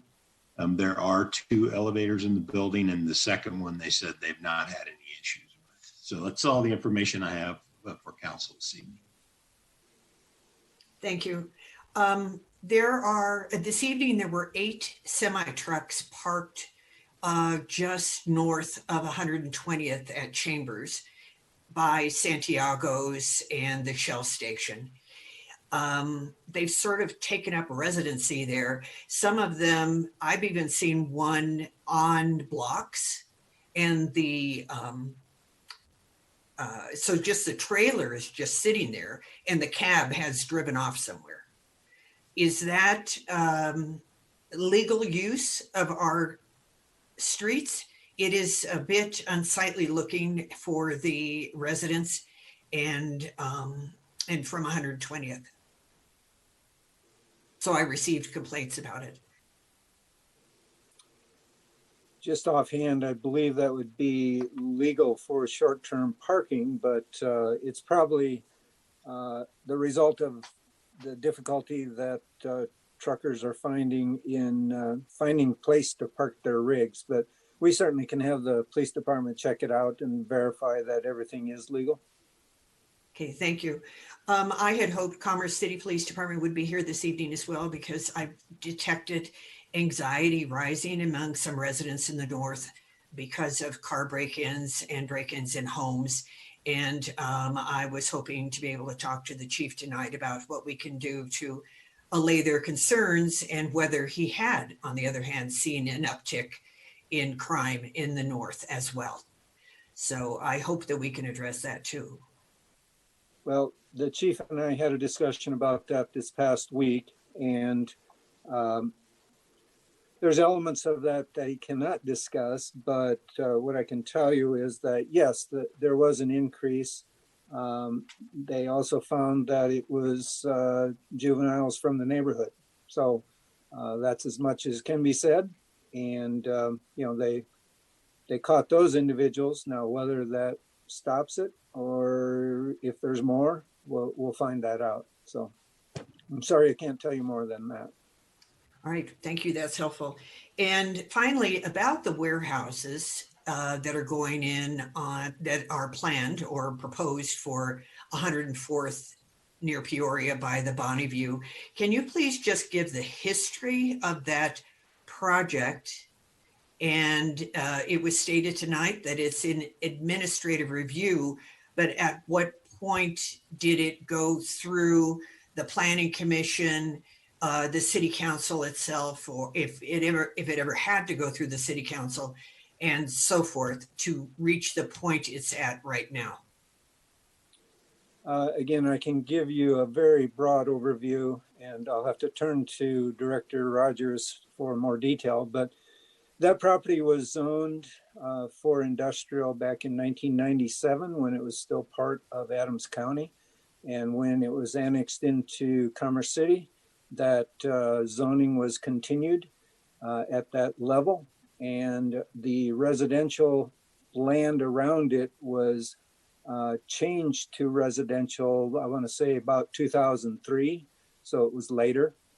So that land has always been listed on the land use plan and in the code as industrial. Mr. Rogers? Roger, I think you were spot on with your assessment of the history of the property with respect to zoning and land use.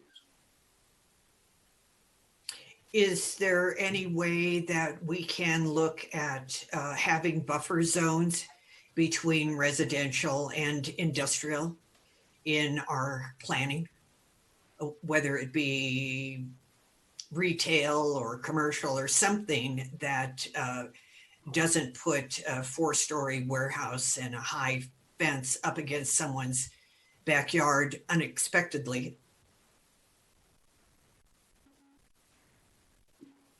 Thank you for that question, Council Member. Yes, we can always evaluate looking at our zoning and our obviously comp planning in place that helps to be able to create those land use context sensitivities between lower intensive uses such as residential to higher intensity industrial. I would say, given that we are, starting with the comp plan, it presents an opportunity for us to evaluate some of these contextual requests with respect to how we look at those land uses and the zoning that's then associated with that for proper entitlement. So there's always an opportunity for us to perform that evaluation as we continue to go forward with growth and development in the city. And Mr. Sheasley, is there a way to take this out of administrative review at this point? Yes, ma'am. Just so I'm clear, if Mr. Rogers could tell me, is this, what is the actual application that is currently pending? So the current application that is pending is a development plan. Okay, so there is not a subdivision? That is correct. They have not submitted a subdivision as of yet. A subdivision application will be forthcoming. As they currently have on file is a simple development plan for the review of the vertical development of the buildings and associated site layout and other improvements. Let me confirm this and get back to you, council. I don't believe a development plan can be pulled up to the city council's level of review unless it's referred by the director.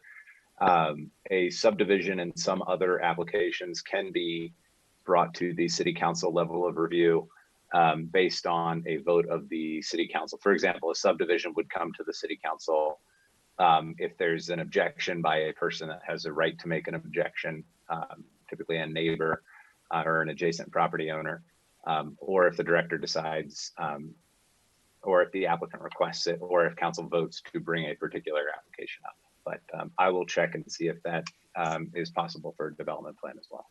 It does seem to me that we heard from several neighbors tonight who live in Bonneview.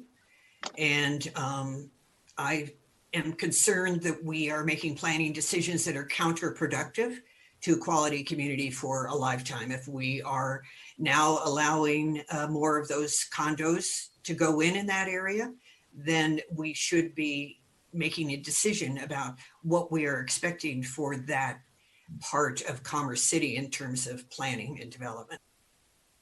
The caution I would offer you is that keep in mind we're dealing with property rights here.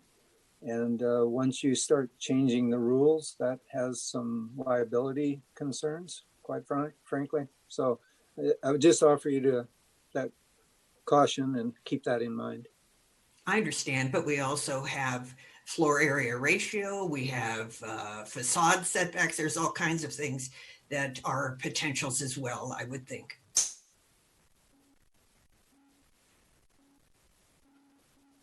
Councilwoman Ellen Thomas. Yes, thank you, Roger. But I just wanted to ask you one more question about the HOA, because HOA, a homeowners association, isn't that technically defined as a planned community?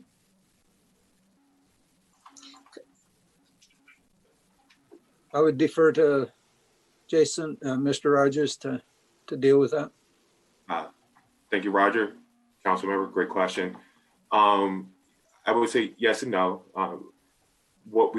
I would say we find with more modern residential developments, we have seen the establishment of an HOA. Obviously, when we're working with a developer, they obviously have a vision, a context in mind of aesthetics and design that they would like to be able to have carry forward as they start to work with different merchant builders, those being in the likes of your home builders that buy individual planning areas. So we will typically see those with PUDs, but it doesn't prevent someone who, let's say, has a 10-lot subdivision that may want to come in and to still create that under maybe a simplistic kind of base zoning. I will say this to your point, with the history of the zoning that we have, obviously we have a number of PUDs, and associated with those PUDs, those HOA requirements have been an elective process by the developer after they've gone through the entitlement process.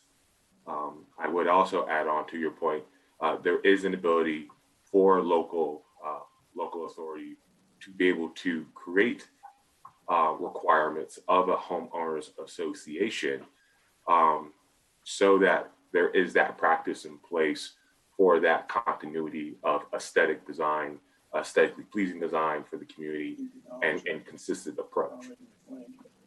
So the dog track then is already a planned unit development, and you had mentioned single family homes, but isn't there also townhomes and condominiums throughout Commerce City that do have an HOA as well? And is that a possibility, like I said, you can mention to future developers? Because isn't there, like I said, other areas in Commerce City, the townhomes and condominiums that have an HOA?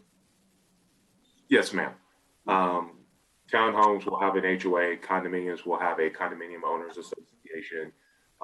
You may find when uses are mixing both commercial and residential, you may have what's called a property owners association, and then the traditional homeowners association.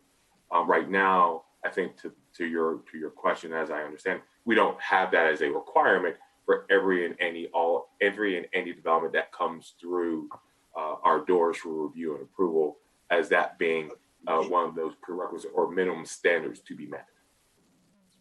So like I said, I just would hope staff can look into like the dog track, other developments. Can you let us know, the mayor and city council, how can possibly like even the site of the dog track have an HOA? Thank you. Yes, ma'am. Councilman Hurst. So I just wanted to clarify, I reached out to the city to talk about the property in question. And I heard 1997. I heard the zoning actually occurred in 1987. Just wanted to clarify that I believe it was 1987 when it was annexed into the city from the county. The one thing that scares me about this is you'll hear me every time we talk. It doesn't matter where it's at, what the subject, what the subject property is changing the rule after the fact is not ever going to be okay. If you marketed and sold your property based off an I-2 zoning, you wouldn't. That's how you got value out of that property. And so what could be built there falls into the I-2 category.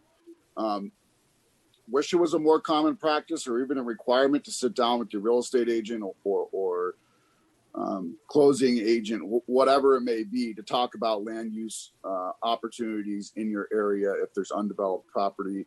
I know I had one day to find a house when I moved here, and that was the only thing I cared about is I like the house, but what can be built in all this undeveloped land around me? Obviously you're looking for schools and the things that you would care about in your community. But if there was industrial or if there's let's say a big grocery facility coming right behind my house, I'd want to know that was the opportunity. And so, I know the city offers up maps with zoning and what's, the zoning definitions. From my perspective, I hope we can continue to educate prospective residents or residents that live in Commerce City or are looking to move somewhere else in Commerce City. I think, it is part of our job as city council to educate folks on land development codes because they are complex and it's not an everyday thing that people talk about. But the Bonnie View development leaves a tough one because I understand their situation or their complaint. But at the same time, we've heard quite a bit from the people that live there, but nothing from the landowner who could have been sitting on that land until retirement. And that's the legacy. That money is the legacy he or she was leaving for their family. There's a lot of different reasons why those laws matter, and changing them in the middle of the process makes it tough. And it's the same conversation with requiring HOA after we approve a development. It's tough to change or move the goalposts after the approval process has taken place. another reason why I pushed for and wanted to do our comprehensive plans all together is because they interact at this level so important. There's such an important interaction, in planning, in setting all of the uses around our city, because we need to have a bigger vision. And one of the things we keep hearing on council is this balance of continuing to allow businesses to excel in our city, because we see that is our tax base that is running the operations of our city. We want to continue to be able to fund a better police force. Those are very important things, and changing the goalposts during the middle of the process leaves an incredibly bad reputation for us to continue to climb a hill on. I do not want to create a bad situation for those living in our community, but I also will never support us changing the rules in the middle of the game. It's unfortunate that the developer set out to have that piece of land changed to residential without acquiring the land and changing to residential around there. I know for good reason you don't want to buy land and have it changed to residential until you're developing it, because you pay a higher tax rate. And so, for me, it could have been the economy. Obviously that development started and stopped for a reason. It could have been the economy. It could have been a lot of different reasons as to why it happened that way. But unfortunately, because it sat so long, steps were taken to fill that property with what it was zoned for. And so, although I feel, horrible about the situation, I really think that process continues to stay in our administrative process, and we honor the process that was decided in planning a long time ago, because we will need to continue to honor those processes as we develop our comprehensive plan for the future. If we allow for one change like this and we start to change the rules in the middle of the game, it's a slippery slope, and we put ourselves in a situation where we have to pick and choose winners on a regular basis. Rogers. Thank you, Mayor. Just to answer Council Member Hurst's question about the actual date, the rezoning of the property from I-2 in Adams County to I-2 at the city occurred in 1987. And I mean, that's probably had no meaning. But I appreciate the confirmation on that. I just wanted to make sure what I got and what I was telling people was correct. Yes, sir. Councilwoman Noble. Yes, I just want to remind everyone that we do have a comprehensive plan currently that was enacted in 2010. So it's not like the city has not had direction from the community about how it wanted the community to grow and what it wanted for a quality community for a lifetime. We add conditions all the time, or the Planning Commission adds conditions all the time, that they don't just take something as the very basics that you receive. So I don't think it's out of the question to have a discussion about this, to try and blend two incompatible zoning areas. Thank you. Thank you. Any other administrative council business?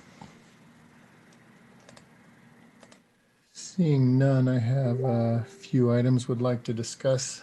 First, I'd like to give a shout out to Tiffany Moss and Ziggy's Coffee. A few weeks back, Tiffany saw a derogatory statement written on a vehicle at a local business. Rather than focus on the negative, she decided to turn that into a positive, and with the help of her family, friends, and neighbors, raised over $1,000 to give gift cards to all of our police officers, as well as the Adams County Sheriff deputies. On top of that, she was able to secure a matching donation from Ziggy's Coffee as well. For your hard work and generosity, I'd like to say thank you to both Ziggy's Coffee and Tiffany Moss and her family.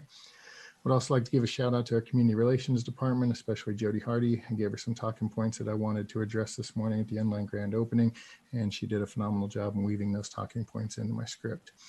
In addition, would like to give a shout out to both community relations and public works for their video they produced on repairing potholes and showcasing the city's new patch truck. It was nice to see something positive like that being shared that also educates the community. And lastly, I want to thank Public Works for starting on some of the beautification work around the city. The base of the traffic signals are starting to look much better. I have 4 motions I would like to address. The first of these motions deals with the public safety crisis that we have in the city. All areas of our city are being impacted with a rise in crime, from personal trespass to property crimes and violent crimes. All of these incidents are degrading trust between the residents and businesses in this community and the city and police department. Since the beginning of the public health emergency in our country, the Coffee with a Cop events have not been executed, and we have been unable to host town halls to hear resident concerns. I'm making a motion that the PD hold a virtual town hall the first week of October to allow residents to express their concerns and learn about ways that we can partner together to reduce these crimes and restore safety in our community. Mayor Pro Tem. Second that. Great. Have a motion and a second to have the direct the police department to hold a virtual town hall the first week of October. Is there any discussion? Seeing none, we'll take a roll call vote. Councilmember Madera, Yes.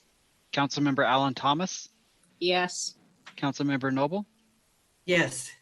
Councilmember Guardiola, Yes. Councilmember Hurst, Yes. Councilmember Grimes, Yes. Councilmember Smith, Yes. Mayor Pro Tem Frank, Yes. Mayor Huseman. Yes. Passes 9-0. Thank you. Look forward to that town hall taking place. My second motion is also related to public safety. Over the weekend, a resident asked why we have not deployed a shot spotter system in the city, especially with the uptick in firearm discharges in the city. The city of Las Vegas, Nevada reported a 20% reduction in violent crime. The city of Omaha, Nebraska reported a 56% reduction in gun assault victims. And the city of Greenville, North Carolina reported a reduction in gun violence injuries by 29% in the first year since the deployment of a shot spotter system. My motion is to direct staff to explore what it will take to install a system in Commerce City. The actions of staff should include identifying the requirements of such a system, identifying how a system can be installed in the city, identifying the cost of such a system, and identifying funding and grant opportunities for such a system to provide the City Council with the utmost and accurate and comprehensive information to make an informed budget decision for the deployment of a shot tracking system in our city. Councilwoman Ellen Thomas. I second the motion. I have a motion and a second to direct staff to do all the above. Is there any discussion?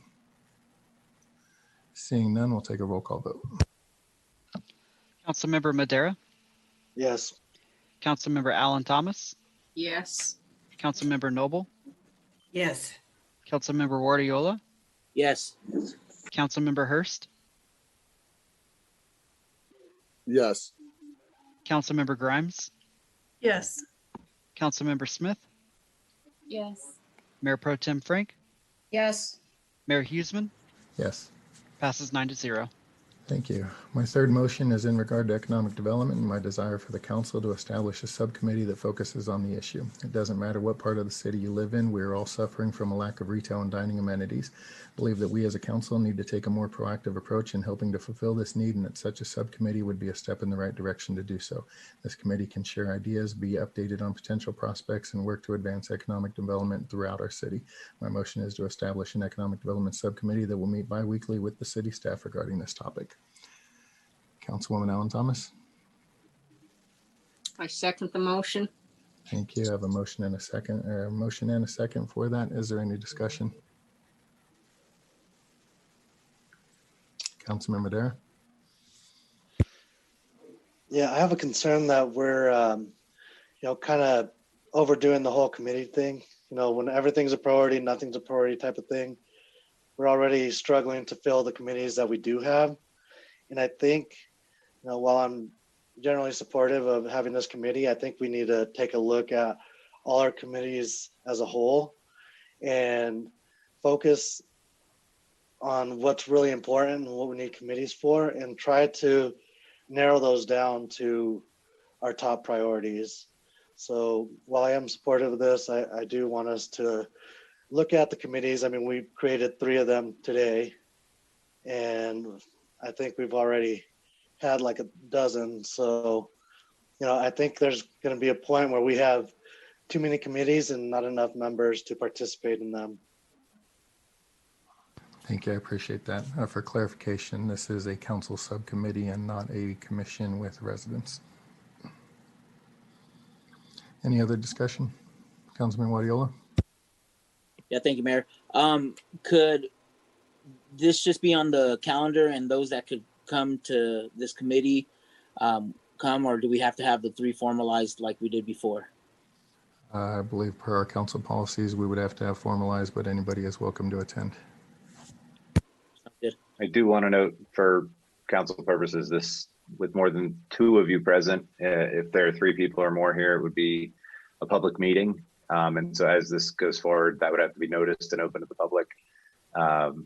And as well, council would have to recall the differentiation between staff and council and relationship to the administrative organization to make sure that we don't run afoul of council directing staff in the performance of their duties or interfering in personnel issues. So I think everybody's well aware of that, but I think we'll want to be sensitive to it when we have that level of interaction. Thank you. Thank you. Councilwoman Noble. I am concerned about that too, about I think if we need to take a position that there is a different way of doing it, I'm not sure that this committee makes sense. I also agree that you don't want more than 2. It needs to be private.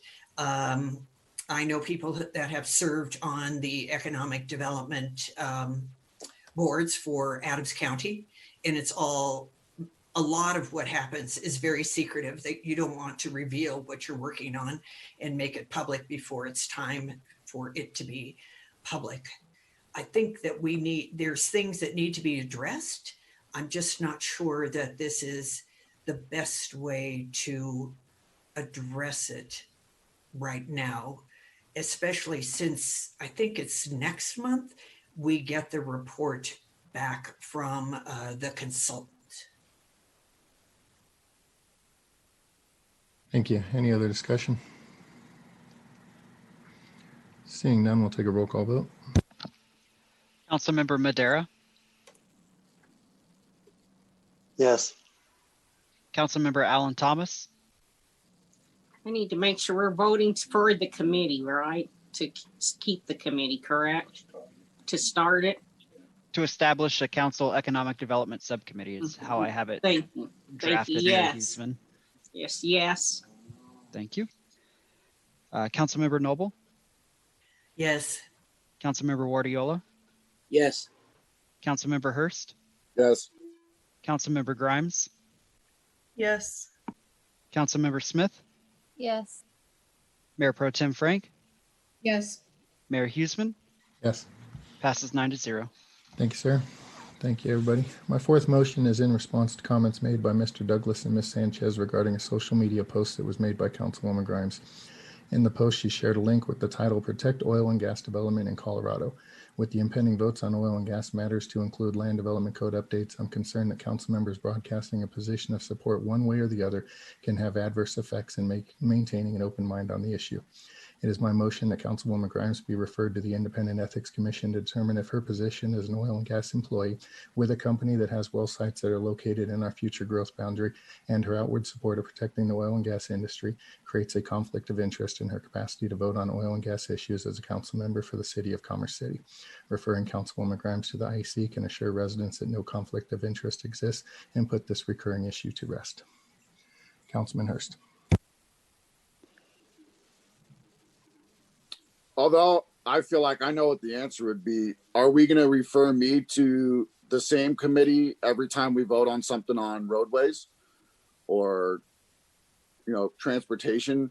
Or are we going to refer Council Member Guardiola to anything that we have to vote on for education and schools in the area, or healthcare for Councilwoman Alan Thomas, so on and so forth? Subject matter expert is far different than conflict of interest. And quite honestly, when I'm voting on something as important as land development codes, I would love to have a subject matter expert on my team from both sides. I feel like we have that on our team. And they're very good counterbalance arguments from Council Member Noble. She regularly speaks in public comment in the COGC meetings. Councilmember Grimes hasn't hidden her position whatsoever. So when posting on social media, it was no surprise to understand that those are concerns of hers. There is a huge difference, in my opinion, to what's actually being done by her company within our growth region.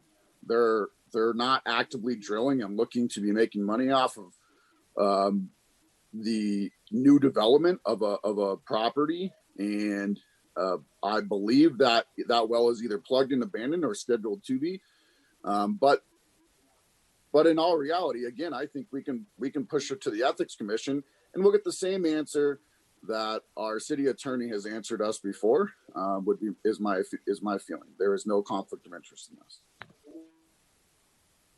Mayor Pro Tem Frank. I'll second that. I have a motion and a second to refer Councilwoman Grimes to the IEC. Is there any discussion? I'll start with Councilman Madera. Oh, wait a minute, time out. Actually, Mr. Sheasley. Thank you. I think it's worth council having a discussion here. Is my opinion, the Colorado Independent Ethics Commission does not have jurisdiction over Commerce City as a home rule municipality with its own ethics policy adopted pursuant to its charter. The constitutional amendment establishing the IEC exempts home rule cities that adopt their own provisions from their authority. That aside, I don't quite know about the reference of council to the IEC or their procedures. If a complaint from an individual would be sufficient, but I do not know about the city council on its own submitting a complaint here as well. I also want to note that I have indicated previously in this matter, as Mr. Hurst indicated, that prior indications of views on legislative matters, not quasi-judicial matters, is entirely acceptable for the city council, where we're making laws of general application, not deciding property interests or anything in a quasi-judicial matter. I think it's important that council be aware of that on its own.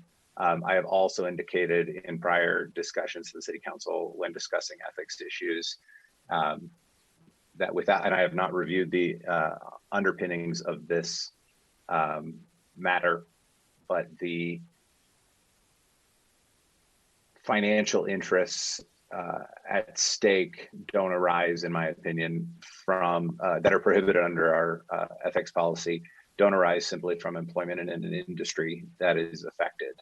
That alone is too tenuous a connection to find a violation of our own ethics policy.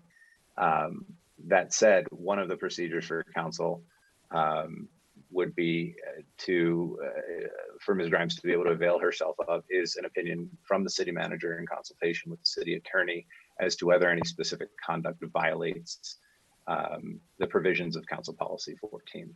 So that's a lot said quickly. I was not prepared to address this matter this evening, and want you to keep those things in mind as you discuss this further. Sir.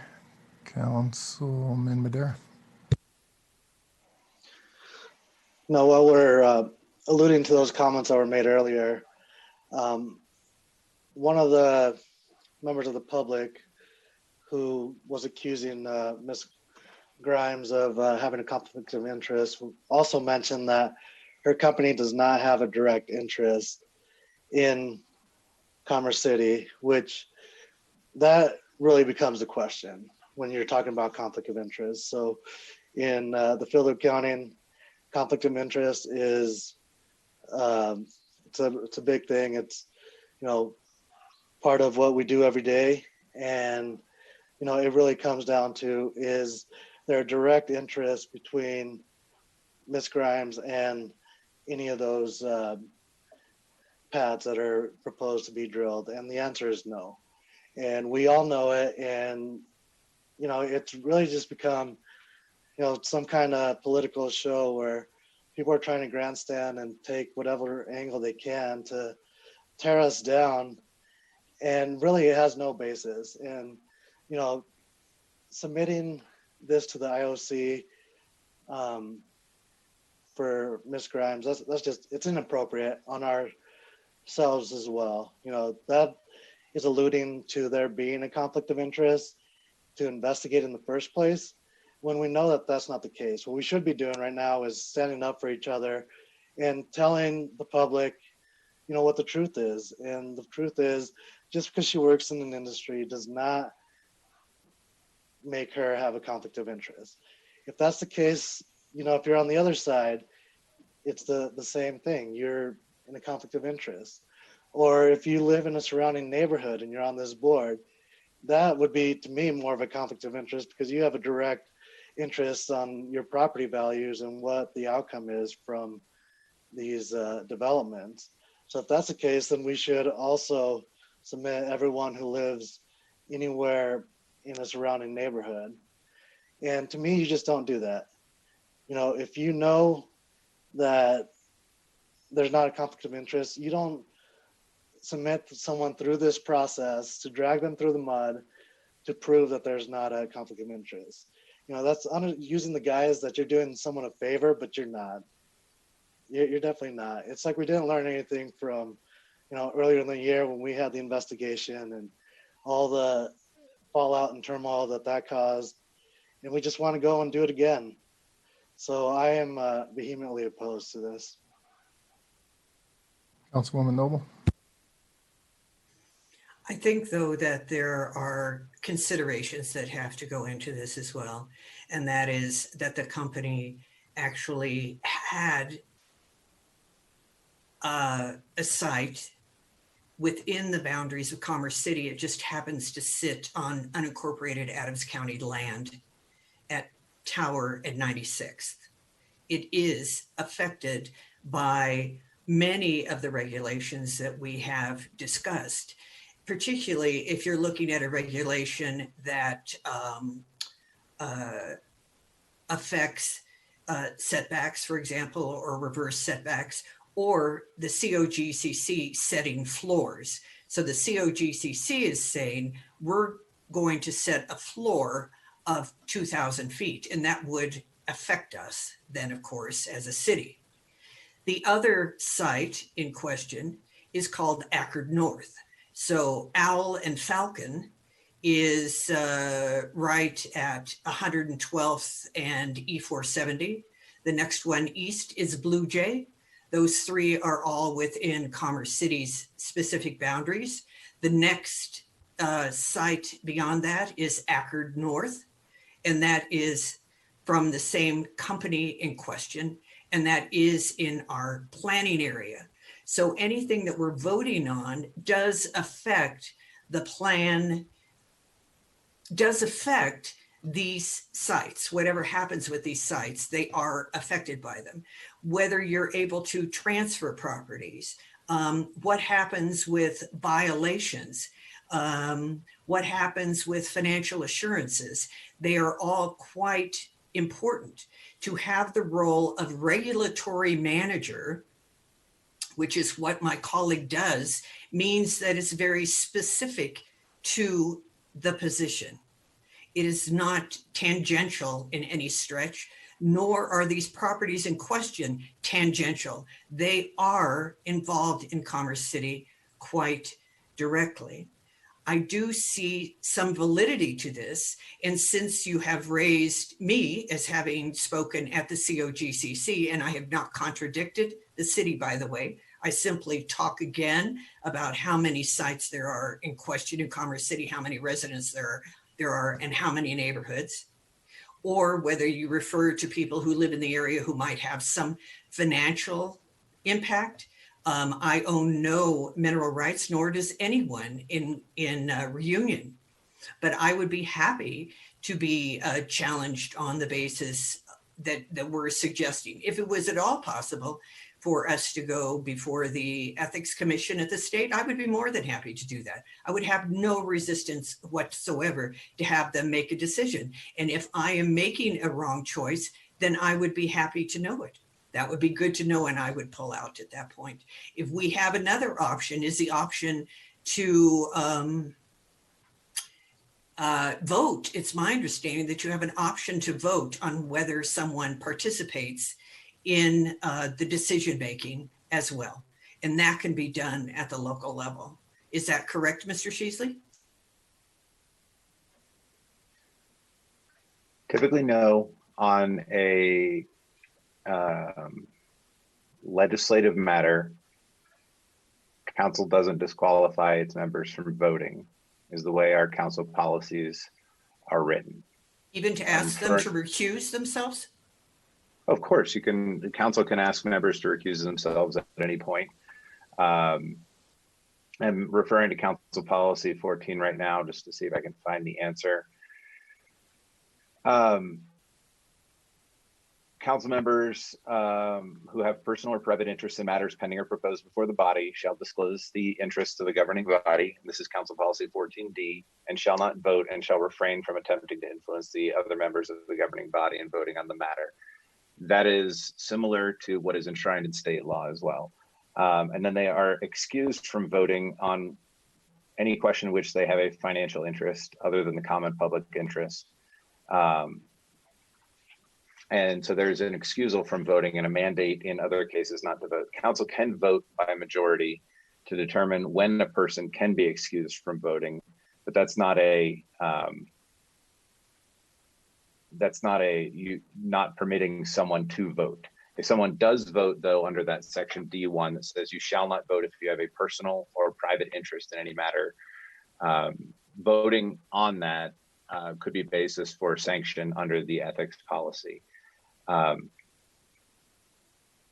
It is important to note that our ethics policy, much like state law, does not in detail define personal or private interest in a matter. It does, however, define financial interest, and that is what we would analyze this question against should council direct or request the city manager to provide an opinion on the matter, which would require some review of the facts presented, or have an independent person provide that information to the city council at the council's request.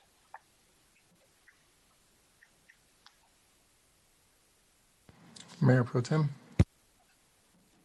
I mean, I hear where everybody's coming from, that you should disclose that. I had seconded it more for the sake of our residents who are concerned about it. And I thought it would just be a way for Councilmember Grimes to basically kind of say once and for all, this isn't a conflict, you know, for someone else to say that it wasn't a conflict. So I just wanted to point out that was why I seconded it. Councilwoman Smith. I think that submitting this to the ethics committee would be unfair and unnecessary for Ms. Grimes. Our city attorney, Mr. Sheasley, has already told us that there isn't any sort of conflict of interest.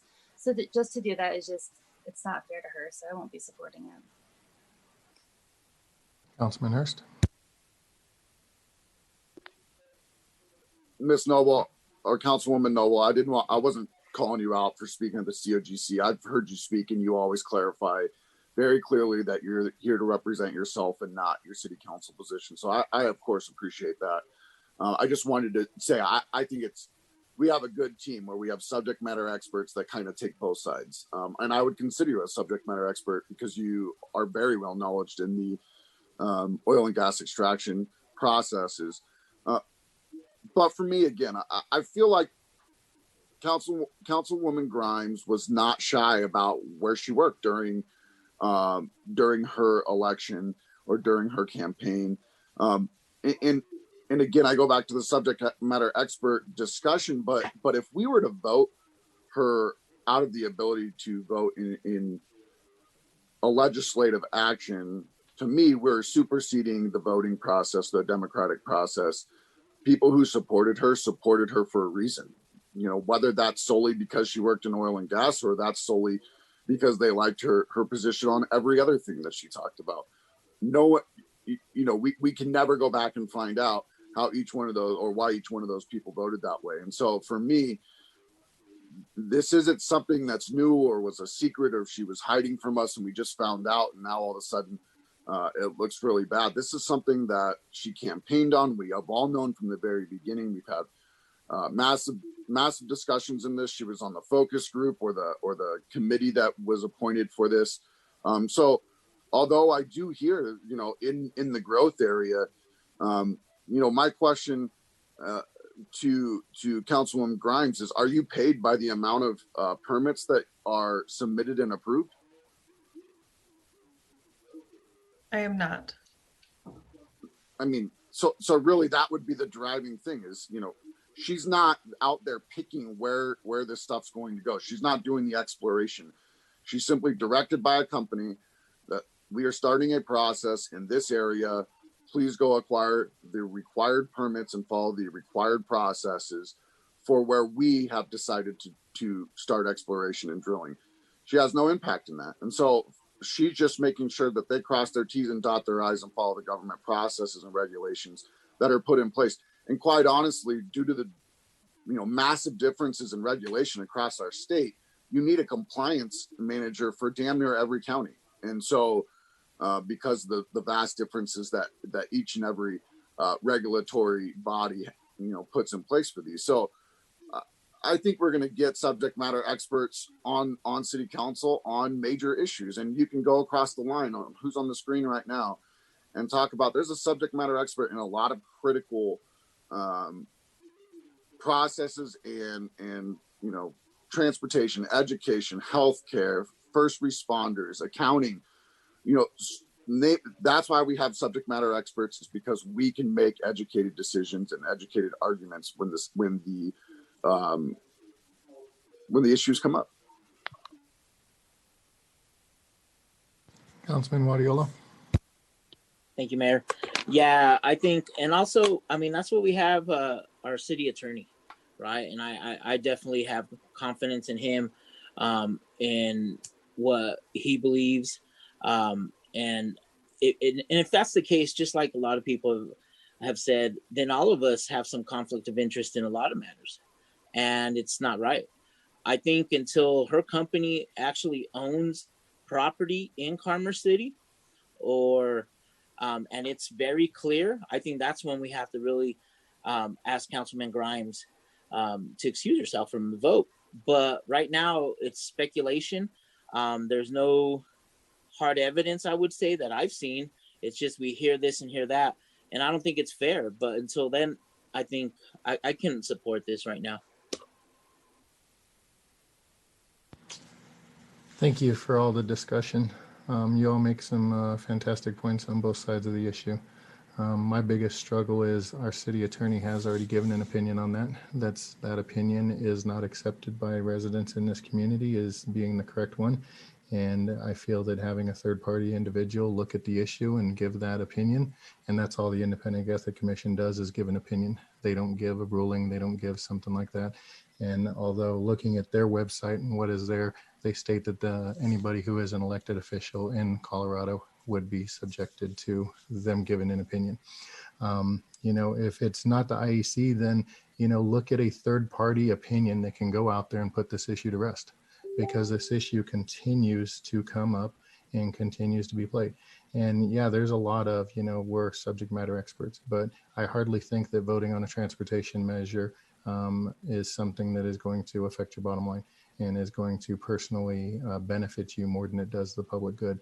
Whereas voting on measures that protect an industry or voting on measures that can directly impact the employer that you work for, that's different. And so again, I would like to see some third-party verification outside of Commerce City make an opinion on this and determine how best to proceed whenever it comes to matters like this. Because if it isn't addressed on the front end, then it most likely will be addressed on the back end. And does that mean we subject ourselves to a lawsuit? So a vote comes down, and next thing you know, oh, wait a minute, this person had a conflict of interest. Yes, let's use that as a basis of a lawsuit. Then we're just creating more difficulty by doing that. So take care of it on the front end, determine whether or not that's an issue or not. Mr. Sheasley. Thank you.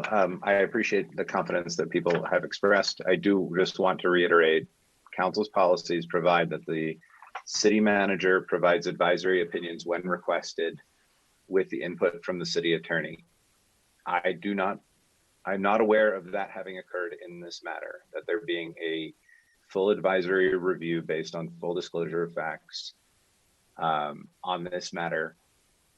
And so my comments are made in the abstract hypothetical about the connection between generally industry and generally legislative statements. And they have been since December or February, whenever we addressed this previously. And so I just wanted to reiterate that one of the options is for the council member involved to request an advisory opinion from the city manager. And then there would be a process that would go forward with that. And that could be made public, and it could be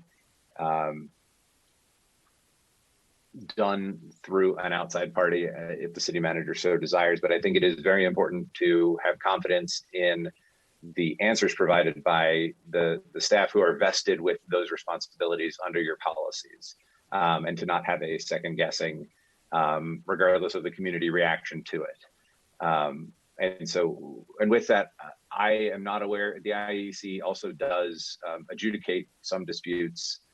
If there are complaints, if there's an option for an informal or for an advisory opinion, I do believe we are outside of their jurisdiction, but I would be happy to look into that to see if an advisory opinion is an option from them. Thank you, sir. Councilwoman Noble. In speaking with a former city manager about my own situation after Councilmember Grimes told me that people felt that I had a conflict of interest, that he noted to me that the conversation had taken place among the three of you previously, and that you were given assurances that there was no sites that this company was working on in Commerce City. But that was a matter of splitting hairs because, of course, the site is in Commerce City. It just happens to sit on a parcel of unincorporated Adams County land. I think that full disclosure is probably the best thing for all of us at all times. And I hope that we can make certain that that is the case, because the former city manager was surprised that there was property in Commerce City that was sitting on unincorporated Adams County land. Councilwoman Grimes. Thank you, Mayor. I'm not sure that these comments will resonate with those who feel that this ethics committee motion should move forward, but I'd like to clarify, as I did in a previous meeting, that the two sites Ms. Noble continues to refer to are the Colorado State AB well, which is on a parcel of unincorporated Adams County property that resides within the boundaries of Commerce City. That well has been slated for plug and abandonment for 2 years. We are waiting for approval from the COGCC. There's no intent to do anything with that well, but get rid of it. The other pad that she refers to is called the Ackerd North. As previously stated, those permits have been withdrawn. That's all I have to say. Councilwoman Noble. It is my understanding too that there are multiple violations on the Colorado State AB. Until those are rectified, that's been part of the holdup in plugging and abandoning, and that the company itself was before the COGCC in June to say that due to the bankruptcy, there was not money in order to do plugging and abandoning. So there were problems involving that particular site in general. If you would like, I'm happy to discuss all of the finer details of why that happened. Due to home development, the battery for the State AB had to be moved. A field employee with the former company PetroShare was fired for moving that facility without approval from the state or without asking permission from management of that company. The fine and associated penalties were related specifically to moving a facility, nothing else, no environmental impact, no spills, no leaks. That well is so old that it was not subject to a Form 2A when it was drilled. there was a long period of time waiting for a Form 2A to be approved to retroactively bring that site into compliance from a paperwork perspective, to then allow for paperwork to be filed to plug and abandon that well. So yes, there were paperwork violations. An employee was fired for improper procedures, none of which have anything to do with me. And furthermore, that well no longer belongs to the company because the company doesn't exist. None of these things, in my opinion, tie at all to a conflict of interest.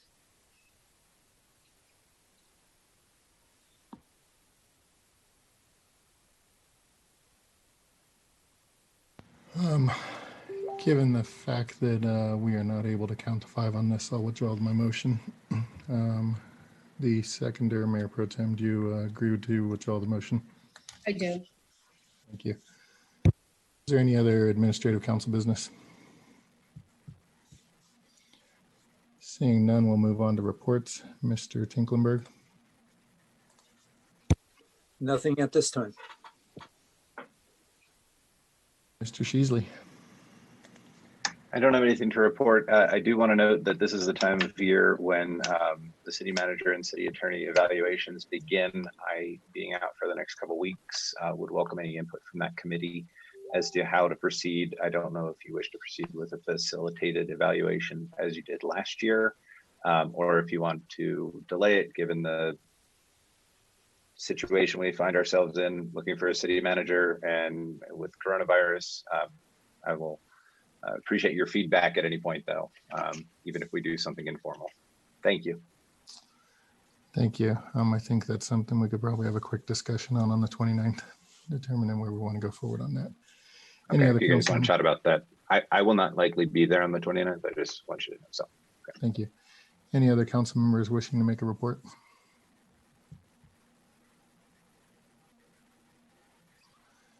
Seeing none, I have a very brief one. Was a Councilman Hurst.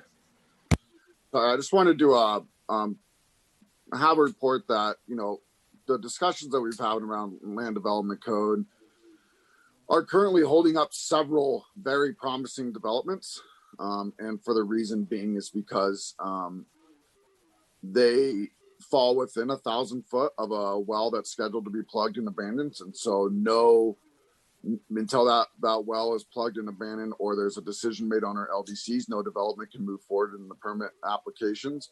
One specific that I've heard about has plans for 3 restaurants, a bank, an event center, and several other promising developments that we've all kind of been looking for. And money's been spent, you know, everything's moving forward and then it gets put on hold. So I just encourage this council to continue these discussions and get them, I'm not saying we rush through them and get them done, but know that there is money in our community sitting out there waiting to be spent that's in limbo. People have invested millions of dollars that are in limbo because of our current decision or where we're at currently on our land development code. And I would just encourage us to continue to move forward with that. Thank you. Well, I appreciate your comments. Those comments would have been better suited for administrative council business than reports. Are there any other council members that have a report to make? Seeing none, as I was starting to say, very quiet week last week. Did attend the preview line for the end line on Thursday morning. Did attend the grand opening this morning. Thank you to all the council members that were able to be there for the ribbon cutting at the Commerce City Station. I think this is a phenomenal thing for the city moving forward. We do have a station master plan that was developed about 10 years ago. If you have not reviewed that plan or seen a copy of it, I would recommend taking a look at that because I think that the time is well overdue that we start taking action in that area. Beyond that, I have no other comments to make or reports. With there being no further business to come for the City of Commerce City, we are adjourned. Have a good evening. Have a good week. Thank you.